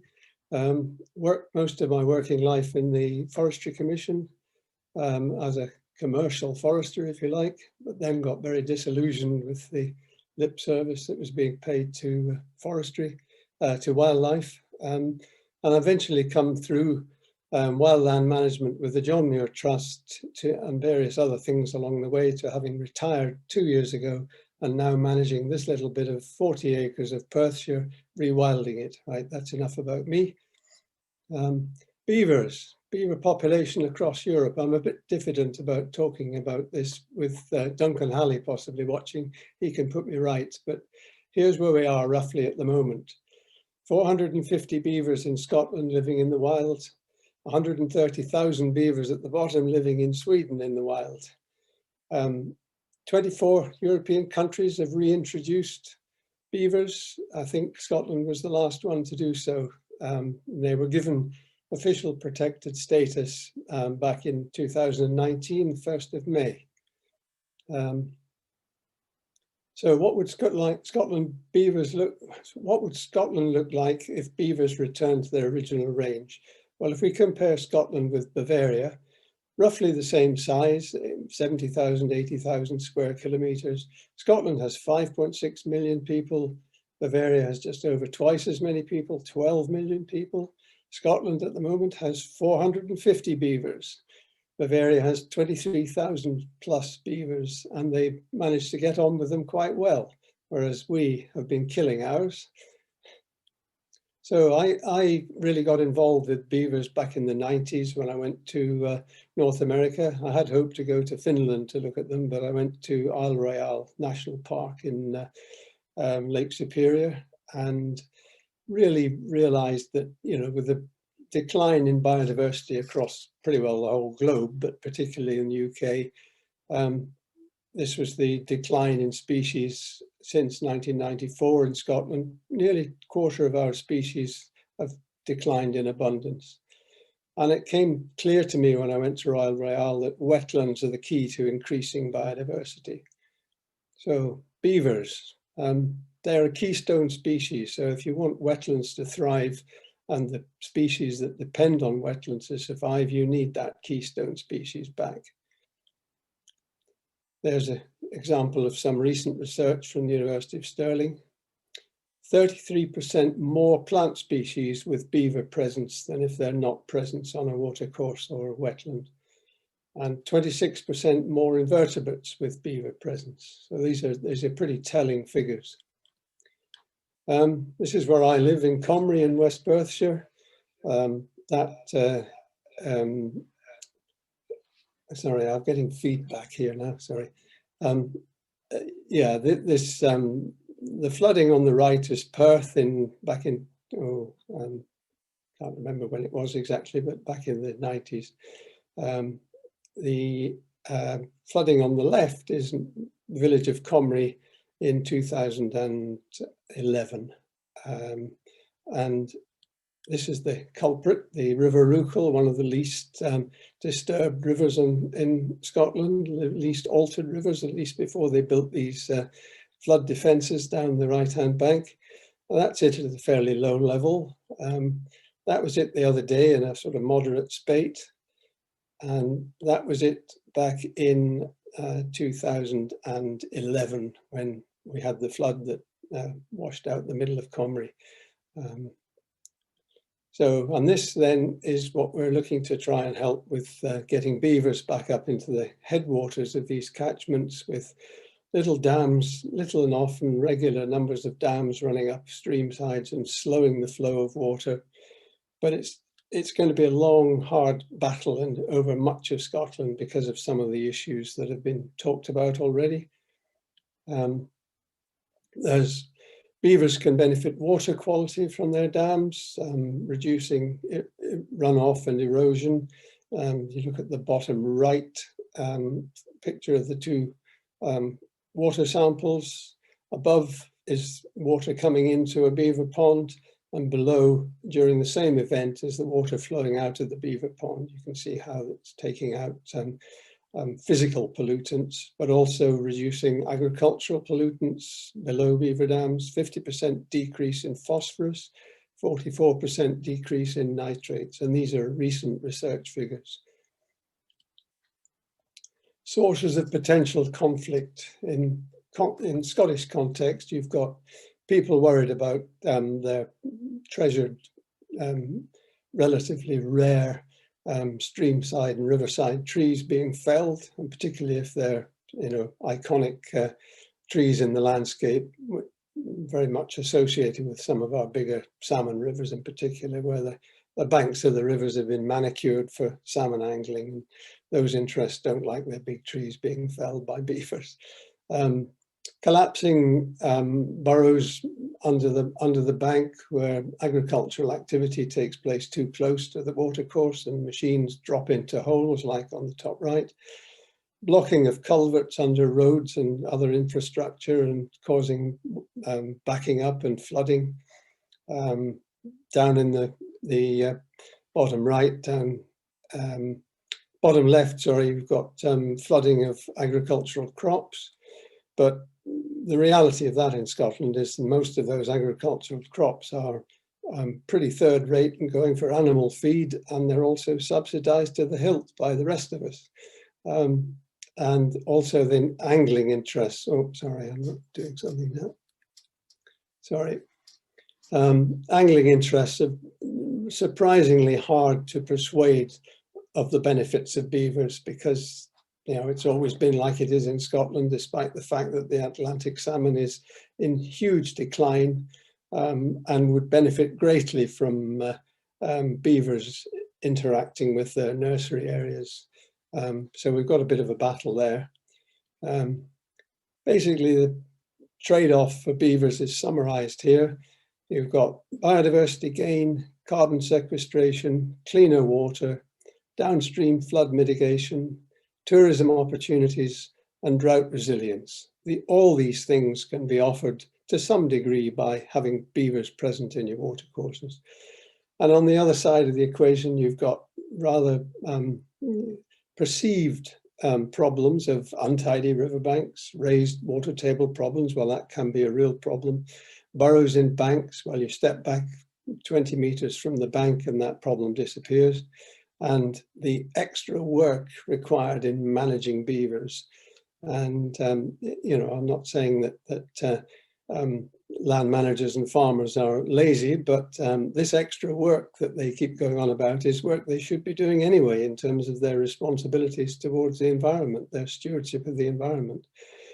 So beavers are not trouble-free, but the modest cost of management will be repaid generously in environmental benefits. And what's happening at the moment? Well, as I said, they were protected in Scotland on the 1st of May last year. And immediately after that, Scottish Natural Heritage issued quite a large number of licenses for lethal control of beavers within the Tay catchment. And effectively, any farmer or landowner who had grade 3(1) land or better, cultivatable land or better, could apply for a license to remove beavers from their land. And a lot of licenses were issued without even any site visits. And between August and December last year, 87 beavers were killed under license issued by SNH Nature Scot, as now is. And if you think back to the 450 beavers that are living wild in Scotland, that represents 20% of our population killed officially within 1 year of being protected. So there's something not working somewhere. The alternative to them being shot is for the one licensed trapper in Scotland to catch them and remove them to sites where they're more welcome, either the Knapdale trial, which is now pretty well full, or down to enclosed trial sites in England and Wales, where a large number of Scotland's beaver population has been heading over the last 2 or 3 years. Andrew, just one more minute, if that's all right, if you could wrap up. Yeah, I'm nearly there. Yep. So where do we go from here? The Scottish Wild Beaver Group has 4 asks of the Scottish Government. And I should say that we've been much aided and with the support of Trees for Life in getting to this point in terms of getting the Scottish Government to listen to us. We've got translocation is better than killing. The map there shows you the potential, green areas show the potential of beaver riparian woodland habitat that could be occupied by them. We need financial rewards to farmers within the agricultural subsidy system for hosting wetlands. I'm not saying beaver wetlands, but wetlands that beavers could move into in the future, and reward them providing the range of ecosystem services that they should be rewarded for. We need to encourage buffer strips between field and watercourse to create habitat that beavers can move into in the future. And we also need a team across the current range of beavers of trained mitigation consultants, because most of the problems can be mitigated for, as opposed to either moving the beavers or killing them. Key takeaways: Scotland's environment is under threat in many ways. Beaver wetlands are a real opportunity to fight against biodiversity loss and increase climate change resilience. And finally, hashtag move don't kill if you're on social media. Thank you. Brilliant. Thank you, Andrew. That was very informative and you made your case very strongly. Okay, I'm going to race on to Chris Donald now. Chris, if I could ask you to stick to just 5 minutes so we have time for some good discussion afterwards, that would be fantastic.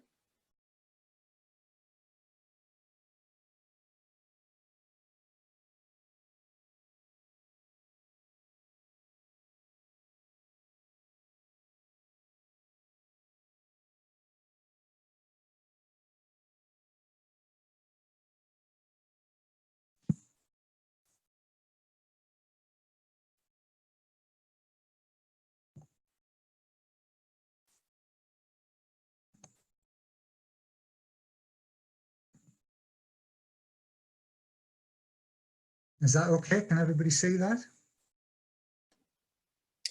We can see that, but it's not in the full screen mode. If you click the from beginning, I think you'll be on your way. Okay, so I'm going to have a real romp through my presentation and my thoughts.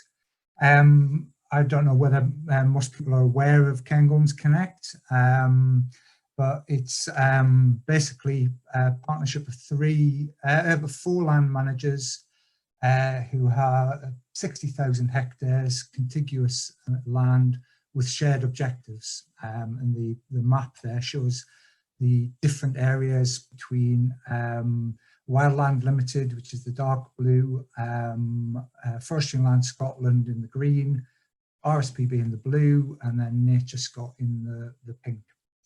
Yeah, so what I wanted to do is just sort of quickly just talk about partnership and you know, sort of our experience of what it means to put this into action, and the importance of what we're trying to do. What are the attributes we think lead to success? Well, we've got 4 committed and visionary land managing partners. And land managing is really important here. We've got, we can make decisions and we can implement things pretty quickly. We have a 200-year shared vision, and all partners have now got a decent record of delivering on the ground. The scale's big, 60,000 hectares, connected and contiguous, a single catchment and with a great altitudinal range. And we do, I mean, we're lucky, we have a special place with habitat diversity and quality, and lots of species diversity and rarity, but also we've still got an amazing potential for large-scale restoration, not only to deliver, to undo some of the damage to the land from previous land management, but also to use this as a sort of demonstration of the art of the possible. We're very much a partnership of the willing and the committed. One thing I would say is that the start of Cairngorms Connect can go back quite a way, but I think where's really important is having the right people in the right place to be able to put this partnership together. I can remember when I first went with this concept to, as it was then, Forestry Enterprise Scotland, the then lead officer wasn't interested, so we had to put this on hold, and then a change of staff meant, yeah, we can crack on with this and we can get a really important partner on board. So it's not only having the right place, the right ingredients, but it's also having the right individuals in place to be able to do this. And we're all members of the Cairngorms and Space Idea Management Group, and that's really where this idea came from, where most of the members then were interested in nature conservation, ecological restoration, were understood that data management was really important to deliver all these things, and had the skills and the resources to put this into place. And also quickly, just to tell you, in terms of the vision, the 200-year vision, people are very, very much part of this.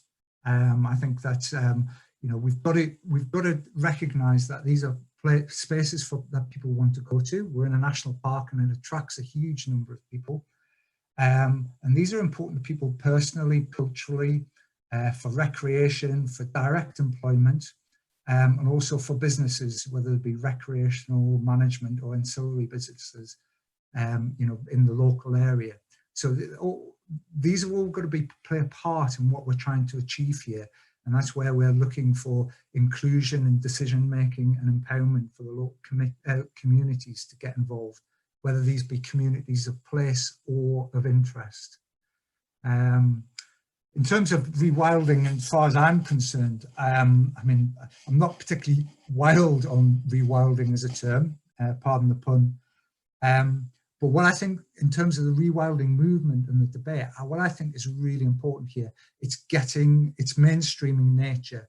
It's getting nature being mentioned really seriously in the media. And I'm not just talking about the BBC's watchers, which are great advocates for nature. But, virtually every week we are now getting significant articles about nature in the mainstream media. I think it's really good. We need to get this into the curriculum, and I was absolutely inspired from what I was hearing from the project at Lochwinnock. Listen to those kids was unbelievable, really, really inspiring. We need to have nature at the heart of all the decision making that goes on, and we need to try and influence that.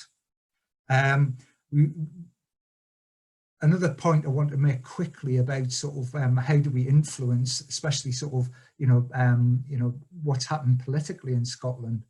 I think that we've got to accept that in terms of climate change, that there's quite a lot of society is still going to have to emit carbon. To get to carbon neutral, that doesn't mean everything has to be neutral. But the opportunity for me is, if we accept that, is that there's a significant chunk of Scotland will have to be a carbon sink to be able to allow these other important things in society to continue to emit carbon. So that's where the opportunity is that there's the give, the take, the quid pro quo, that we could all be working to try and influence how nature should be at the heart of what everybody is doing. And then finally, I think, you know, for everybody who is advocates for nature, we have to make sure, we have to demonstrate the benefits that nature has for everybody in terms of nature-based solutions are really important for how Scotland goes forward, and also to demonstrate how we can get more investment in nature in Scotland in the future. And that's me, thanks. Chris, thank you. That was fantastic. Some really wonderful pictures from a really inspiring part of the country. Okay, well, listen, I'd now like to open the floor and have a bit more of a discussion. So panelists, if you like the sound of a question and it hasn't been addressed to anyone specifically, please just raise your hand and unmute yourself and come in. The first question I'd like to put to you comes from Peter Dreghorn, who is thinking about getting rid of the funding issues associated with rewilding. And Peter says, do you agree that it's just a case of changing land management and leaving areas alone for rewilding? Who'd like to take that? Alan, go for it. No, I completely disagree. I don't think we have any chance of sustaining any environmental gain we might make in that regard if we just walk away from the land and we leave the communities there to not care for it. So I think that the populations around there will have a dependency and a need to relate to that. And I just find that the sort of a landscape without people in it is one that can't last. We've talked about one part of our pitch for the East West Wild Project mentioned is that nature, people, and business need each other to survive and can thrive best when they work together. So finding the balance between them and letting nature be the lead of that is, for me, how rewilding can stick. Brilliant. Does anyone else want to come in on that point as well?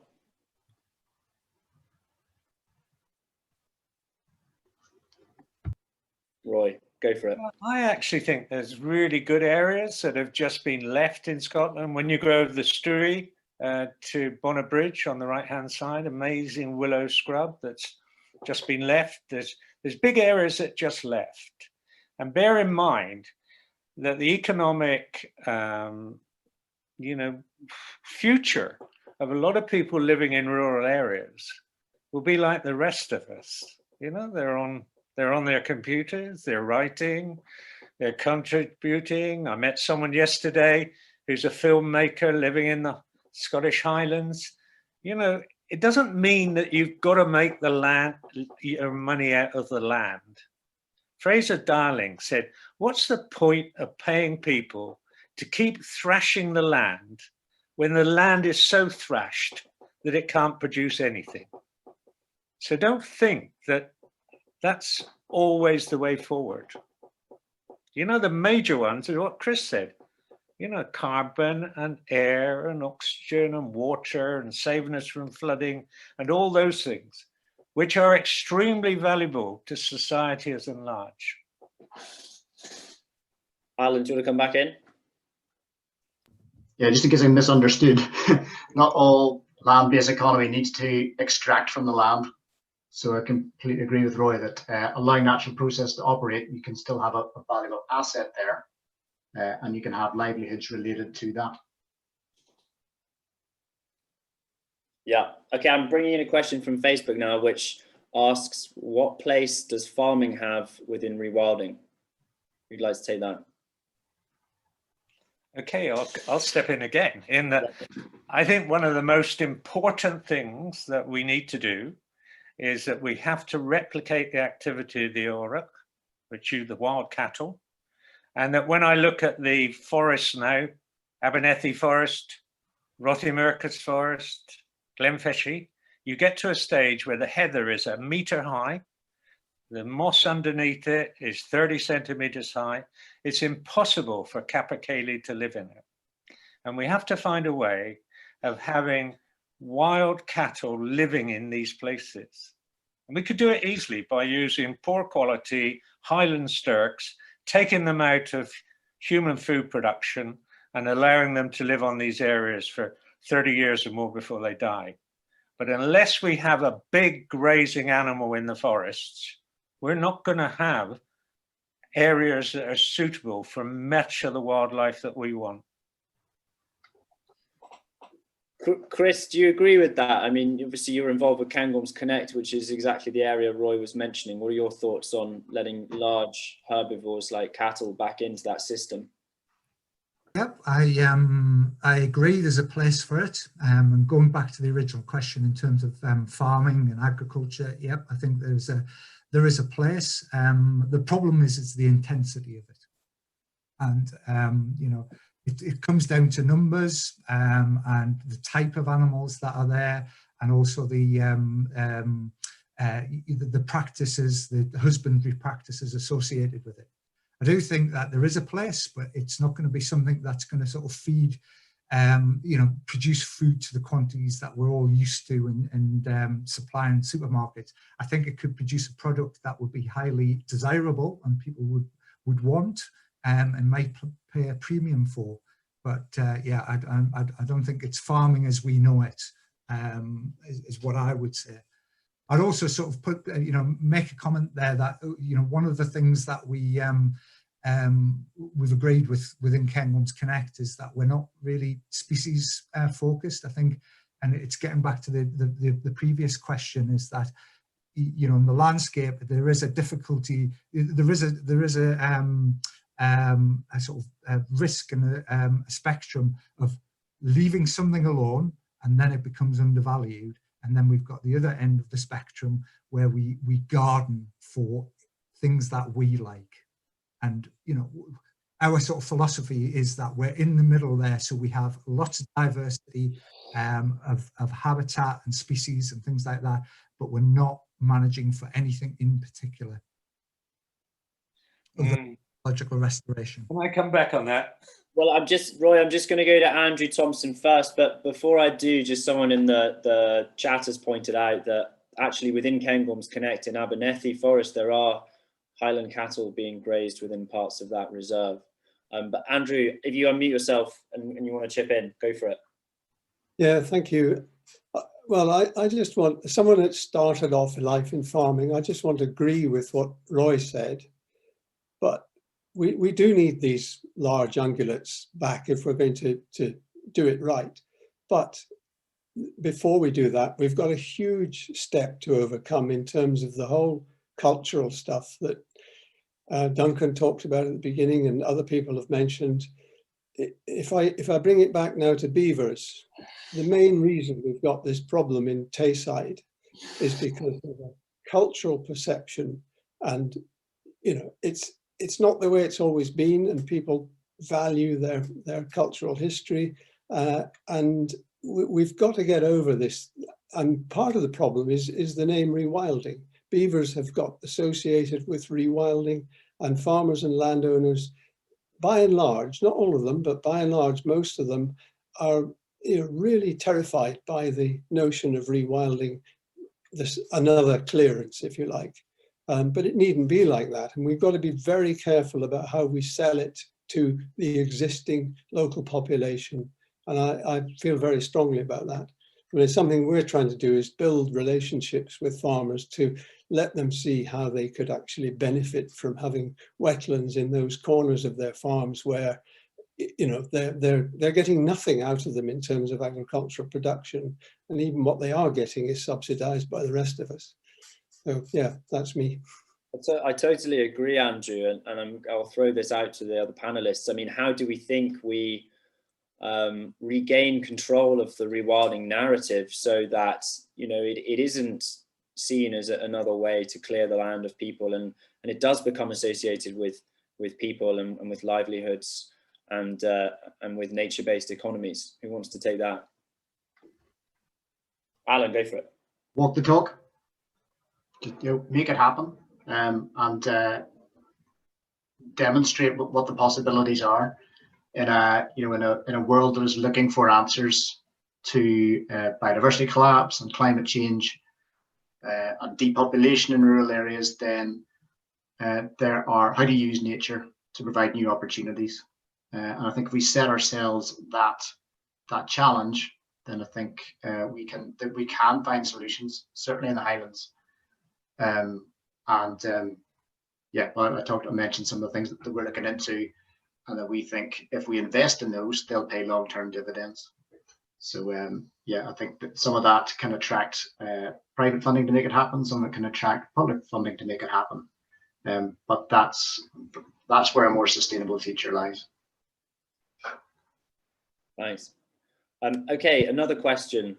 What, if any, is the role of natural capital in helping to fund rewilding? Anyone interested in that? Andrew, go for it. Yeah, I just think that principle is just appalling. One second, Roy. If you got, can you hear me, Roy? Yeah. I have a terrible problem with the idea of natural capital bringing nature into the realm of capitalism. I really don't think we should be trying to put a capital value on nature at all.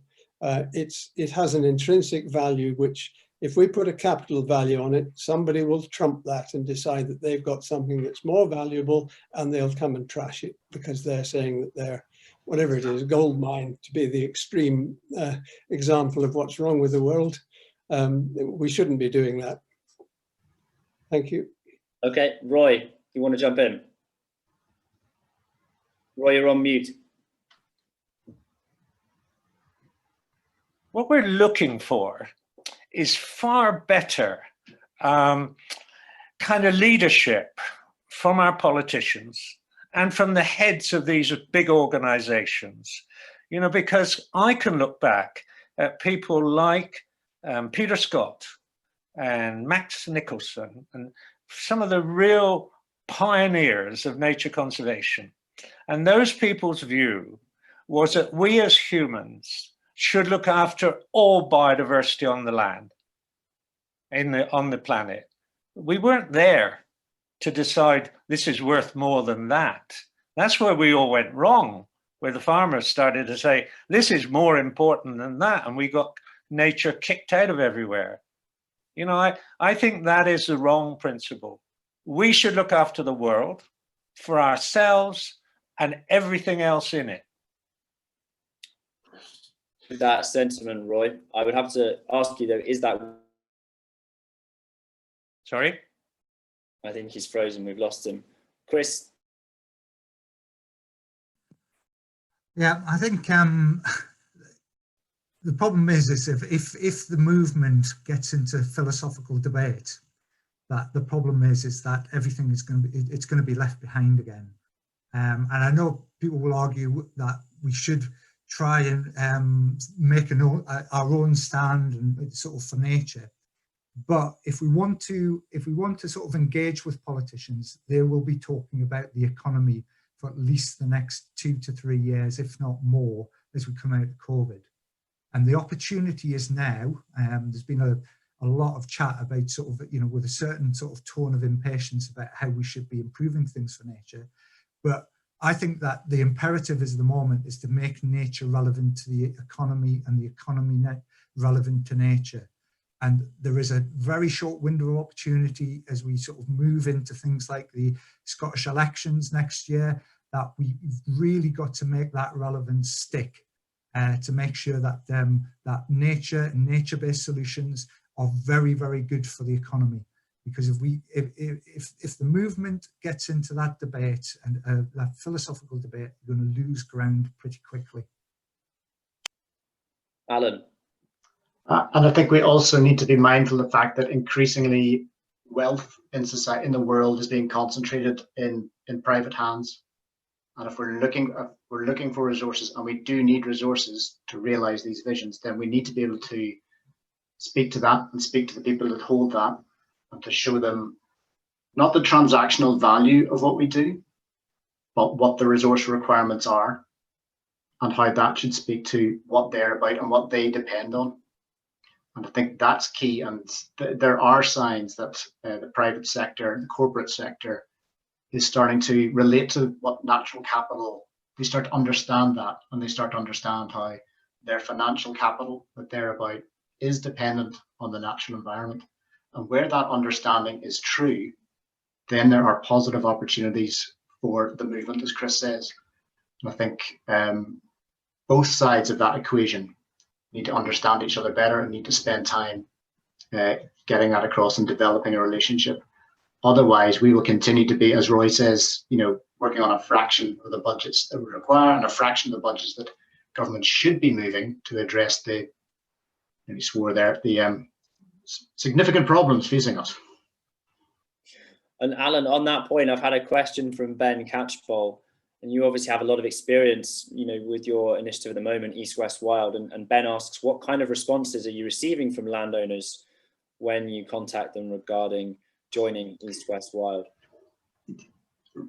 Really interesting ones, varied ones, as varied as the landowners are, as varied as the rest of the population. The average, when we first pitched it last summer, summer 19, I would describe the average result as kind of one of cautious curiosity.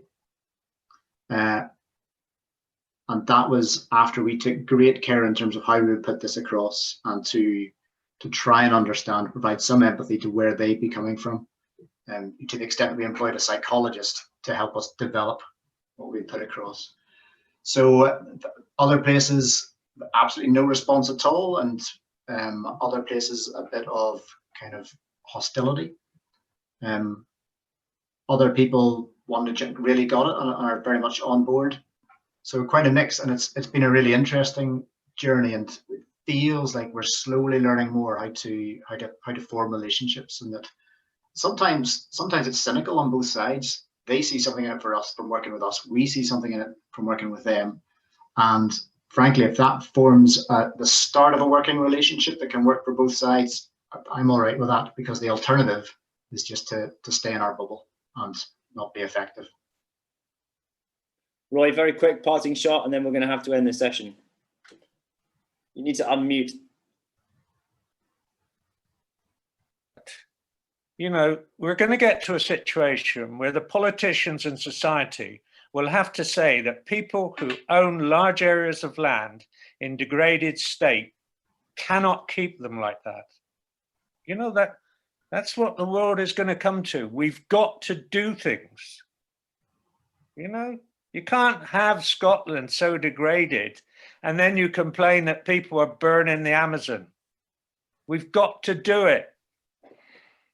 Well, Roy, I hope that reality comes to us sooner rather than later. Listen, I'm really sorry. That's all we've got time for. I'm really sorry for any of the questions we didn't get round to, but all of the panelists will be able to type answers using the Q&A function. So hopefully, at least for the more specific questions, they'll be able to get back to you. Anyway, I just want to thank all my panelists very much for both their presentations and that discussion. And I hope everyone enjoys the rest of today. Great. Cheers.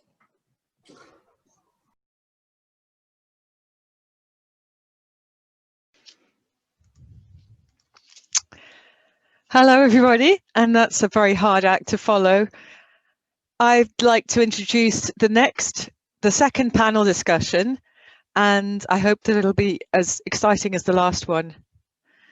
This is about the international aspect of forest communities and land rights and ecological projects. So, given our limited potential for travel at the moment, I'm super excited to present this discussion, which will be an introduction for many of us to some of the most beautiful and biodiverse parts of the world. For those of you who have just joined the gathering, this event is being recorded and it will be available online via the Reforesting Scotland website after the event. Feel free to share the event online with your networks, including Twitter. It can also be joined at any time, and it's being broadcast live on our Facebook page. For those of you who are watching this live, we'd love your interactions, so please make use of the Q&A tab at the bottom of your screens if you have questions, and we will try to pass as many of these questions verbally onto the panelists as we can. As a starting point, I'd like to share that according to the information I have, there are 300 million people in the world made up of local communities and indigenous peoples who traditionally live in forests and primarily depend upon them for their livelihoods. These customary lands encompass a huge 65% of the world's land area and 80% of the global biodiversity. We know from the news that these lands are largely contested and often degraded, and that protecting them can be dangerous for individuals and campaigners alike due to the interests of commercial and governmental profiteers. Environmental defenders are subjected to human rights abuses, but they're fighting back through social media and technological data gathering methods. Finally, the First Nation forest communities have featured in our journals over the last 30 years and have included land rights in Siberia, Finland and Canada, as well as community forestry in Nepal, Ghana, Kenya, Guatemala, and the Forest Peoples Project. So I'd like to introduce our co-host, Amanda Calvert, who will help facilitate questions for the panel and who will introduce our first panelist. Thanks. Thanks, Liz. Yeah, so we're going to work as a double act with this, so hopefully it'll work okay and my dogs won't bark and my signal won't disappear. So I'd like to introduce our first panellist for today, Nick Marshall. Just a wee bit of background. Nick worked in the Sahel in East and West Africa for 6 years in the 1980s. And then since then, coming back in 1991, he's worked in forestry for the RSPB as a joint coordinator of Reforesting Scotland, and more recently as coordinator for ASHES, which if you don't know, but I'm sure you do, is the Association of Scottish Hardwood Sawmillers. And as well as that, he also consults for community firewood projects, setting up web-based directories of Scottish small green businesses, and has also helped set up a community garden and community woodland near his home in the suburbs of Edinburgh. So Nick, over to you for the first wee presentation. Thank you. Thanks, Amanda. Well, a lot will have changed since I worked in the Sahel, which was in the 1980s. I was a VSO in the Turkana district of northwest Kenya, and encouraging reforestation and flood irrigation agriculture with transhumant pastoralists. And I worked on an Oxfam livestock restocking project straight after that. These were in the years following fairly dire famine, drought-related famine in that area. I had a break in the UK to set up a sawmill, and then I went back to Africa, took a job with Care International. 1986, managed a community-based agroforestry project in Chad, and a similar post in Niger, neighbouring country. So both in the Sahel. Came back to the UK after that, and have been here ever since. I was going to say, by way of introduction, that we may have problems in Scotland with land ownership, but really the African ex-colonies have suffered direly. So the British and French colonial governments nationalised all the land so that they could govern how it was used, and more importantly, they could levy taxes on the farmers and other users. This continued after independence and meant that they continued to be impoverished, that farmers continued to be impoverished and oppressed by the government forestry staff, and also farmers didn't, as a result of this, protect trees or invest in soil improvement and tree planting because they had no incentive to do so. One of the best things that CARE did in Niger was to obtain title to land for a large number of farmers. And one of the happiest results of that for me was when in one of my projects, fruit trees started to be stolen from the government tree nurseries rather than people being forced to plant trees that they didn't really want on their land. One of the things that I've always been acutely aware of is the different agendas of the different participants in development. We have donors, aid agencies, NGOs, government forest services, traditional religious chiefs. the people on the ground are often thought about at the end, the people, project participants, farmers, forest users themselves, and they often know what they want and how to do it, but they're rarely listened to. So I think that's all I'd like to say in introduction. Thanks.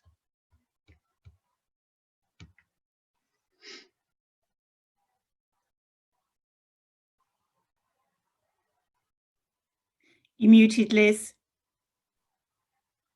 Sorry, apologies there. Thank you very much for that, Nick. It does seem as though the lessons of massive projects have still not been learnt. One of the things you had mentioned was that during our chat before this session, that there was a certain reluctance on the part of donor organisations to hear things they didn't want to know. And you were a consultant in Niger, I think, and it didn't end well for you. Yeah, no, I think that's quite commonly the case. And in fact, one of the things that I have tried rather in vain was to encourage organisations to do, how would you call it, a totally independent assessments of projects, which I believe there was an organisation called Panos, which produced some very interesting independent assessments. But I mean, the problem is that the way that funding works is that the project gets funded to take on the person who's going to do the assessment. And if, like me, you were a bit too honest about things, you're not going to get another job with them. It's yeah, it's one of the many things that are well, that were not right when I was involved in it, and I think things have slightly improved in some ways. Thank you very much, Nick. Nick wrote his article in the 1990 journal, then called The Tree Planter's Guide to the Galaxy. Our next panellist is Piers Voicey, whose article appeared in our 2003 spring journal. This described his experience working in social and community forestry in the Maya Biosphere Reserve in Guatemala. So Piers has had a relatively peripatetic career in the woodland world since leaving college. That's Piers's words for it, but he has always had a strong leaning towards native woodlands and community involvement in forestry, long inspired by Reforesting Scotland. Piers has worked with community groups in Papua New Guinea, Guatemala and Granton-on-Spey, and he now works part-time for Rothiemurchus near Aviemore and part-time for the Community Woodlands Association. Welcome, Piers. Thank you very much, Liz. Hello, everyone, and really great to be part of this gathering. Such a shame that we're not all meeting face to face. Yeah, my experiences in the Paten were very, very mixed, and opened my eyes to a lot of what was trying to be done, a lot of what was working successfully.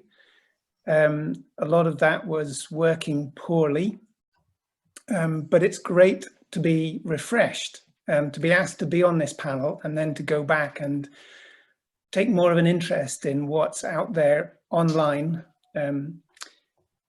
When I moved to Guatemala, I was living in a small town called Santa Elena, Flores, which is on the southern edge of the Maya Biosphere Reserve. I'm just going to try and screen share to see if I can.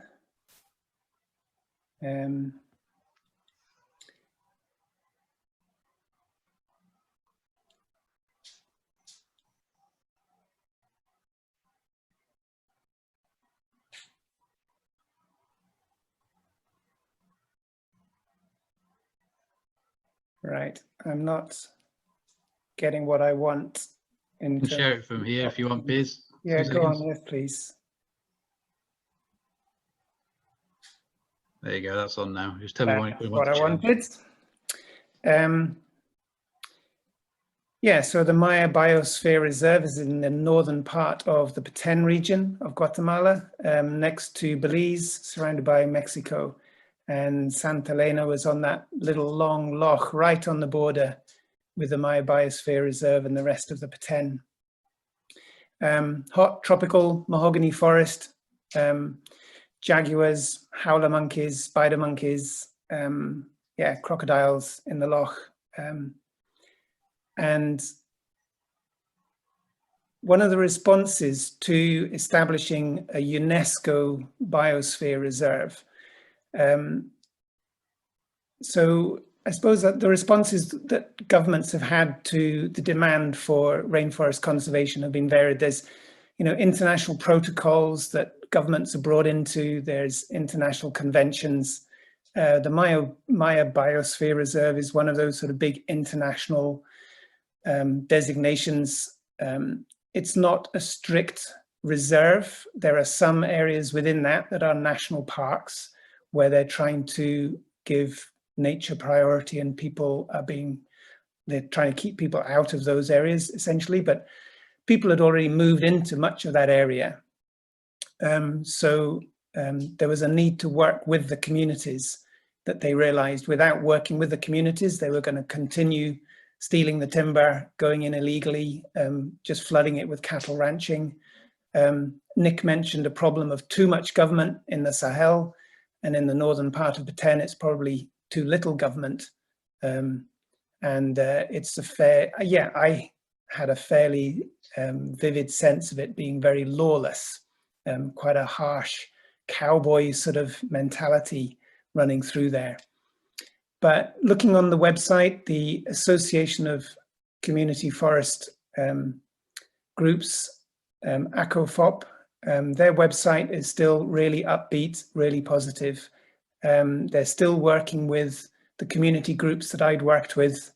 There's still quite a lot of non-timber forest product harvesting going on.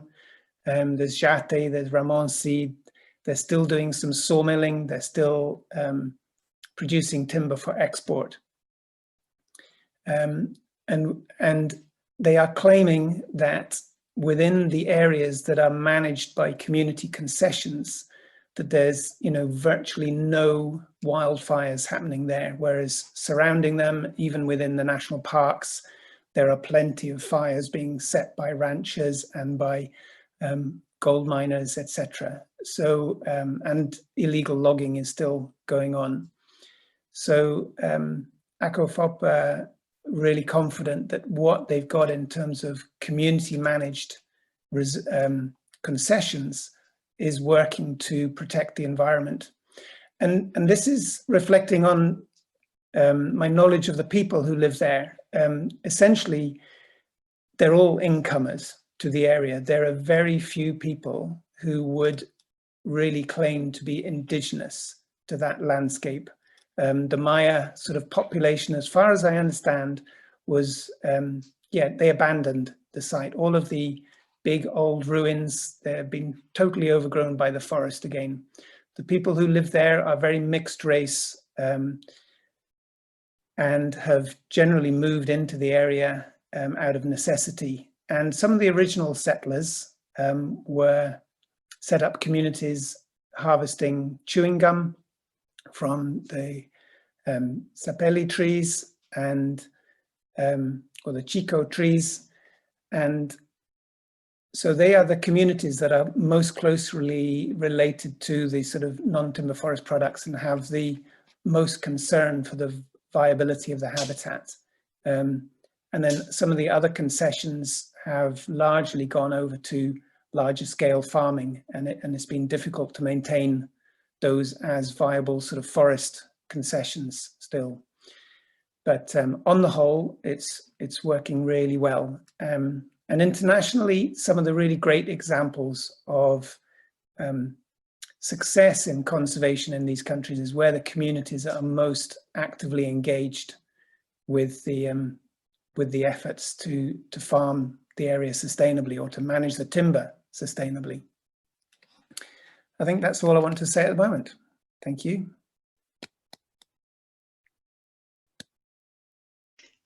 Piers, you've also talked about non-timber forest products a little bit in your article. Can you say whether they would be a concern today or a tradable commodity for people? Sorry, you broke up a bit there, Liz. I didn't hear that. In your article, you wrote about non-timber forest products rather than just timber. I wondered if they would be a tradable commodity that would support these communities as well. So yes, sorry, there are one or two other slides on my presentation there that Al might be able to share with those. But one of the key ones is jate, which is a palm leaf that they harvest, and some of that goes to export. Ramon seed is, I suppose, it's one of those forest products that would have been gathered particularly during the dry season.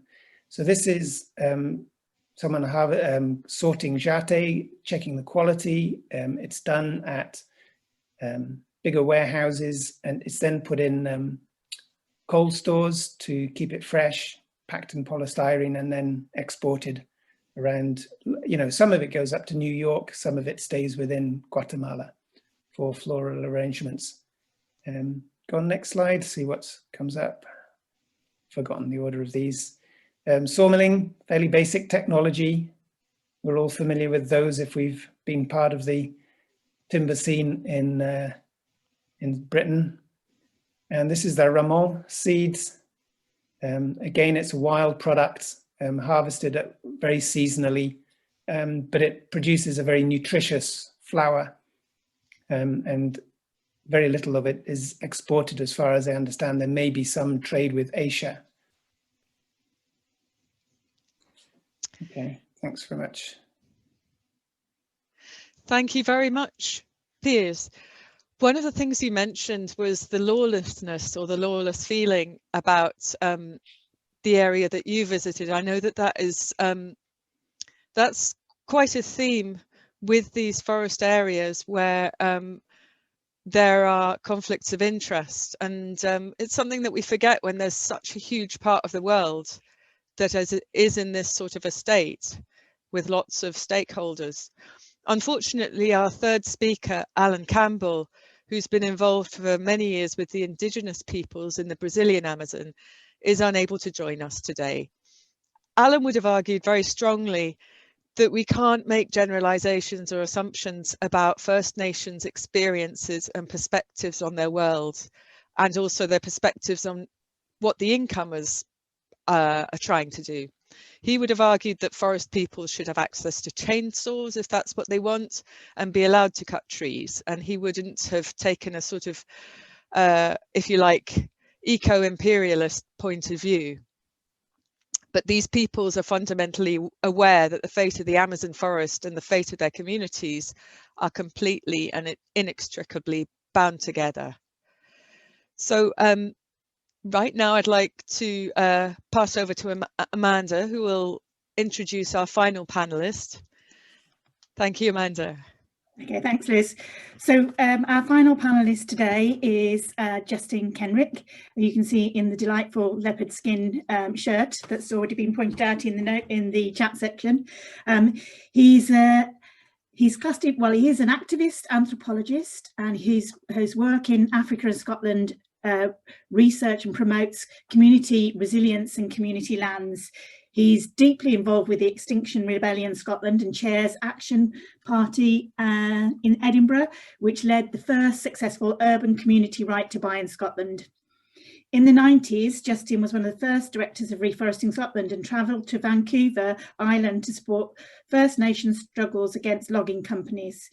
He lectured at Glasgow University in the 2000s while supporting Indigenous struggles and creating peaceful direct actions such as academic conference blockades at Fastlane, and more recently successfully campaigned for Scotland's Climate Citizens Assembly. He's now a senior policy advisor at the Forest Peoples Programme, supporting forest communities to regain their land rights and so sustain and renew their socio-ecologies. So I'm looking forward to your presentation and chat, Justin, and over to you. Great, thanks. If you want to let me share the screen, I can share something, but otherwise I'm quite happy just to talk. Alan Campbell was one of my first supervisors at Edinburgh, so I'm really sorry he's not here, and he would totally think that people should have the right to do with their lands as they wish, communities should. But the other side of that, in my experience, is that when you have community meetings in places like Mount Elgin in Kenya, where I work a lot with the Ogiek people there, you have big community meetings and you have men of my age kind of wanting to exploit the land and get what they can from it as fast as they can. But you have then generally the gathered feeling of the meeting, and particularly the older women and women in general will speak to the needs, the longer term needs. And so you end up with a very vibrant, challenging conversation, which almost always ends up with people really deciding for the long term and deciding for that care for land and care for each other, which is so crucial. So we shouldn't think there's a difference between giving people the autonomy, recognizing their autonomy and their right for self-determination, and see that as being in contrast to people taking care of themselves over the long term. In fact, people having that right to self-determination, people feeling that responsibility that goes with that right, is exactly what allows us to secure the long term rather than the short term. And as Amanda said, I've been involved for Extinction Rebellion in campaigning for the Climate Citizens Assembly, and that's the citizens' assemblies are the kind of process that hand the power over from politicians and the financial elite to citizens, ordinary citizens. And it's the ordinary people who themselves know that they don't know enough, know we don't know enough, and don't pretend to be experts and can listen to the evidence and decide the future. So just as in Indigenous communities, that's the kind of space I'm used to, where people really listen, argue fiercely, but know that they're the ones who are responsible, it's not somebody else. Same in our society now. It's really quite important not to be thinking there are private landowners we have to appease, political interests we have to appease. It's actually us we need to take care of, because we're in such a drastic and challenging situation. If we can regain that trust in ourselves and create the spaces, the political spaces, to really allow ourselves to decide our future, then we can do it. But we can't if we think we have to compromise and hit trade-offs and be realistic in that utterly unrealistic way we've had for years. Anyway, sorry, didn't mean to say that. That wasn't what I came to talk about, though it has been a fantastic day. It was amazing seeing Al Martin earlier. I was there in the early 80s, and it's amazing when I was planting trees upside down and being shown how to do it right. And it's amazing to see the trees so tall, and amazing to hear that kind of rewilding panel just before us, which was fantastic, really brilliant. And I really would challenge the notion of rewilding. I would challenge the notion of conservation. I think they're both incredibly well-intentioned and incredibly destructive very often in their outcome, if they see themselves as something that should be happening in place of communities themselves. So if they're supporting people to live better in place, to be in place, to make their decisions, then rewilding and conservation are great. But if they're somehow seen as something that should override others, then they're not creating the space for communities themselves to decide on their future and to rewild themselves, or what I like to call rewilding rather than rewilding, regaining our whole sense of world, both the environment and the social world. Do I have a few more minutes, or what do you think? I mean, yeah? Okay, so I just wanted to, I don't think I can share my screen, so that's fine, I'll just speak it. There's a lovely line from one of the Ogiek people I work with who says, "We don't conserve, it's our way of life that conserves." In other words, for these people, conservation isn't something that you do in addition to living your life, it's just how you live your life. You take care of the long term. And different people speak of this in different ways. We tend to talk about future generations. People I work with in Africa tend to talk about the ancestors. And 7 generations is another way of expressing it in North America. But either way, this is all about the long term, is what should inform our present day actions rather than the short term.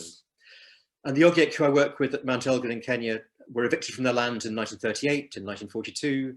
A national park was created in the 1960s. It was interesting to listen to peers talking about community concessions as being the areas that were better protected than national park, if I got you right there, Piers. And it's certainly true in Kenya that when it's Indigenous peoples themselves who have control of their lands, then those lands are much more secure. In fact, Kenya Wildlife Service says that the elephants spend 80% of their time on Ogiek lands where the Ogiek are living, rather than the national park, because the national park has forced everybody off that land, and now it's completely available to poachers to be able to kill elephants. Whereas if the elephants are on the community's land, where the community is not supposed to be, it's illegal for them to be there. If the elephants are there, they know they're safe, because these communities are interested in caring for their lands rather than exploiting them in that way. Justin, you should be able to share your screen if you want to, with the green box at the bottom. It's not been disabled, so technically you should be able to.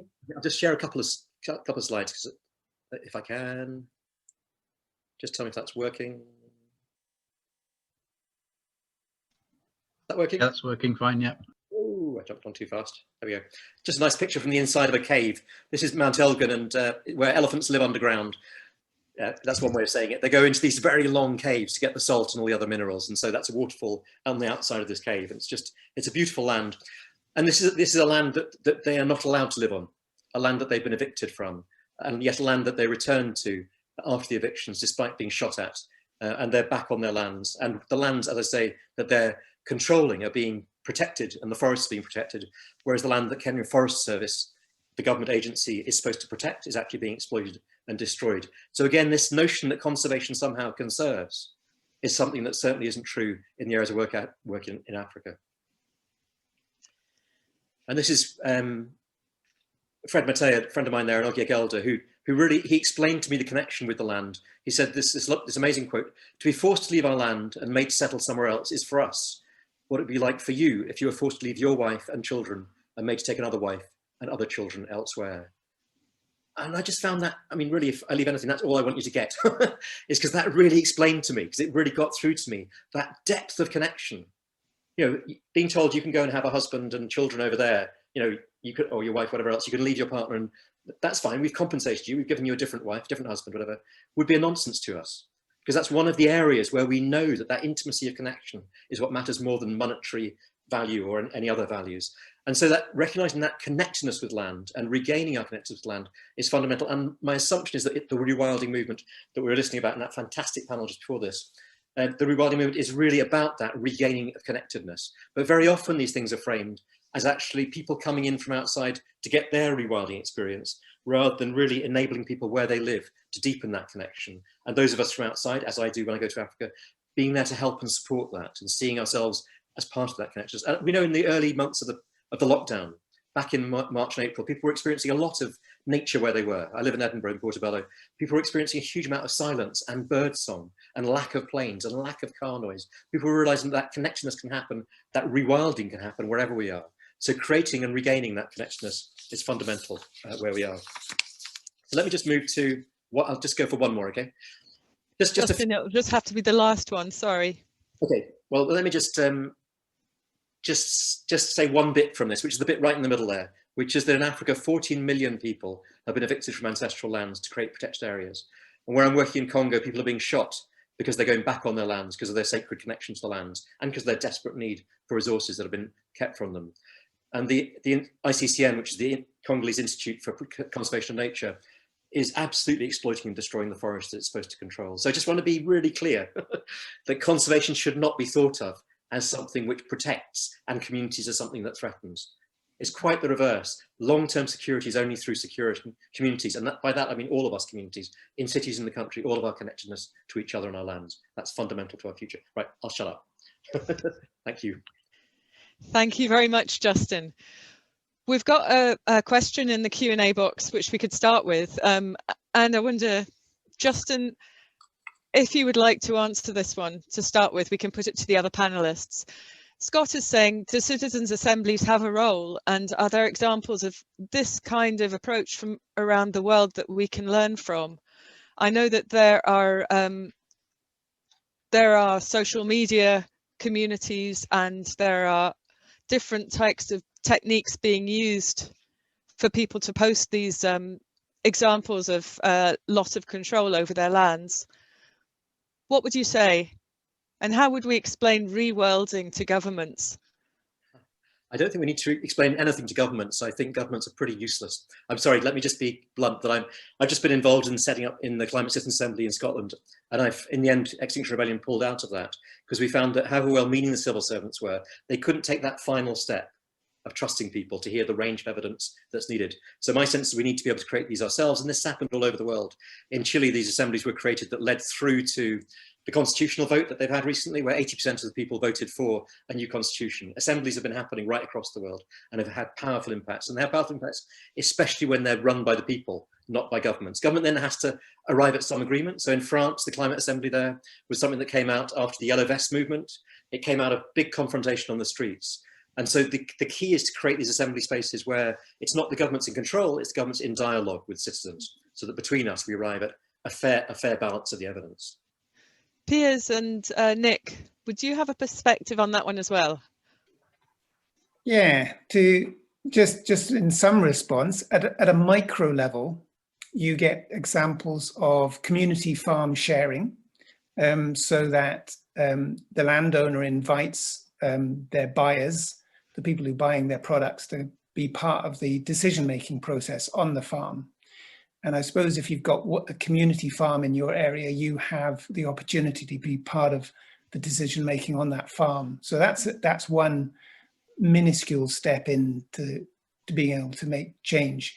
The next option is to take on land resource as a community, becoming a community woodland association, group. You are then forced to have a group of people come together regularly to talk about the management plan for that area. You may or may not get more or less of the community involved, but it's pushing the community into making that step towards taking management responsibility for the resource around them. So I suppose those are the two sort of small ways in at the moment that are really open at the moment. More could be done. Mm-hmm. If I can add something to that, I think that citizens' assemblies is part of a overall picture of participation and engagement. And I've been involved in participatory appraisals, participatory exercises for community woodlands in Scotland, for instance, and in Africa as well. And they're extremely powerful. And I think that citizen assemblies can be extremely powerful, although I think if they're, as Justin was saying, if they're managed by governments rather than managed by the people, the participants, the residents, the people themselves, then they can be weakened. And indeed, I think this comes back to what I was saying right at the beginning about the different players in development, that everyone has an agenda. When I was saying about projects, you've got the donors, aid agencies, NGOs, government forest services, traditional religious chiefs, and then the farmers and forest users themselves. And those people that I mentioned last are the people who are listened to last, and engagement and participation activities and exercises are ways to give those people a voice. So yes, but it absolutely must be managed by people rather than managed by government. I think Justin said that as well. Thank you, Nick. We've got two questions in the panel that are vaguely linked. One of them is from Robert, who says, how do we separate the holding onto cultural and ancestral memory from an irrational fear of change and dogma? So where is the dividing line? And he's talking more about Scotland. He's not being deliberately provocative. Sian has followed that up with, in countries like Scotland, the urbanised communities are dissociated from their history with their land as well. So there's a sense of how would you decide what is a fear of change, and how would you decide what is a righteous sort of ancestral memory? Who would like to answer that one? Always happy to. Yeah, no, those are great questions, and I think the thing is, it's just through talking with each other. So there isn't somebody else who's the umpire who decides for us. It's through us listening to each other. So relearning how to do politics together rather than leaving politics to politicians is fundamental. This comes back to that question of rewilding, which I didn't answer, Liz, when you asked it earlier. But for me, rewilding is about starting the world from where you are and putting it back into place from where you are. So I live in an urban context in Edinburgh, and that doesn't make me any more disconnected from the land than somebody who is living somewhere far out in the country, but actually is driving everywhere, and is actually on the screen maybe more than I am. Probably not, because I am so much, but actually your connectedness to where you are is something that can start anywhere. So this notion that the rural is where nature happens rather than the urban also being potentially where it is. And as I said, during early lockdown, it became really clear how much nature there is here if we allow it to happen. This road outside my window could be dug up, could be growing trees, could be growing. We don't need it to be, or we don't need cities to be as they are. They could be totally regenerated. We need to be much more ambitious in our rewilding in that way, rather than somehow thinking it happens far away. But I think fundamentally it's about that trust and regaining trust. So it's difficult. Basically, there's not somebody to adjudicate for us. It's about having difficult conversations. And here in Portobello, we had very difficult conversations some years back, real huge clashes in the community over a particular issue. And from that, we then worked out how do we need to actually have conversations that work. So there's a whole relearning of how we do politics rather than hand it to somebody else, how we do sustenance rather than handing it to economists, how we do energy rather than passing it over. Thank you. And that talks about education, but education within a sort of, willingness to learn atmosphere and the openness to listen atmosphere, not education by being force-fed facts or opinions.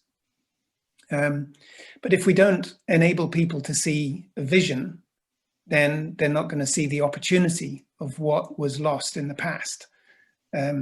And the potential of a revitalized landscape. If you learn from Duncan this morning, then you learn that you can still have 12 stags off your little bit of forest, but you would have 12 stags that are much heavier than today's stags, for example. So you're not losing, you're gaining, but it's the transition from one to the other that is frightening. You still don't have the confidence to step out on that road because your vision is limited. Thank you, Piers. I would just add that, what is a tradition? In large parts of Scotland, the tradition is sheep farming on the hills. Well, actually, sheep farming has only been there for, 200 or 300 years. And that's contested. Mm-hmm. And this is very much at the heart of the RS debate, I think. What constitutes the right balance between people and the land? Okay, Amanda. Yeah, I think we've got a couple of comments in the chat and also in the questions as well about thinking about the integration of man with nature as well. Would that be classed as rewilding if you're reintegrating people? So, for example, if you're coppicing, that's actually providing biodiversity and fuel. And then in the chat as well, we've got a chat about food, incorporating food into habitat biodiversity. Would that be rewilding as well? Does that come under that category? Yeah, well, it's fundamentally about recognizing that our bodies are nature. We are the world. We've been conned into thinking we're something else and made to feel that we're separate and made to feel that we have to have all these mechanisms of control to exploit the environment around us in order to be okay. And that's just a completely mistaken understanding of what we are as bodies in the world. We are other bodies. And I liked what Nick was saying there about tradition. It's, a huge amount of work goes in every day to maintain the status quo. And we saw that at the start of lockdown when suddenly things shifted. They could shift overnight. Mm-hmm. We can drop our emissions off a cliff overnight if we chose to. We could move to a 2-year pause where we actually just had activity that was actually needed for health and for well-being and for food and warmth and so on, and drop everything else. We could transform immediately. There's a huge amount of work goes into maintaining our particular tradition of dualism and of separation from nature and from our bodies, where we're up in our heads trying to work out what to do. Whereas if we drop down, as we all know from being in the woods and from being out in nature, kind of regaining our sense of embodiedness and listening and smelling and tasting and being alive again, we've been kind of put into this impoverished, wealthy state that is so appalling for us. So rewilding is about starting from where your body is, starting from your connection to people around you, recognizing that's where the wealth is and it's not somewhere else to be grabbed. So there's just something about regaining that. And then rewilding obviously flows from that, but it flows from it not as something that is other than human. Rewilding tends to me to suggest, though the debate was fantastic earlier, so I'm not knocking it as a wonderful concept to work with, but rewilding suggests that it's something over there that needs to do, whereas actually it's not, it's us. Rewild ourselves first, and then yes, help rewild everything else. So there's just, that's all available to it. In anthropology, it's so clear that we We can reshape the world continually, and we can reshape it utterly differently if we choose to. That happened early in lockdown, in good and bad ways. It's very obvious it can happen. Mm-hmm. Piers and Nick, any final comments on that? Because I think we're to a close soon. There are great examples of wildlife-friendly farming out there that are happening very contemporarily. Knepp Estate gave up on arable farming on deep clays and have changed their estate into a forage system with cattle.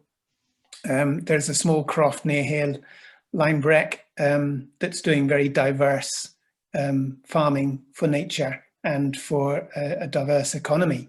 But it takes a lot of effort and takes real lifestyle commitment to make that transition. I wasn't part of the rewilding discussion, but I would like to give you a couple of pictures. One of them is for my current work for ashes for the sawmillers. So these are very small scale sawmillers, and what we can see is what they can operate with their small sawmills and the small scale harvesting equipment is that they can operate in the most sensitive, or maybe not the most sensitive, but very sensitive woodlands and extract useful products for them without damaging them. There's many forestry interventions on a larger scale that are and with more traditional forest equipment that cause terrible damage, but it's possible to get useful products out of even the most sensitive environments. And the other thing I wanted to say is that just a reminder of my time in Niger, and we went to the Sahel. I went with a bunch of people on a trip up to the Tenere Desert in the north. It's part of the Sahara Desert. And we were driving along, and the people that I was with were saying, "Oh, this is wonderful. This is, absolutely natural." There's this is nature in its raw self. And of course, we stopped the car and had our lunch, and someone, a little dot came over the hill. That was a guy with his camel, and he came to share tea with us. And he was saying, I live just over there with a bunch of other people. There's nowhere in the world where there aren't people apart from maybe Antarctica, and people have always been affecting the way that, always been affecting habitats everywhere in the world, and for the most part, benignly, but maybe in the last few hundred years, not so much. Thanks, Nick. There's a couple of other questions which, if possible, the panelists can have a look at in the Q&A afterwards. And I'll just hand over to Liz just to finish this session off, if that's okay. We hope this might be a reminder for us all to keep global comparisons alive in the local debates. And in fact, these panelists that we've heard from felt that the international context was a cornerstone of Reforesting Scotland values. And I think I think Bernard Planterose shared that sentiment as well. I'm sure many people would. So thank you so much to our panelists for joining us for such a short skating over the issues. But I think we've got a great set of comments in the chat area. And if you would have a look at the Q&A and answer some of the people's questions, that would be great. We would be really grateful. Thank you.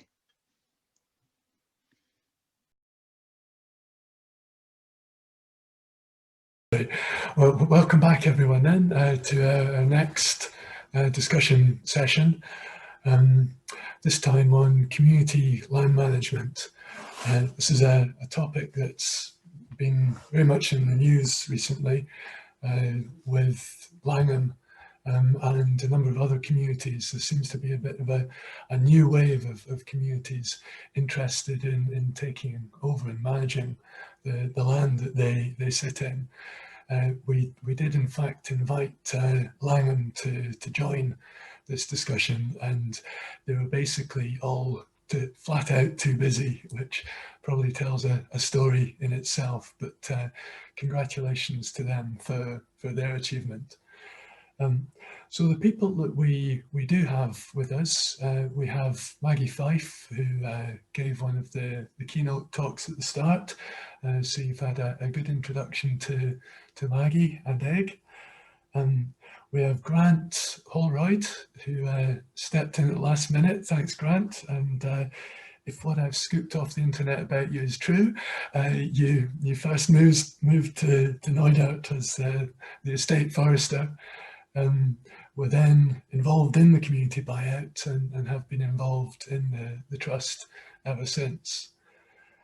And we also have Ninian Stewart from Falkland Estate. Ninian was on briefly earlier talking about Falkland.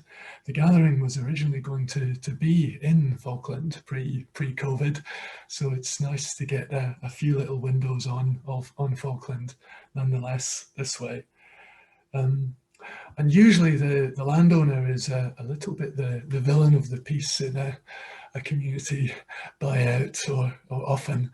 But in Ninian's case, it's probably a rare example of the traditional hereditary landowner being one of the leading lights in trying to change to a much more community-led system. I know Ninian uses the term community buy-in rather than community buyout to make the distinction. So I'll ask Grant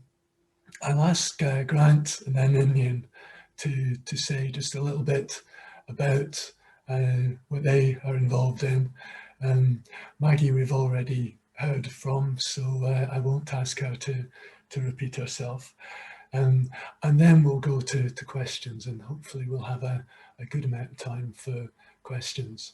So can I pass first to yourself, Grant, to tell us just a little bit about the history of Neudert and your involvement in it.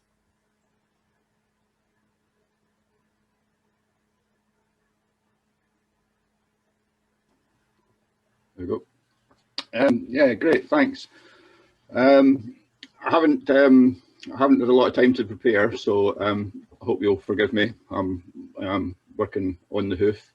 I was going to do some preparation today, but I have to admit that I've been distracted by online. I think Reforesting Scotland, this thing online, it's on Facebook anyway. If you get into Facebook, you can see Reforesting Scotland, and that's what I've been distracted by today. Okay, I can't hear you all laughing. So anyway, right, shut up and go on with it, Grant. So I'm hoping that everybody's going to ask interesting questions, and that's going to prompt some feedback. So I'm just going to give a quick bit of background. My name's Grant. I'm currently the chair of the Neudert Foundation and the forester with the Neudert Forest Trust, one of the foresters. The foundation bought the estate in 1999 after some years of mismanagement.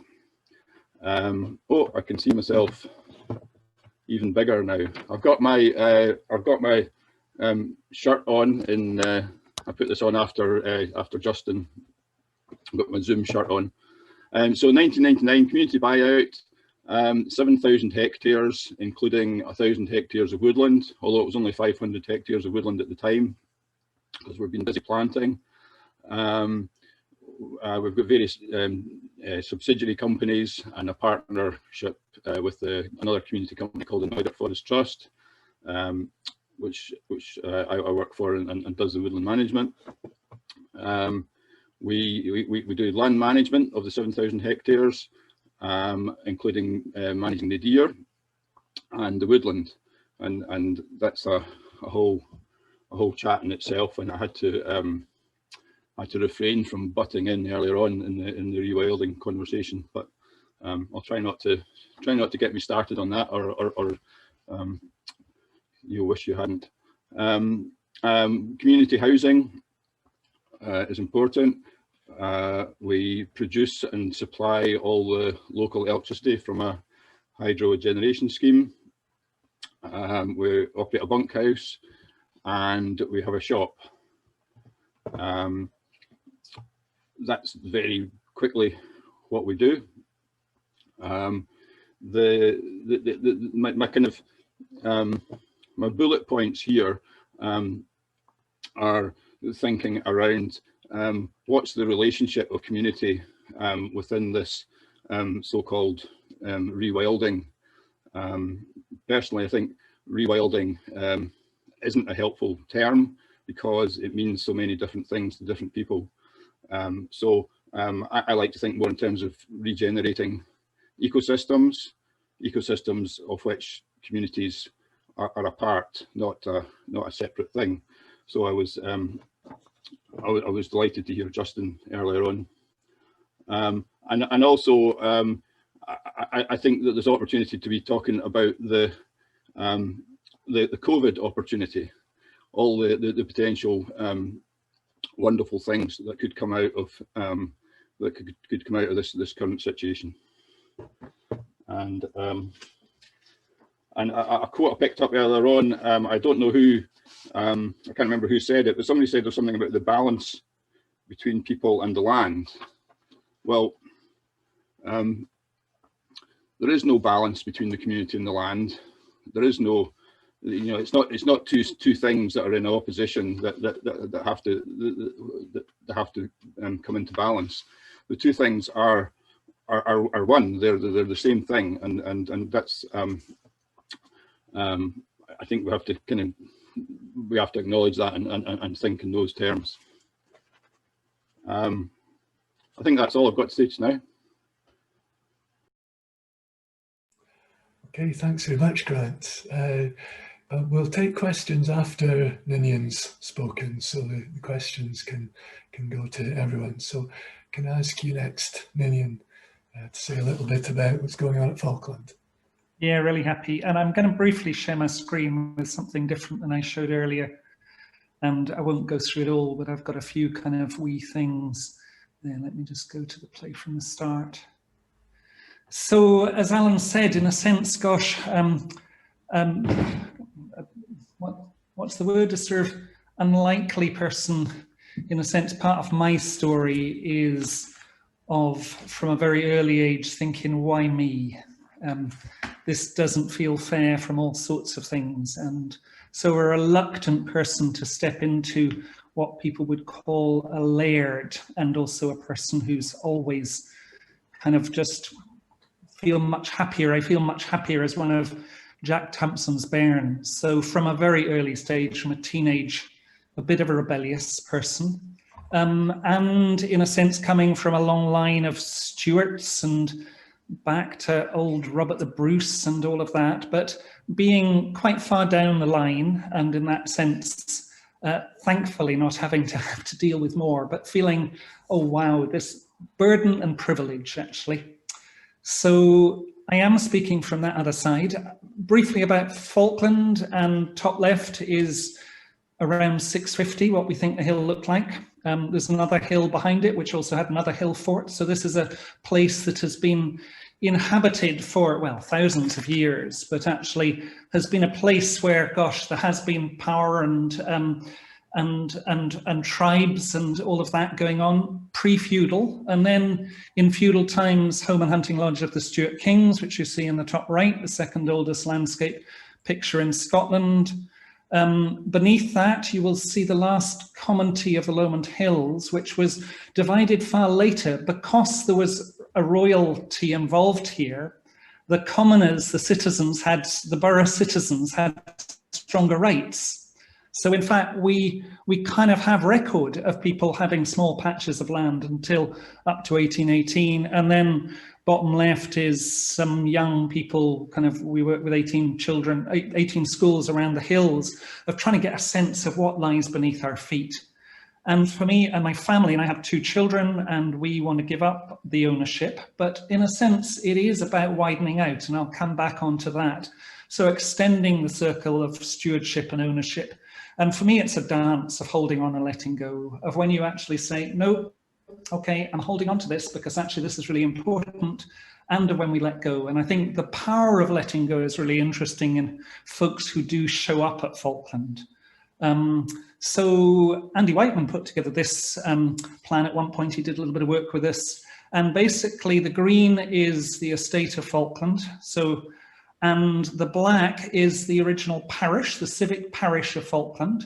And he was saying how interesting it was and how aligned they would have been. And I think the other land bought in would have come out of that. So something about the power of the parish, the parochial, the kind of the digging into the roots of a place. And also then you'll see the hatched blue, which is the commonty of the Lowlands. So in a sense, huge amount of this land was common land until 200 years ago. Quickly, so we're moving on to try and being an enabling estate, moving from me to we, restoring the idea of the commons, working with the Geddes, place, folk, place, work and folk. What is it to be thoughtful farmers? What is it to be what's thoughtful forestry? And this thing of hospitality and fostering, which I kind of talked about, those old Scottish traditions. Scottish Land Commission, we do a lot of work with, about to do a new project with them. And when they came here, they said they were really struck by how much we do share prosperity. And that's certainly what we're trying to do. But the questions we're grappling with relevant to this session is, gosh, their challenge to us was saying they're very interested in where we get with the ownership. It's quite a challenging one here because we're not in that Highlands and Islands. It's kind of in terms of the community around you, there's quite a lot of challenges there. And actually, does the community want to take it on? Because they've had a sort of fairly benevolent landlord, but they said they're really interested in what we do with governance. So I'll come on to that. But it is this bit of letting go. And for me, there's something about succession, actually. But actually, the succession is not to my children. It is to the kind of wider. So it's almost moving beyond from the family tree to the forest of community. And I'm not going to go through all of this, but just to touch on a couple of things. There's something about, for me, the owner, I think, looks after the whole. But actually a good owner, especially when you're talking about, so we're talking about a 4,000 acre, devolves a lot of that through leases. And I want to bring in revolution because I think actually we're always working with the rebels, whether it's the rebel within me or the rebel within us. How do we work and keep circling that responsibility? Accounting and accountability to others, developing intergenerational trust. Interestingly, Finn came here, one of the directors of Reforesting Scotland earlier this year, and wrote a lovely piece, but it was about saying, gosh, he'd been quite surprised about talking with a person whose family had been associated with a place for, actually in this case, only 4 generations here, but actually what comes with that, and we don't want to throw that out. There's something, let's not throw out the baby with the bathwater, but how do we develop that and spread it further? Alistair McIntosh talks about bonds of milk being even stronger than the bonds of blood. And how do we develop mutuality and respect? So this is us playing with sort of ideas of what might happen, what is what does good governance look like? And how do we really listen to the different stakeholders, both the local community, but also other communities of interest? And moving towards the future, and in a sense, the first horizon is business as usual. Second horizon is what we're experimenting with. The third horizon is really, gosh, that grandchildren of the grandchildren. How do we really begin to seed that here? And we've got a project coming up with Scottish Land Commission and 3 universities to look at what are we doing at the moment that aligns with the Sustainable Development Goals, and how could we do that better? But also, as if that's not enough for a £15,000 budget for the universities, we're also going to begin to look at governance. And I think this is almost the last of those kind of slides, but in a sense of looking at, you'll know the idea of triple bottom line. So it's the financial return, but it's also what is the natural return that we want in terms of this work, and what is the social return. But interestingly, Benny Higgins, who was appointed to look post-COVID at the economy, he came up with 4 things, and his 4th was business. We're actually working more with this return of inspiration, which is around the sort of cultural and stakeholder participation rather than just business. And so we're kind of working with that kind of thing. How do you turn that into a theory of change?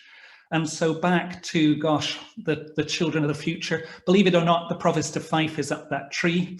And some children from, two of whom had never played in a burn. So how do we kind of begin to move that on to those kind of kids? Oh, this is a little bit of, yeah, this is a tapestry that's in the palace, but in a way replacing the crown as in the kings and queens with, of course, the Lion of Scotland, the people of Scotland. And that's just to kind of finish this sense of, gosh, what we're working with this old place and how do we make it fit for the future? So, yeah, thank you. Thanks very much, Ninian. Okay, so some questions for the panelists. You can, as usual, type questions into the question and answer box, but we also canvass for questions through the Facebook group and such before the gathering. So I've got one or two lined up already. One for Maggie and Grant initially, but I think then you might have some thoughts on it as well. Both Eigg and Neudout are run by trusts, which have a sort of third party on their board, SWT in case of Eigg and John Muir Trust, I believe, in case of Neudout. Could you tell us a bit about what influence that has had, why you did that originally, and how it's influenced what's happened? Perhaps I could put that one to Maggie first. Yeah, I think for a long time, the SWT in particular have had an association with the island. They've had a warden, summer warden, and they've managed the areas of SSSI. So they were around at the time and part of the discussion when we were thinking about community ownership. The Highland Council, years and years ago, set up a Land and Environment Committee, and that committee agreed to help any community that was thinking of buying the land. And again, we'd had a long association with our councillors, and so they were around. But I think an awful lot of it was to do with confidence, actually. You know, we went through a lot of processes. The buyout, it went on for years and years and years. But the thing that was lacking for a lot of that time was confidence. You know, this idea, and you were told by the landlord on occasion, no, you can't do that. You're not fit to own the island. You know nothing about this. You know nothing about that. So the confidence grew, and it were mainly because we got involved with various different organisations, went to annual conferences like today, and met other people. We met the folk from Assynt, and that's just sort of gelled us all together. But the idea that we were three organisations worked really well then, and it does continue to work really well today, because we've got that sort of environmental expertise, and then we've got the councillors just to advise on different things. But as I said earlier, it's a community that have got by far the biggest stake in all of it, and we can never be outvoted on any issue. So you know, it's very much led by the community. Thanks very much. And can I ask Grant about Neudout? Sure, yeah, we've got two non-resident members, the Highland Council and the John Muir Trust. In the early days, they provided a lot of, well, the council provided a lot of practical help, and the John Muir Trust put a lot of money into the buyout. Both of them, neither of them see their roles as to interfere, and they're very much there. They behave and feel as if they're there to support the community and to support so most of the decisions are done locally, and they don't interfere. But it is occasionally helpful to have people that aren't involved with the local politics to refer to if there's a particular issue that requires a you know, a sensitive issue or whatever. So you know, there could be a concern that if they decided to, they could interfere, but actually it hasn't worked out like that. It's been very constructive, I think. Is that an answer to you? Does that help?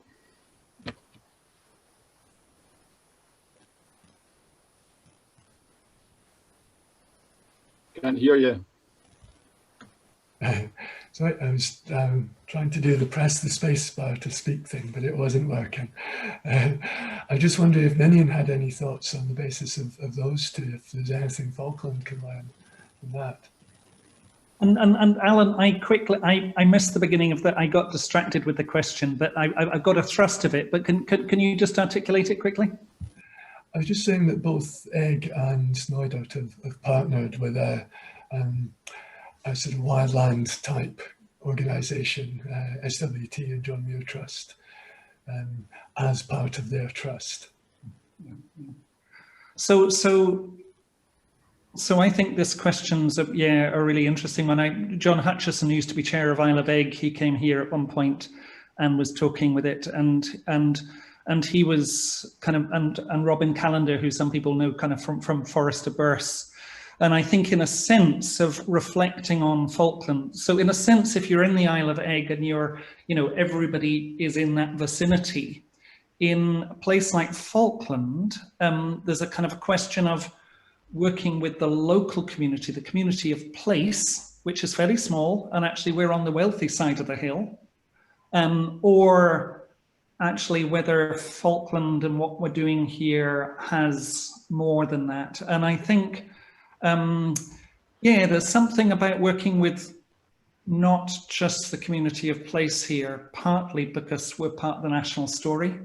I think Robin Callender was actually saying, probably it is worth working with Historic Scotland or something like that, because actually you have stuff that is more than local.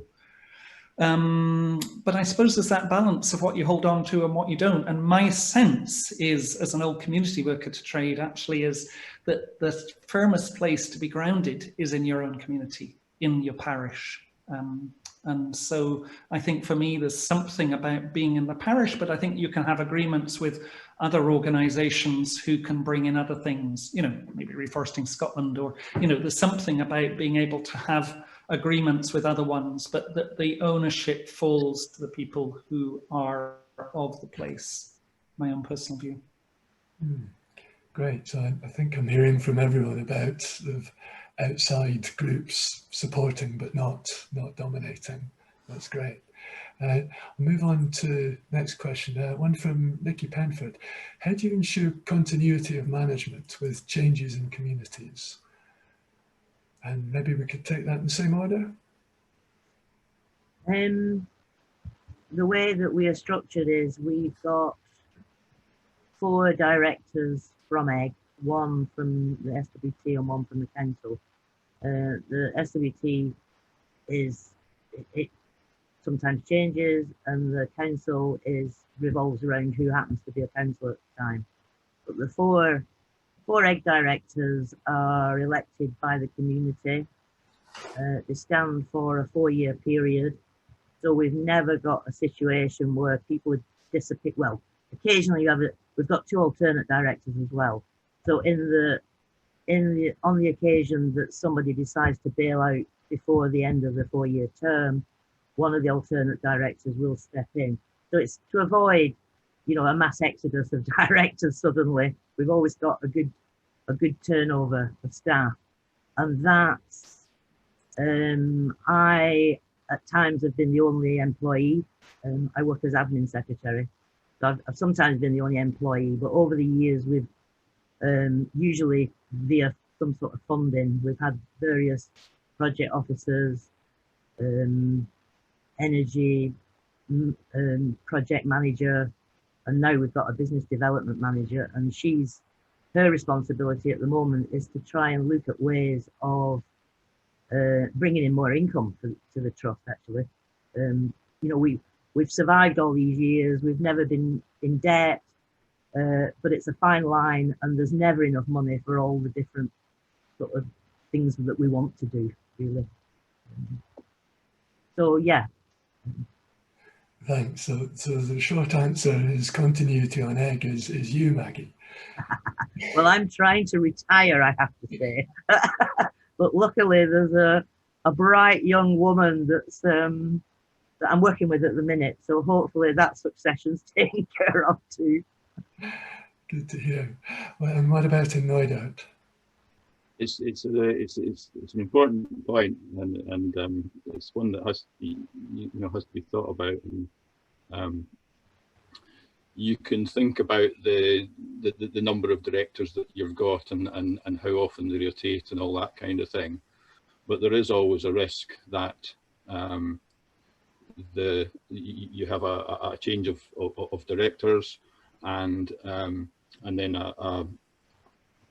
a loss of direction if you haven't got somebody else holding the space and maintaining that thing. And I think I don't really know how things work on Eigg, I think, but I suspect that Maggie's there holding the space, and I'm kind of I do wonder whether we lack a Maggie on Neudout. So, and I'm grateful for Maggie for keeping himself unmuted so that there's somebody laughing at my feeble attempts at humour.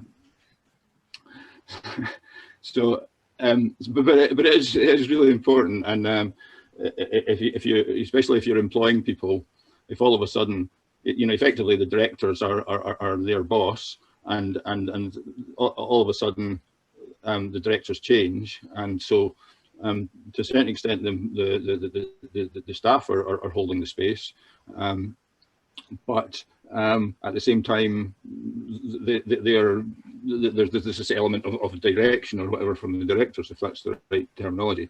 And I think it's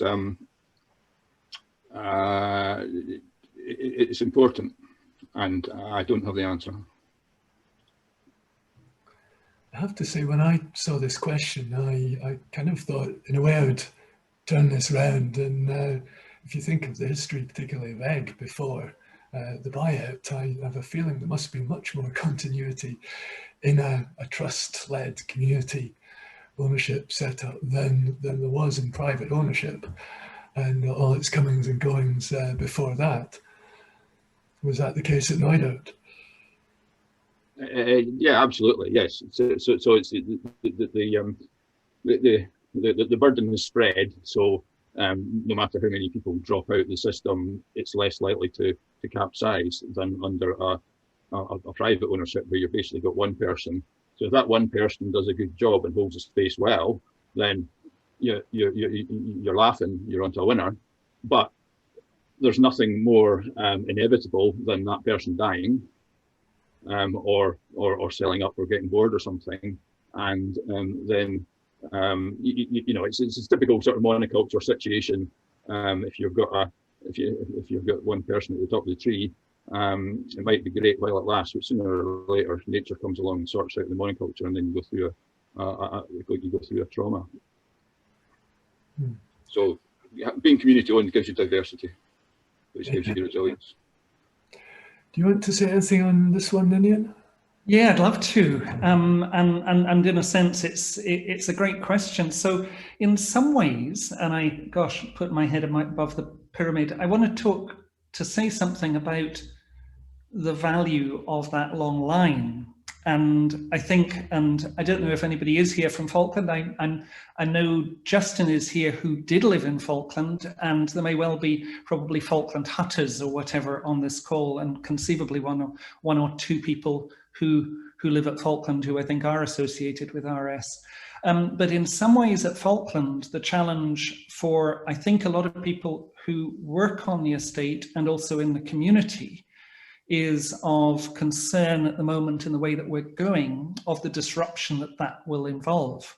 And that suddenly from having relative continuity of, and this is I'm saying benevolent landowners, most people have said that, and of my father, albeit he was a sort of, a soft Tory, and in a sense, but was that actually there's been a long line of continuity, and I think there's a lot of concern in the Falkland system about what happens when you move into short-term democracy, and look what happens in politics, whether it's the community council politics or the council politics or the national politics of, oh gosh, do we really want that? And my sense is that actually if we build that well, and it's back to that thing of a really good container, then yes. But I think that's why actually at Falkland we've taken a long time to get there. And there's something also about, like, we don't have the finance, and it's been a cash poor estate ever since I kind of got involved as the legal beneficiary. But actually, so it's really interesting questions, and I think of how do you do that, and I think it's about building a really good container, but that takes a bit of time, and how that is held as much as anything else. And I see Sarah's put something in the chat as well about that, isn't it? Because actually, for many people, there's not a hunger that I know there was in Eigg in terms of taking on. I don't know so much about your situation, Grant, but there probably wasn't the hunger that there was in Eigg. Thanks. I'll move on now to, there's a few fairly specific questions for some of the people on the panel. There's one, does an individual on Eigg have legal part ownership of the island, or does it belong to the trust for the islanders? What's the sort of balance between trust and individual ownership there? Obviously that one's for Maggie. I mean, the trust owns virtually the whole of the island, apart from small pockets that are owned. There are 1 or 2 houses owned privately. There's a health centre, there's the school, there's the churches. But in the main, trust itself owns most of the land on Eigg, and quite a substantial amount of the buildings. And is the trust open to selling bits of that to individuals on the island? Are you trying to diversify ownership in that way? The only thing that the shared ownership project on housing, which I talked about earlier, is one area, and we have just in the process of selling a house plot, but there's not enough land. I mean, a good proportion of the land that we do own is under farm tenancy or under forestry. So there's not a huge potential for selling off the bits, and I don't think the community as a whole would sanction selling off bits apart from an occasional house plot. And is that much the same in Neudert, Grant, or is there a different balance there? The peninsula, which is sort of almost an island, it's different from Eigg in as much as there's quite a lot of different owners. The community, the foundation, own the biggest chunk, 7,000 hectares. The next biggest chunk's 5,000 hectares. But there's a range of sizes of ownership right down to individual houses and small plots, and then there's various sort of rental and tenancy things, and there's a little bit of crofting. So there's a bigger range of tenure types already. The foundation's policy on selling land is that we only sell land if it's for housing with a rural housing burden, which is an interesting thing that I could talk about if anybody's interested, or if we're strapped for cash, basically. So so far in 20 years we've only sold one. So we're actually we're about to complete selling a plot in order to raise cash to invest in the hydro and the housing. But apart from that, we don't sell land. It is the policy.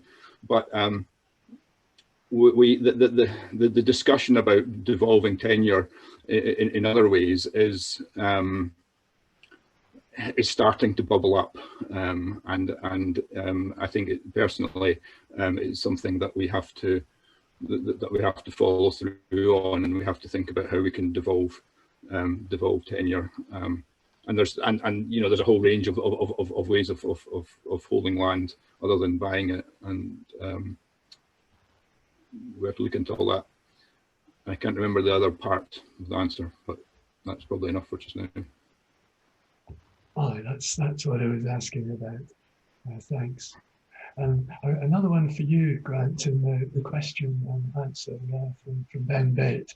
How does deer culling work in Knoydart? Okay, you start the clock, right? And stop me. Stop me if necessary. How does deer culling work on Knoydart? Well, first of all, it's not clear what Knoydart is. So there isn't a single clear definition of what of the actual land area that Knoydart covers. Is it the bit that the Knoydart Foundation owns? Is it the kind of west end of the peninsula? Is it the land that was historically owned by the Knoydart estate, which extends beyond the peninsula? But anyway, in terms of the bit of land that Knoydart Foundation owns is within the West Knoydart Deer Management Group. The West Knoydart Deer Management Group is at the moment the two biggest landowners, or two of the big landowners, are the John Muir Trust and the Foundation, and then the other two big landowners are Colquhoun Estate and Camasrony and Barrisdale. So that's three big estates. Those three big neighbouring estates have stag sporting objectives. The John Muir Trust don't have a stag sporting objective, and the Foundation has a habitat objectives, which we try and achieve through selling sport shooting and venison. So at the moment, the deer management model is constrained by the need to work within a stag sport shooting model, which I think is a great shame. I think if it wasn't within that, if it wasn't constrained by that, then you would open up lots of opportunities to manage the deer differently. But at the moment, the Knoydart Foundation seem to be managing, or are managing, we are managing to manage the deer in such a way that the habitat monitoring shows improvement, and we are financing that solely with sporting income and venison sales, COVID accepted, which I think is quite remarkable. But of course the question is, okay, so the habitat's improving, we say, but is it improving enough, and is it improving fast enough? And and I'm sure that the majority of people watching this would say that it's not improving fast enough. But at the moment, we're stuck within this within the economic model. The economic model is funded by selling stags, basically. What do you call it? Game farming.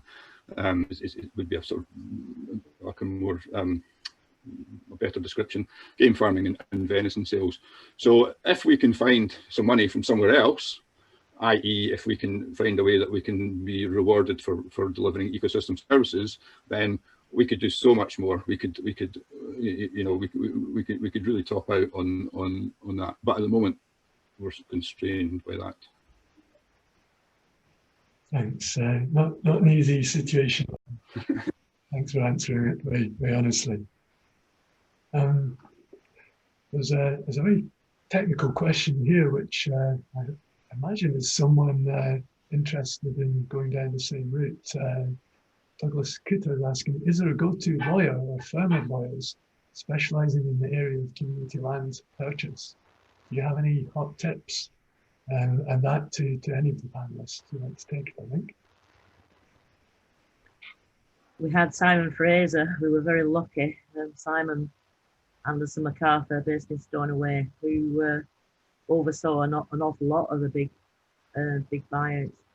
Unfortunately, he's no longer with us, so I'm not sure I've got any other suggestions right this minute. There's bound to be somebody out there.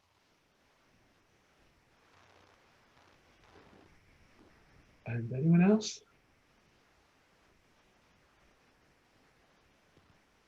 Yeah, I've got a suggestion. I've had one phone call with this guy. I don't know. I don't really know if he's any good or not, but I would suggest that it might be interesting to check out a guy called Patrick, and is it maybe Andrews, and if you Google the barefoot lawyer in Dorset, then you'll see him through that. And Ninian's chuckling. I don't know if that's a good sign or not. I'm just enjoying a barefoot lawyer. I'm curious about in Dorset. Yeah, he might not. Yeah, he's obviously in Dorset, so he's not got the Scottish perspective. But he's the only lawyer that I'm aware of that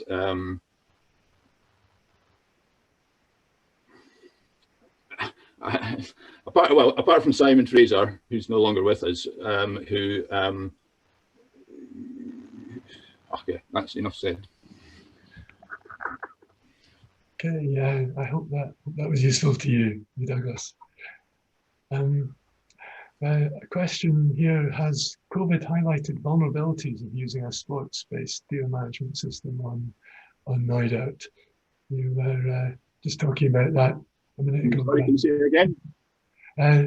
Got a question about whether whether COVID has highlighted any vulnerabilities of the sport shooting model, if that has affected. The COVID's highlighted the vulnerability of our economy. Full stop. Our economy is based on tourism, and sport shooting is a subsection of tourism. Sport shooting, that's not, it's a type of tourism, and yeah, so we've managed this year to achieve our cull without the guests. Unlike some of the neighbouring so-called sporting estates, because we've been willing to sort of well, we were creative about it, and we got some volunteers and stuff, and we managed to achieve our cull. But the more sort of depressing side of it is, but hopefully temporary, is that the venison price has plummeted for some reason to do with COVID. I don't know why, but basically we can no longer afford to sell our venison because of the cost of getting it across the loch to Malig. And so at the moment we are frantically trying to get to a situation where we can ramp up our venison sales. And if we pull that off, then that will be one of those golden opportunities from COVID, because to my mind, one of the often unmentioned things about sport shooting is you are shooting at a time of year and you are selecting beasts not on the basis of optimum food.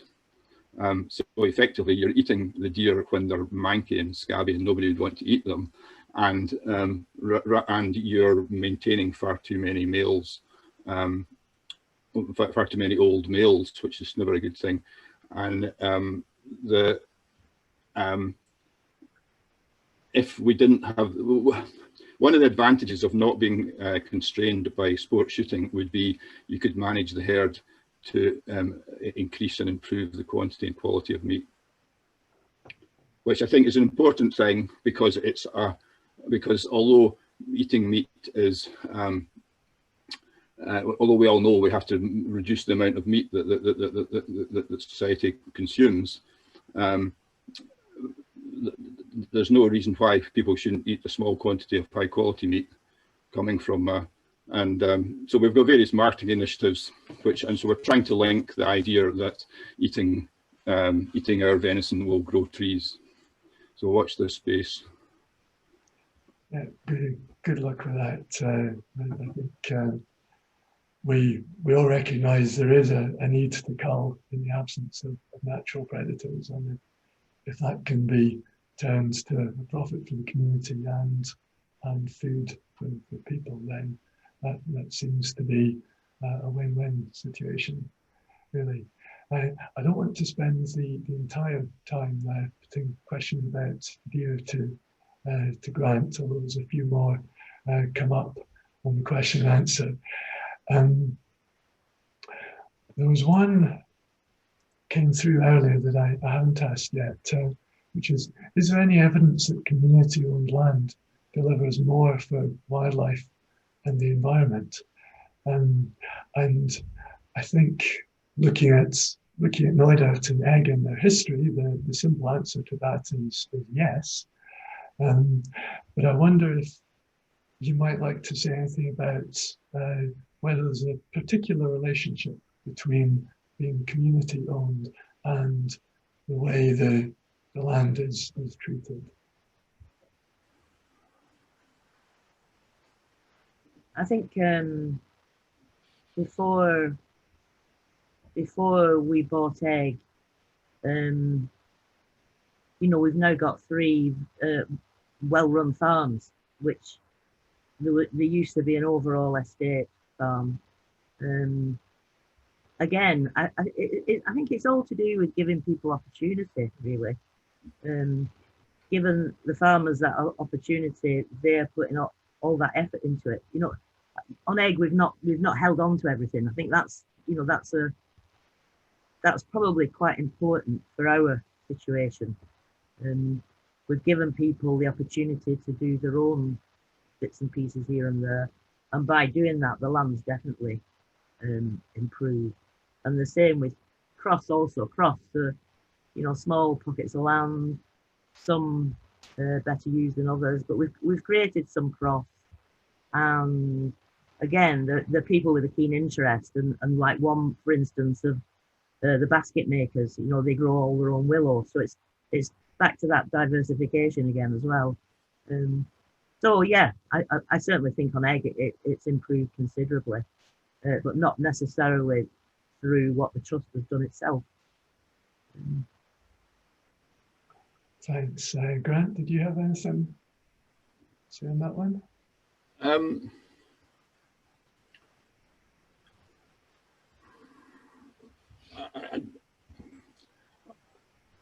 I agree with Maggie that this devolved tenure thing is the key, and it's not a nut that we've cracked. Not to say that you know, I'm embarrassed about what we are achieving.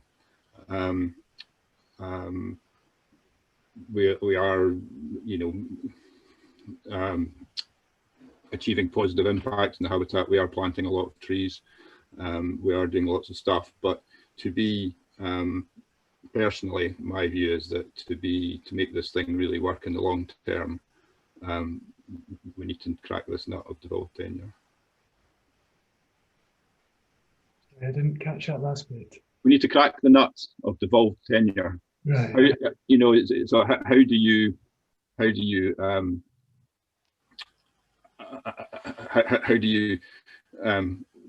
give people that responsibility? You know, I think on Eigg there was farms and there was farmers, so maybe it was a relatively kind of natural thing but we don't have those farms. We would have to create new crofts from the start. We'd have to create new farms from the start, and we have done a little bit of this, but personally, I think that's a big bit of the jigsaw that's missing. There's a quote from Andy Whiteman that I use quite often. He says, "I've got nothing against landowners. I want to see a lot more of them." And it's interesting to see that is a challenge for community owners as much as it's a challenge for the nation as a whole. And I do think to have a wee stab at answering this one, if you look across the range of community-owned projects, they're generally doing better for wildlife and the environment. It's not an absolute given, but on average, they are taking better care of the land. And my take on that is that it's just that people living on the land will want to do the right thing for it in the way that an absentee landowner, which so many privately owned estates are, isn't. There's just going to be, I think, one thing that's really come through from what Maggie was talking about earlier and what you've talked about is the degree of attention that a local community gives the challenges facing them, and managing for a balance, an integration between humans and wildlife is one of those challenges that needs a lot of attention. Go on, then. Yeah, no, just a couple of things coming out for me. I think the first is, and interestingly at Falkland, that we did at one point talk about splitting the estate into different bits, and different bits being used for different purposes, and not devolving the ownership, moving the ownership into those bodies. That was quite strongly and surprisingly, and I was personally thinking, oh yeah, let's do that. But actually a lot of local people said, oh no, this won't be the whole that we know. We want it to be held as a whole. So that was the first. I think the second one is this question about, and I heard somebody in the chat was talking about, gosh, devolution is, can't remember quite what was said, but devolution is only sort of going part of the way. And my sense is that, so there is something about who holds the whole, but actually, especially, and we're 4,000 acres, which is probably a lot less than Neudat or Eigg, but actually, yeah, there is something about letting go of the landowner, of actually devolving so that people can come with their own agency. There's a word subsidiarity, which is to kind of devolve decisions and authority to the lowest possible point. And that, for me, feels healthy. I don't think it's always easy, but yeah. Thanks, Ian. And on that note, I'm afraid we've run out of time again, so I'm going to have to end it there. There are some outstanding questions in the question and answer channel if anyone wants to type an answer to those. But for the meantime, I'd just like to say thank you very much to all three panelists for giving your time and your experience. It's been a really interesting discussion. It's a shame we can't carry on any further, but I'm sure it will carry on through other channels. And we'll now take a wee break again before we come back with Kate Hall. Thanks so much, everyone. Thank you. Nice session.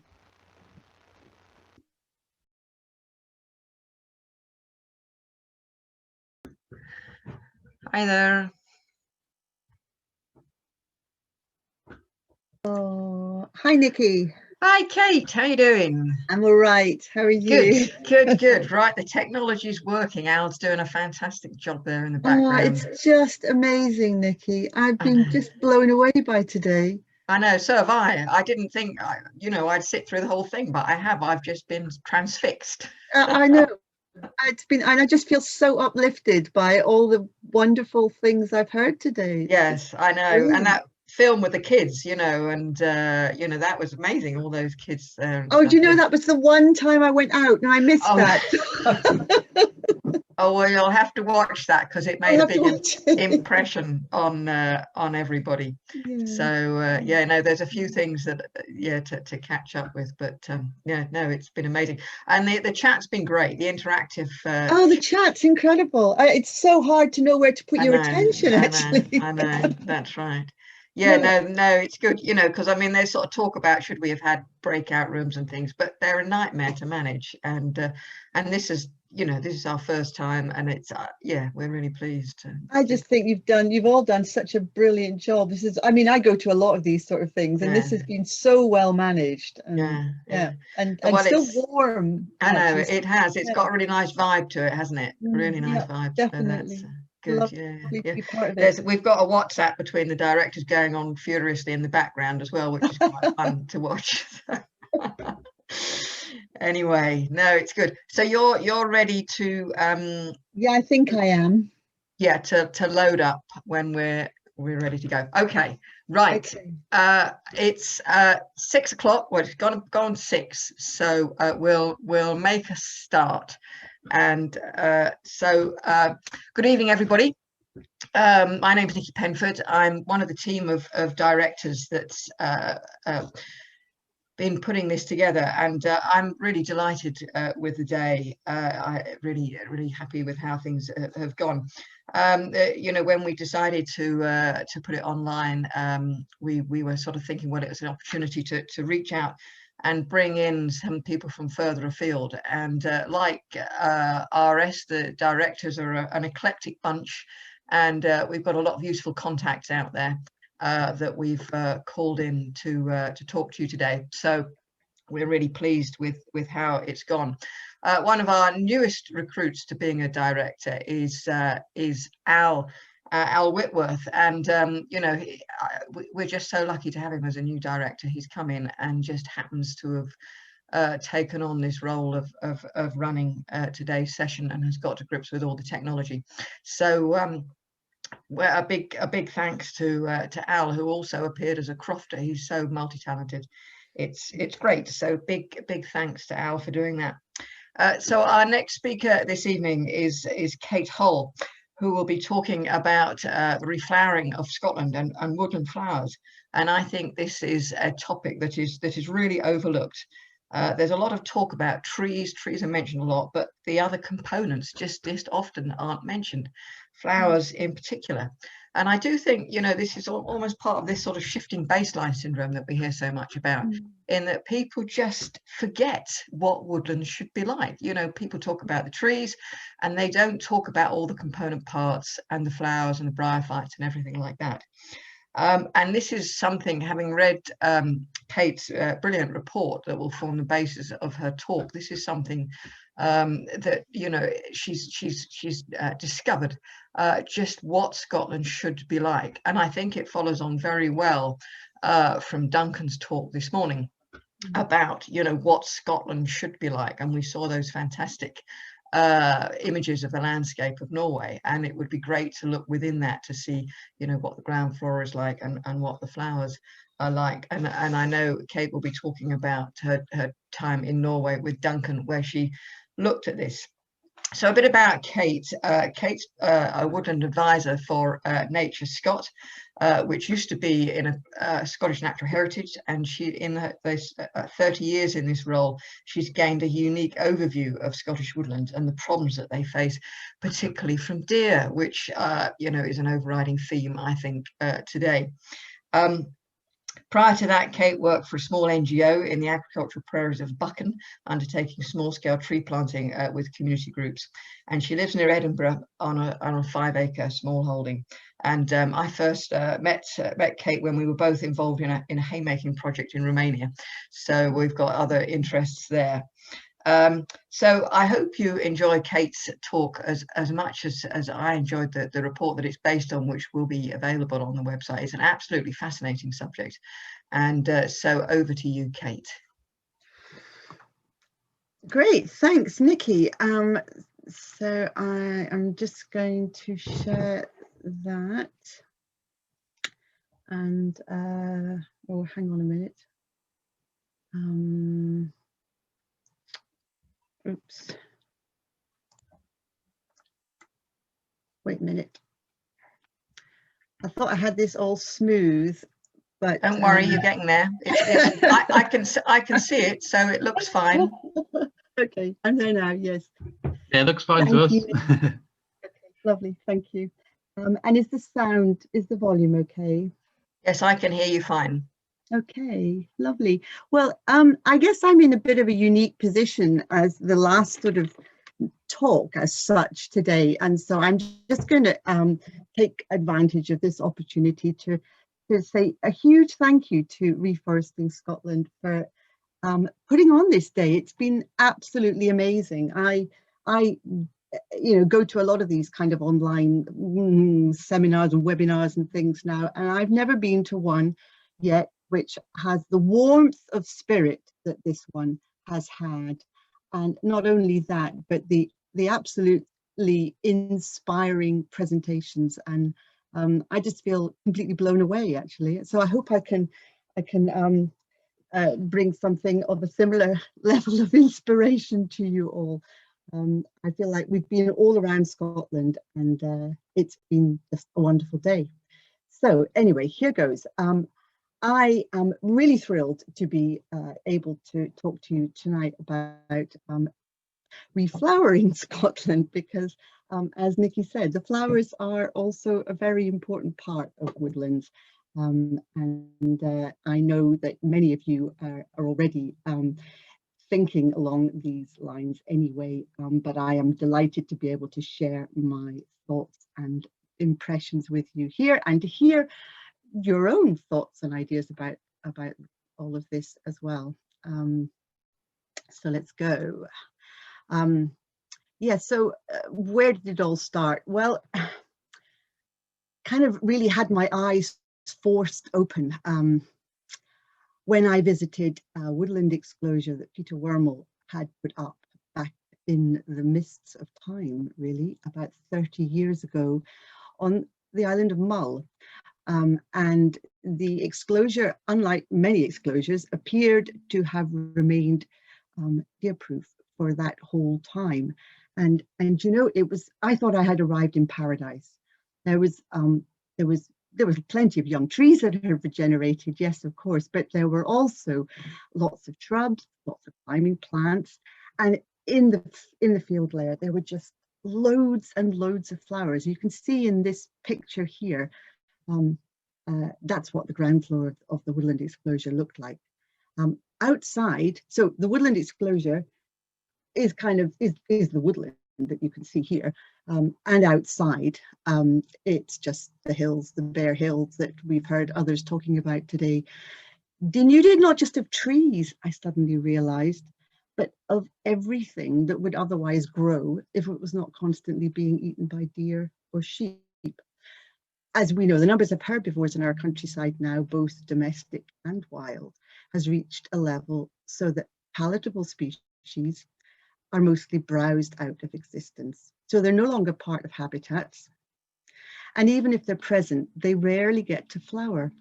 And of course, if they don't flower, then there's no seeds.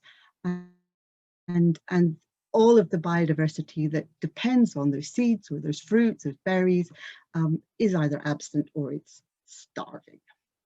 Anyway, I returned to this exclosure a couple of years later to discover that the deer fence had been taken down, job done, trees had regenerated, time to let the ravening hordes back in, and all that ecological productivity and species and structural richness that had taken over 30 years to develop completely wiped out. I was absolutely stunned. You can see the picture below here. It's taken from the same position, and you just would not believe what had been there previously. I mean, all of those flowers just completely disappeared and trampled into oblivion. So I was a bit gobsmacked at how quickly that change could take place. And it really got me thinking that the impacts of herbivores on our woodlands are far greater than we'd really realized. The wood in the picture, the main picture here, is typical of many, indeed most, Scottish woods, in that there's absolutely no understory and also no regeneration for more than 100 years. The impact of herbivores on woodland regeneration, of course, has long been recognized and has resulted in several decades of these woods like this, being wrapped up in fences to keep the deer out. Fences, though, don't keep deer out for very long, and they soon find a way back in. So they often achieve very little apart from getting a pulse of trees away. But as soon as the deer are back in, there's no bramble, there's no honeysuckle, there's no holly, there's no rowan, no flowers, etc., etc., etc. So contrast this with a wood where there's a filling under the canopy where herbivores can take a bite of this or a bite of that. The overall impact would be barely noticeable. Any little shrub or any little tree that pops its head up in a wood like this would just be very quickly browsed back into the ground by a passing deer. So it's not just about the trees, and this exclosure illustrates that point as well quite well, I think, in that, yeah, there's plenty of trees have regenerated in this woodland exclosure, which is on the edge of Rannoch Moor. But what I would like you to look at with this picture here is that the vegetation on the inside of the fence is completely different to the vegetation on the outside of the fence. And that difference is not due to soil, and it's not due to soil moisture, and it's not due to different climate. It is due entirely to the difference in browsing pressure. So on one side of the fence, structurally complex, species diverse, species rich, you might say, assemblage of plants that flower and produce berries has developed. And on the other side of the fence, there is, well, deer grass, some very heavily browsed erica, and very little else, to be perfectly honest. Not very productive, and probably not very biodiverse, and possibly not storing as much carbon as what's on the inside of the fence. So that was a bit of a wake-up call as well, seeing how different the vegetation could be on either side of a fence. And you know, there are so few places in Scotland now where it's possible to see how habitats could look if there was much lower herbivore impact. There are a few exclosures that have remained deer-proof, such as this one, which is just above the ash woodland glass drum in Argyll. This exclosure is actually about 200 metres above the tree line, the current tree line. But as you can see, it's full of regenerating ash trees. It's also full of tall herb, a tall herb community, which is absent outside the fence. So again, it's another example of a community of plants which are flowering, which is completely different to what is on the outside of the fence, which is basically what Fraser Darling termed wet desert.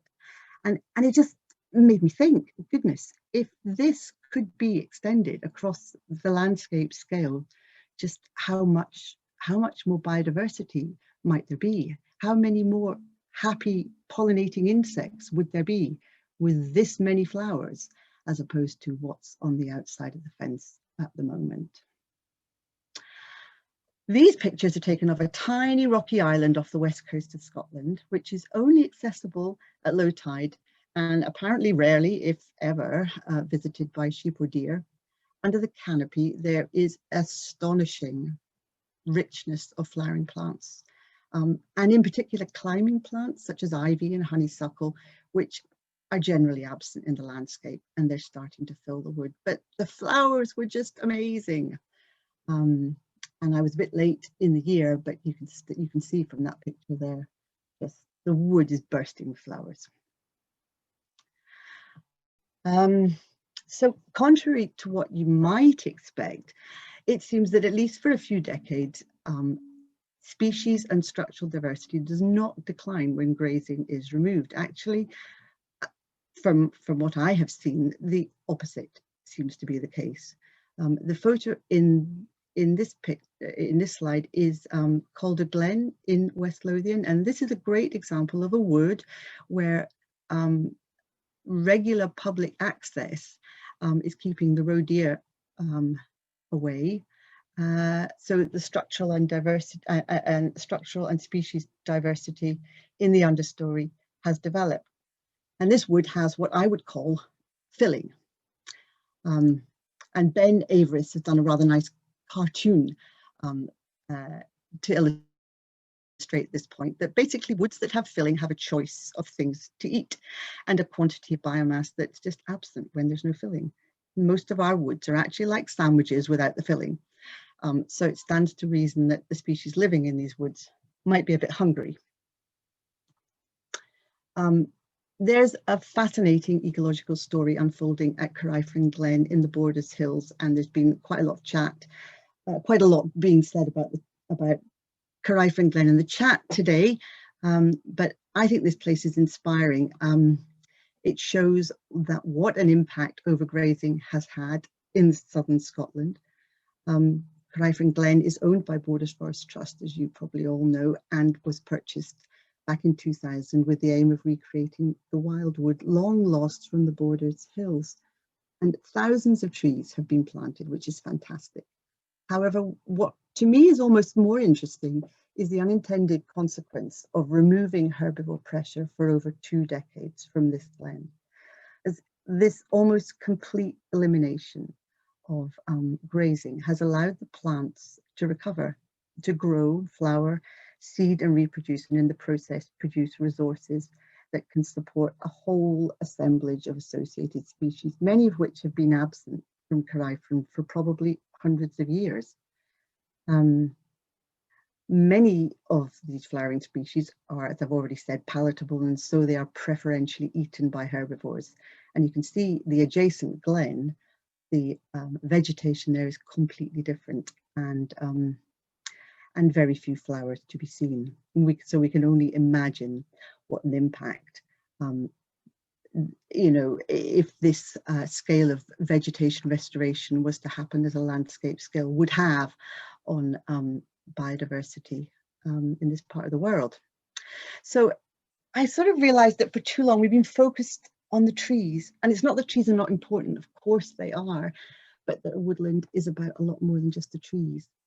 And currently our woodlands are mostly only trees, because everything else, the woodland filling, has been eaten away. Oh, so I want to take you to Kirkton Glen, which is in central Perthshire.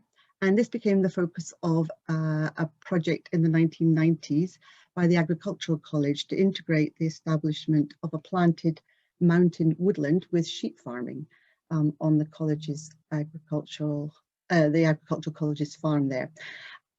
This has taken longer to deliver than was imagined at the outset because of the altitude at which they were establishing the new woodland. But a really interesting unintended consequence of long-term herbivore exclusion from the glen has been the expansion of the tall herb community all up the sides of the glen, including species like globeflower and succisa, mountain willows, and so on. The sort of thing that normally you would expect to see on cliff ledges or inaccessible places, inaccessible to herbivores, is just expanding all the way up the sides of the glen, and it's just wonderful to see. The same thing is happening within the exclosure high up in Ben Lors, where palatable flowering species are coming down off the ledges and onto the hillside. And again, it's just worth stopping to think that if herbivore numbers could be reduced across the landscape, what kind of an impact this would have on flowering plants, and then consequently on biodiversity more generally. So I realized that I needed to see more examples of woodlands where herbivores were not limiting the structural and species richness, and understand the extent of herbivore pressure on productivity and biodiversity of our woodlands, and what our woodland habitats could look like on a landscape scale if there were far fewer herbivores eating them. So as I've already said, so few places in Scotland where it's possible to see woods free of the influence of excessive herbivore pressure, I needed to travel. I realized I needed to travel and I knew already about the ecological restoration that was going on in Norway as a result of the dramatic and significant reduction in herbivore impacts that had happened there. I'd read that in Iceland there were woods that had been free of herbivores for more than 100 years. Woods on the Isle of Wight that hadn't had herbivores in them for over 150 years. And I wanted to visit these woods to see how woods in kind of the same biogeoclimatic conditions compared to our woods. So I could start to understand how our woods might be other than they currently are. And I was really lucky to get a Churchill Fellowship, which gave me the chance to pursue these questions. And yeah, I just want to share some pictures of the highlights of my Churchill Fellowship travels. My aim was to see as many woods as I could in the 6 weeks of the fellowship. I knew that I wasn't going to be able to have enough time to do detailed species recording. So I decided that what I wanted to do was visit the woods and record them using photography, film, sound recordings, and talk to as many of the managers as possible. So it wasn't a scientific study, but hopefully a useful synthesis of ideas based on observations, but set in the context of kind of a lifetime looking at woodlands and the effect of herbivore grazing on woods.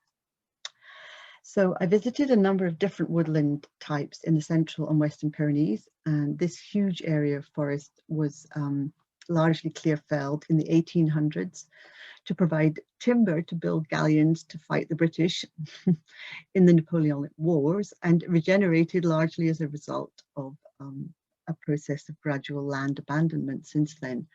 Livestock have gone from most of these woods, and they are now once again closed. The hills are now clothed in woodland that extends as far as the eye can see. But there are high numbers of wild herbivores, red deer and chamois and so on. And so many of these woods are like their British equivalents, with little in the way of understory or flowers. The woods that I visited were chosen because here livestock have been excluded for many years, and the management of the wild herbivores keep their numbers at level that prevents them from impacting negatively on the understory and the flowers, the flowering plants in the field layer. And as you can see, again, these woods are typically have very well developed ground flora, lots of flowering plants, and an understory. They have filling and very species rich. The woods on the Isle of Wight have been largely free of the impacts of herbivores for nearly 150 years. And as such, they're pretty unique in the UK. And so a really important place to study woodland processes. I'd encourage you all to go and visit them. Whoops. Oh. The woods that I visited were mostly deciduous or lowland base rich ash hazel type woodlands, and pretty shady on the forest floor. However, despite this, there was clearly evidence of far more flowering plants than is typical in an equivalent Scottish woodland. Lots of infill, lots of structural diversity. Here are some pictures that give you an idea of the type of woods that I visited. They've all got well-developed understory, lots of flowering, palatable flowering plants, lots of climbing plants, things like bramble, honeysuckle, ivy, and lots of tree regeneration in the understory. As a result of the long period of no grazing or browsing, these woods have begun to develop a structural complexity that is unknown in Scotland, and actually almost, amazing. As a consequence of this structural diversity, species such as red squirrel, dormouse, and Bechstein's bat, all of these species are rare in a UK context. They're all common, and the reason for this is that they can find somewhere to live in the understory and plenty to eat. Dormice, for example, feed on the flowers of honeysuckle and ivy, and in browsed woods, as I've already mentioned, these species never get to flower and are confined to the field layer, where they provide neither food nor habitat. Southwest Norway, well, we heard all about that this morning from Duncan. That was a really inspiring talk. So I can't add anything really to what he said, but it is a very interesting place to visit coming from Scotland, because prior to the 1950s, this part of Norway was, as we heard from Duncan, largely deforested due to burning and grazing, and looked much like a lot of Scotland looks today. The Scottish uplands do today, largely devoid of trees. So it's a particularly inspiring place for reforesters to contemplate, as it is a little further down the road that we would like to go down, and shows what can be achieved in actually a relatively short period of time if the right conditions come together. So there's now so much forest there, and consequently so much browse in the understory for the deer to eat, that for the most part the deer, although as we heard from Duncan, their numbers have now returned to equivalent densities to parts of Scotland, for the most part they have little obvious impact on the understory.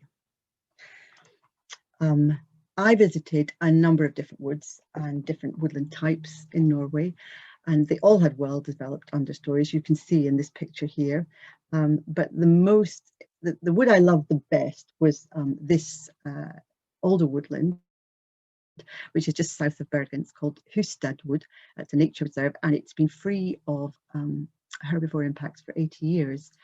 And the complex structural diversity is obvious in the photo, but one of the most astonishing features of this wood was the ancient honeysuckle. In this wood, the wildly looping ancient honeysuckles snaked along the ground before pulling themselves up into the woodland canopy, where they literally burst into a mass of sweet scented flowers, absolutely buzzing with insects. It was just amazing.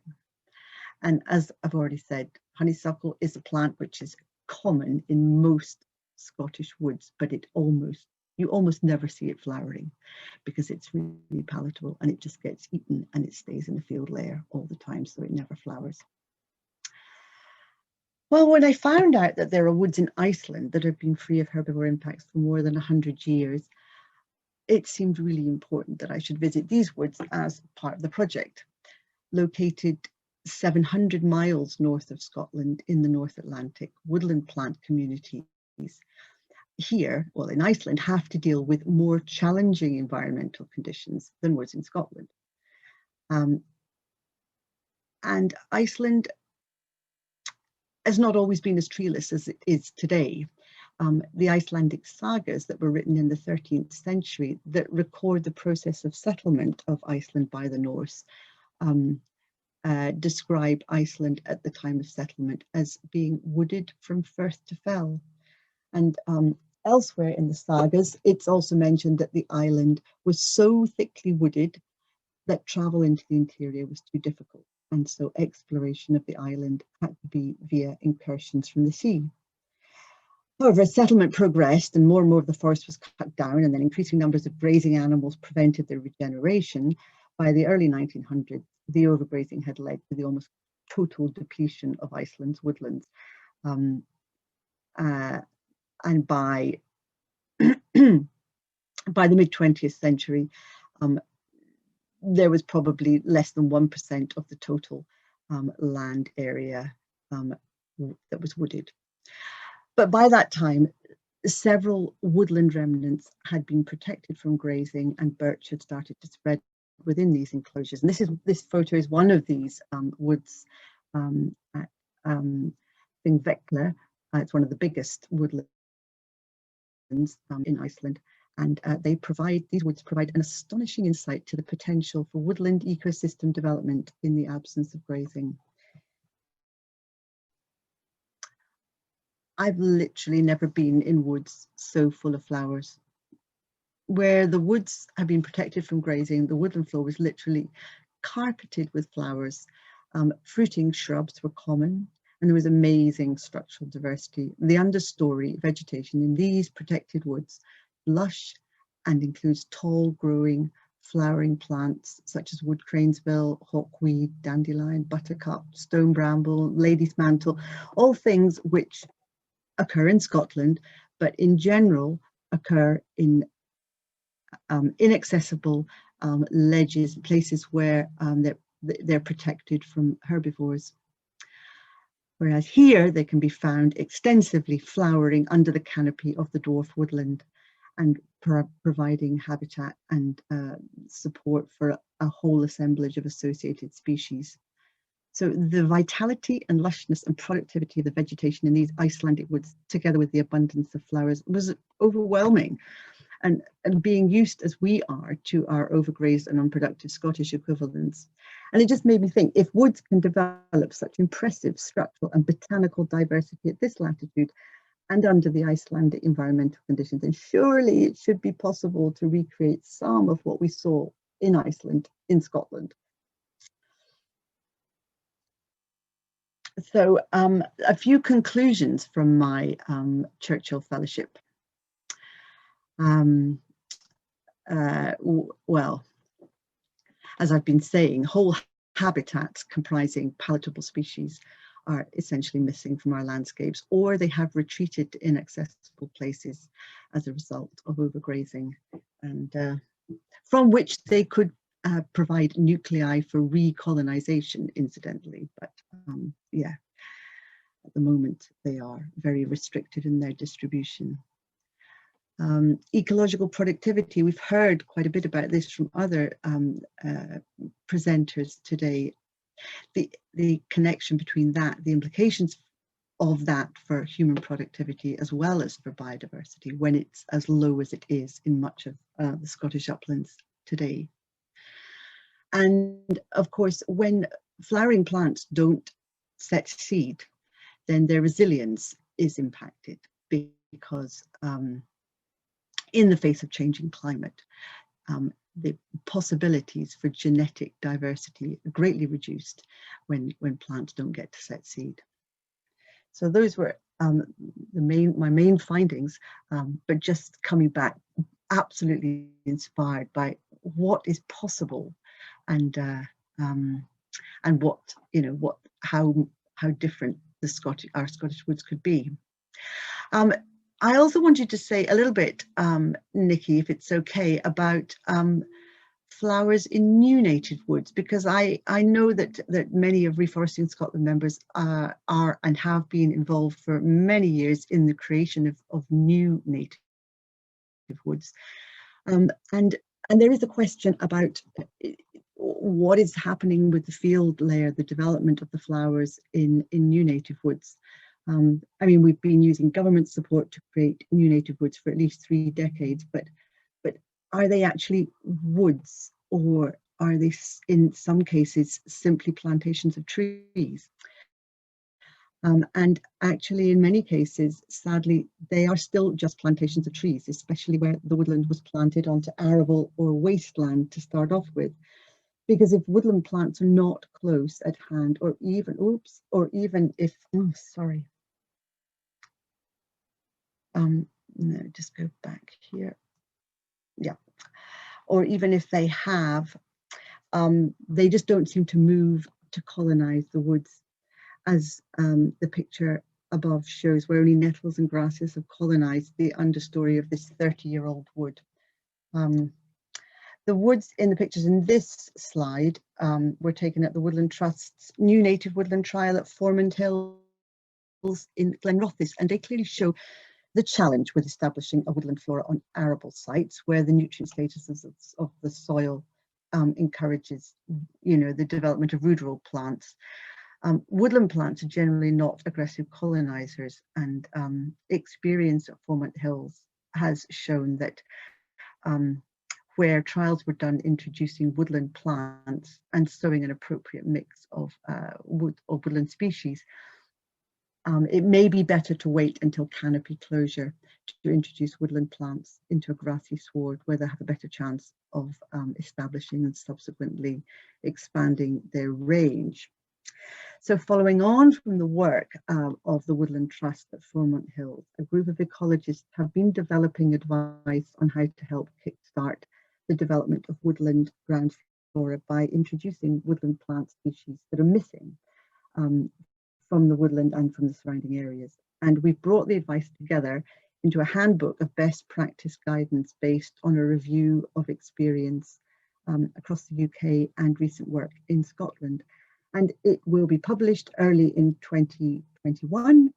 So look out for it, because we hope it will provide some of the help that I know that many of you are looking for in getting to grips with the practical task of recreating woodland field layer in your planted woodlands.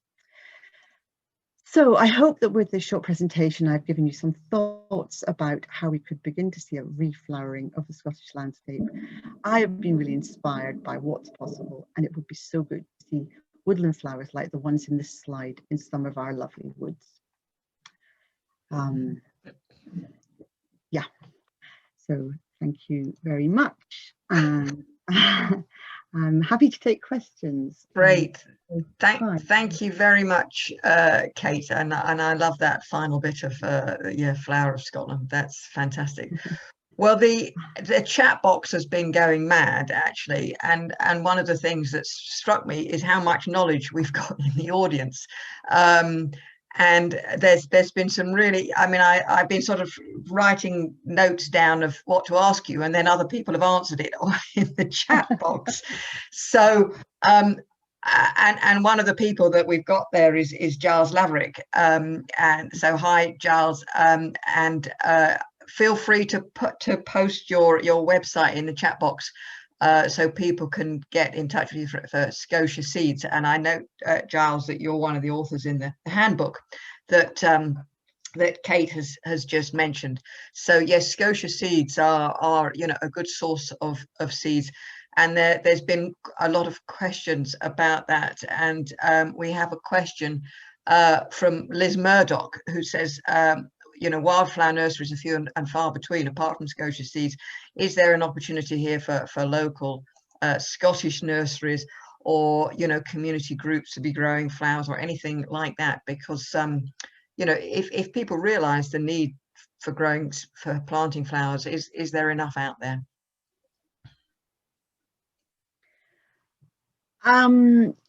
No, there's not. There is potential for that market to be developed, for sure, but it's partly chicken and egg. It's not something that there's been such a huge demand for up until this point, and I know this is something that Giles is very interested in developing further. You can buy plug plants. There are suppliers of plug plants, and our handbook contains advice on when it's best to use seed and when it's best to use plug plants. It is possible, of course, to collect seed and store it yourself, and the guide contains advice on how to do that. Some species are easier to do than others. And again, that advice is in the handbook. So perhaps maybe go to Giles for the things that are hard to collect and store, and use your own local supplies of seed for things that are more readily collectible, like bluebell seed, for example, is very easy to collect. Wild garlic seed is another one that's very easy to collect.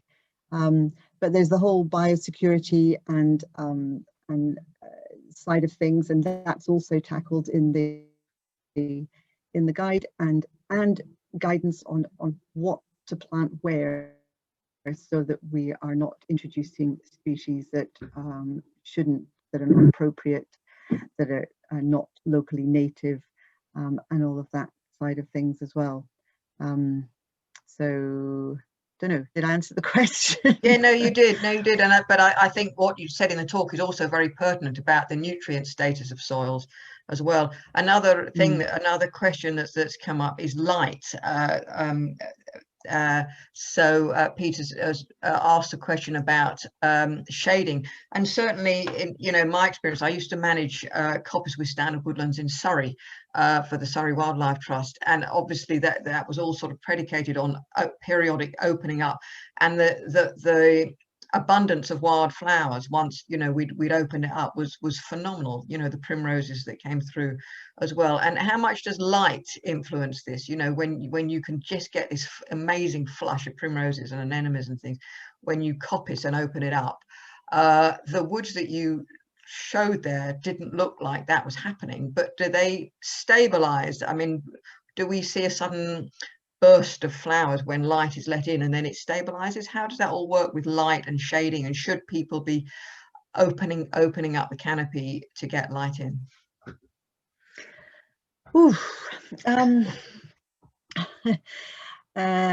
Okay, so there's a lot in there, Nikki.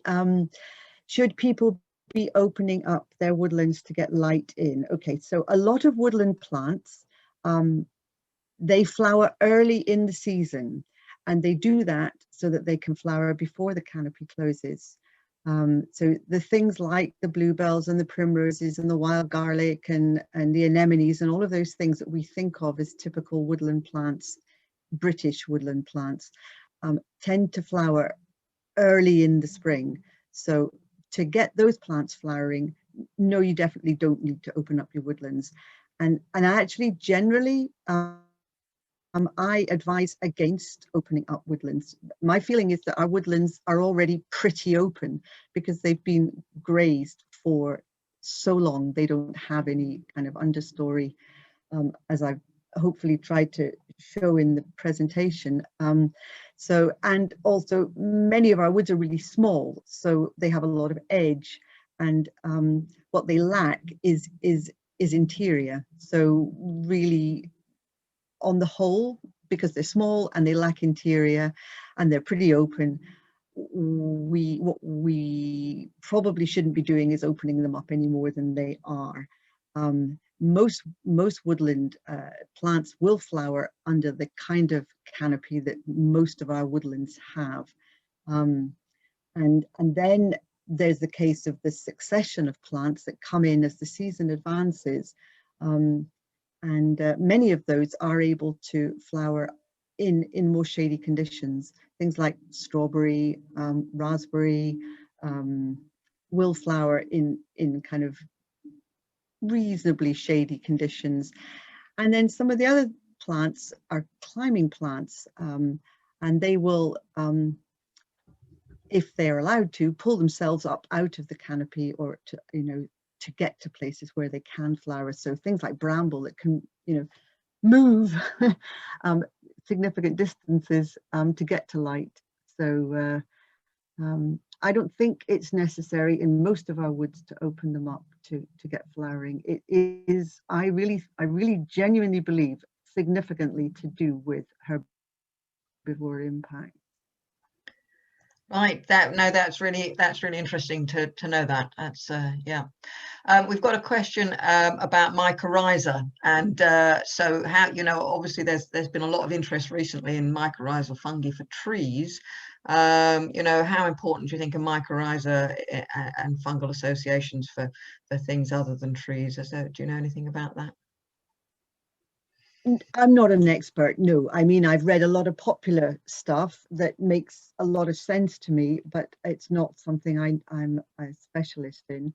But I feel as an ecologist, what I've learned, if I've learned anything over the years, is that it's the connections between things that are really important. And so the relationship between the flowering plants in the field layer and the trees, and the mycorrhiza fungi, I'm sure they are all interconnected and support each other and protect each other and work together as an assemblage of species. But we need more research to understand that better.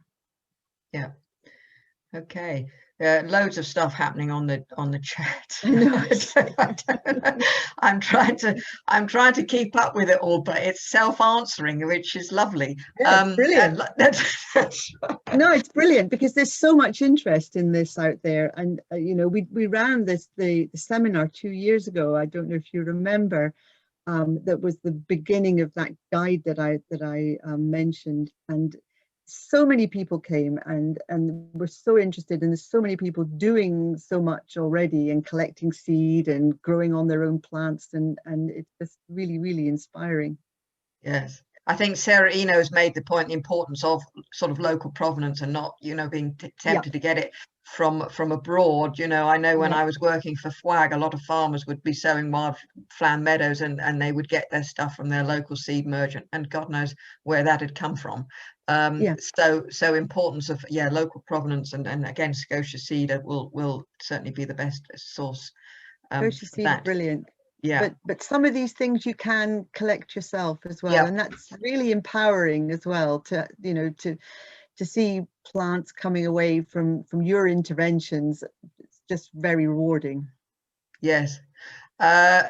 So we've got another question about can any of our Scottish woodlands support wood pasture? Well, there's a whole new talk in its own on there. Or could this be in decades and only once the wood structural complexity has established, and then only limited access by native mammals, cattle, deer, and so on? So that's kind of grazing, you know, getting animals back into wood pasture. But I don't know if that will be a whole new talk. But if you just want to briefly talk about wood pasture aspect.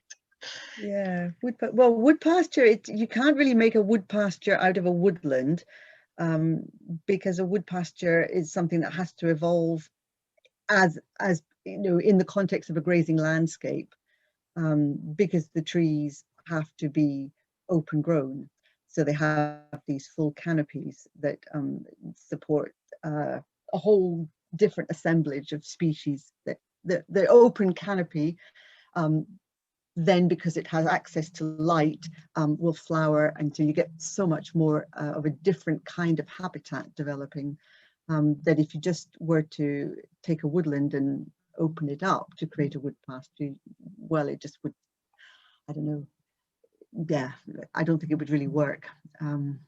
No. We've got another question on, can we expect the increase in flowers and climbers in the understory will also build soil biodiversity? And there's quite a lot going on in the chat box about soil recovery. So yes, the whole thing of getting everything into a wood for soil recovery. Is there much research that you've done on that at all for woodland soils and biodiversity in woodland soils? I think this is just a whole area of work that is, we're just opening up. We're just really beginning to understand what goes on under the ground is so important. I mean, we know about the importance of the soil biota for carbon sequestration, for example. We now know about a little bit about the mycorrhizae and what's going on in that respect, but I think this is a whole world that we've completely ignored for since forever, and just beginning to realize its importance. I think I'm probably about the same place as most of your kind of people in the chat there. I'm not a soil scientist, but I think that this is going to reveal so much more the more we find out about it. Yeah, another question, can the variety of species of flowers in a piece of woodland be used as a measure of the biodiversity in the woodland? Well, obviously all the dependent species and insects and pollinators will obviously be on it, but yes, I would, you can answer the question, but I would say yes, but have you got anything to add to that? Yeah, I suppose what I realized from doing my fellowship is that we've got very species poor communities in our woodlands, and some things may be there, may be really suppressed and just not really obvious until you really look carefully, because they don't flower, and some things may have just disappeared altogether, and I think many things have disappeared altogether. So I really feel that our woodlands are currently a shadow of what they could be. And it isn't just woodlands, by the way, it's probably many other habitats as well, have had their richness depleted by long-term overgrazing. Yeah, I don't know. I've forgotten what the question was actually. Just biodiversity and flowers, but yeah, no, I think that's fine. I think there's got to be a relationship. Yes, that's right. Yes, that's right. Yeah. And there's soil scientists in the chat box saying that it's good to see that people are valuing soils again. There was a question earlier on about how people are enjoying the chat, and can we capture it some way, and certainly I'll talk to the other directors to see the best way of doing this, to make it available. Often at the end of gatherings we get email contacts from everyone, so I will talk to the other directors about how we can capture this amazing interaction that's going on with everyone answering each other's questions. There's so much knowledge out there. That's exactly it. I mean, that's what, in a way, what's so wonderful about this format, that in a normal kind of seminar conference situation you wouldn't get to hear, the combined knowledge that's sitting in the audience, that maybe just one or two people will get to speak, but this way you get to hear everybody. Everybody gets to participate, and it's just so inclusive. I think it's wonderful. So yeah, I mean, yes, there's been a tremendous amount of knowledge. Yes, it's instant networking. Sarah Eno has just posted. So we're going to save the chat file before you close it. We've even got instant IT experts out there that are telling us what to do. So there we go. So we're going to do that. So we will capture this. Okay. So right now, oh, there's a couple more. Any more questions? How important is fallen trees and dead wood in creating wild diversity, often missing in tightly managed woods? I don't know how that relates to flowers, but obviously dead wood is important. But dead wood and flowers, anything you've got to say about that? Dead wood and flowers, probably more dead wood and fungi. Dead wood is very important, and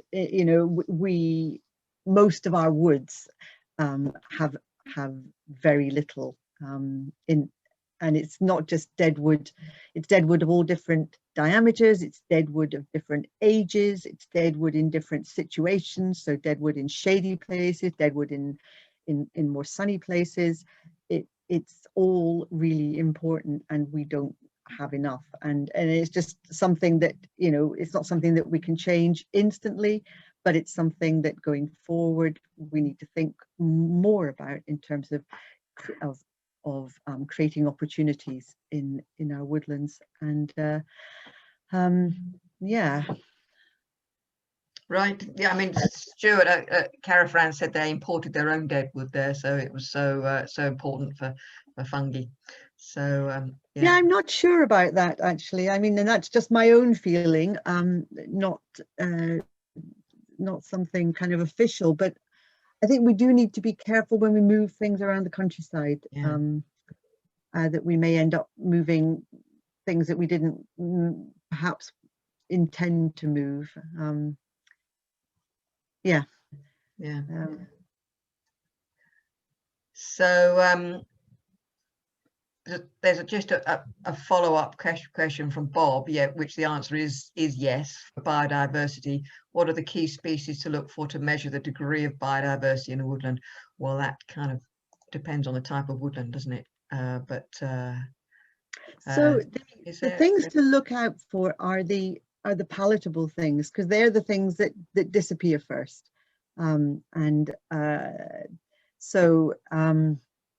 you can get some ideas about that looking at the Woodland Herbivore Impact Assessment guidance that you can get through the Scottish Forestry website, Woodland Grazing Toolbox. So there you will find some information about which are the most palatable species, and they are the ones that disappear first, and they are the ones that show the impacts first. So I think they are key indicators in that respect. Yeah. Okay. Well, I think we better wrap up there. So thank you very much, Kate, for a brilliant talk. And I mean, just the volume of chat that's coming through just shows how interesting everyone else has found it as well. So there's obviously a subject that is of interest a lot more people. So we could follow that up, and we'll certainly soils are coming up now as well. So we need to do something on soils, and we will promote your handbook as well. So do remind us when that handbook comes out, and we'll put it on our website and promote it through Facebook. So do remind us of that. Yeah. Okay. So on behalf of everybody, thank you so much, Kate, for an absolutely fascinating talk, and I think it's tied in really well with the rest of the day. So you're getting lots of thanks coming into the chat box. It's lovely. Such a lovely event. It's been lovely to be part of it. And yes. yeah, thank you. Yeah. Okay. And so the next event is the Ceilidh, which I may need to hand over to Al or Alan to tell people how that's all going to be working. So thank you very much. Thanks, Nikki. Yeah, I'll come in there just to wrap up a little bit. Although, as Nikki says, we're not quite finished. We have a break for about an hour, but we still have the Ceilidh to go.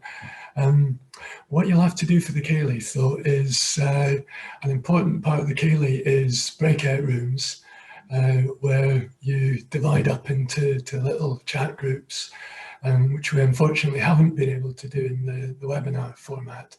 So the Ceilidh is actually on a different link.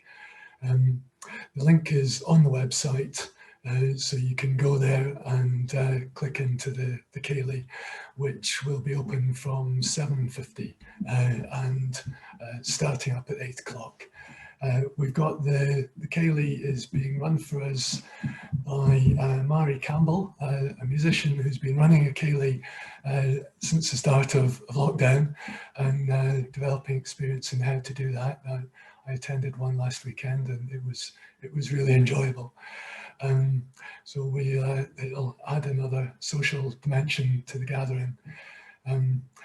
I think I should say how much I've enjoyed folk getting really stuck into the chat. That's also added a bit of a social dimension and maybe made it feel more like a normal gathering in a way. So I'd just like to wrap up with some thanks and some technical things. So a big thanks to everyone who's contributed to the day, in particular to all our speakers and panelists. It's been really amazing to have such a group of knowledgeable and inspiring people on and to hear from them. It's been an absolute joy. And also to the directors, it's been very much the swan image today. There's been a lot going on under the water level, paddling away to keep it moderately serene above the water. So thanks to all the Reforesting Scotland directors who've been contributing to that. And particularly to Al Whitworth, who's been behind the scenes. You haven't seen him very often, but he's been there keeping things together the entire day. So thanks very much, Al. I don't know if I'm giving away anything, but a bottle of whiskey is on its way. So thanks to Al. And finally, again, thanks to everyone who's attended and participated through the questions, through the chat, or even just lurked and taken the whole thing in. One of the two things to mention before we finish the webinar, one is that most things have been recorded. It'll take a little while for us to process the files, but we'll get those up on the website. So if you missed anything, at some point you'll be able to go back and catch up on it. Another thing is the importance of feedback. This has been a big experiment for us, and we'd like to know how it went. We don't really know what next year is going to bring. We hope that by this time next year, we might be back to some sort of physical events. But equally, there'll probably be people who still can't make it to physical events by then, and will probably want to do more of this online events. So if you can give us feedback to help us understand what went well, what could be worked on, that would be really appreciated.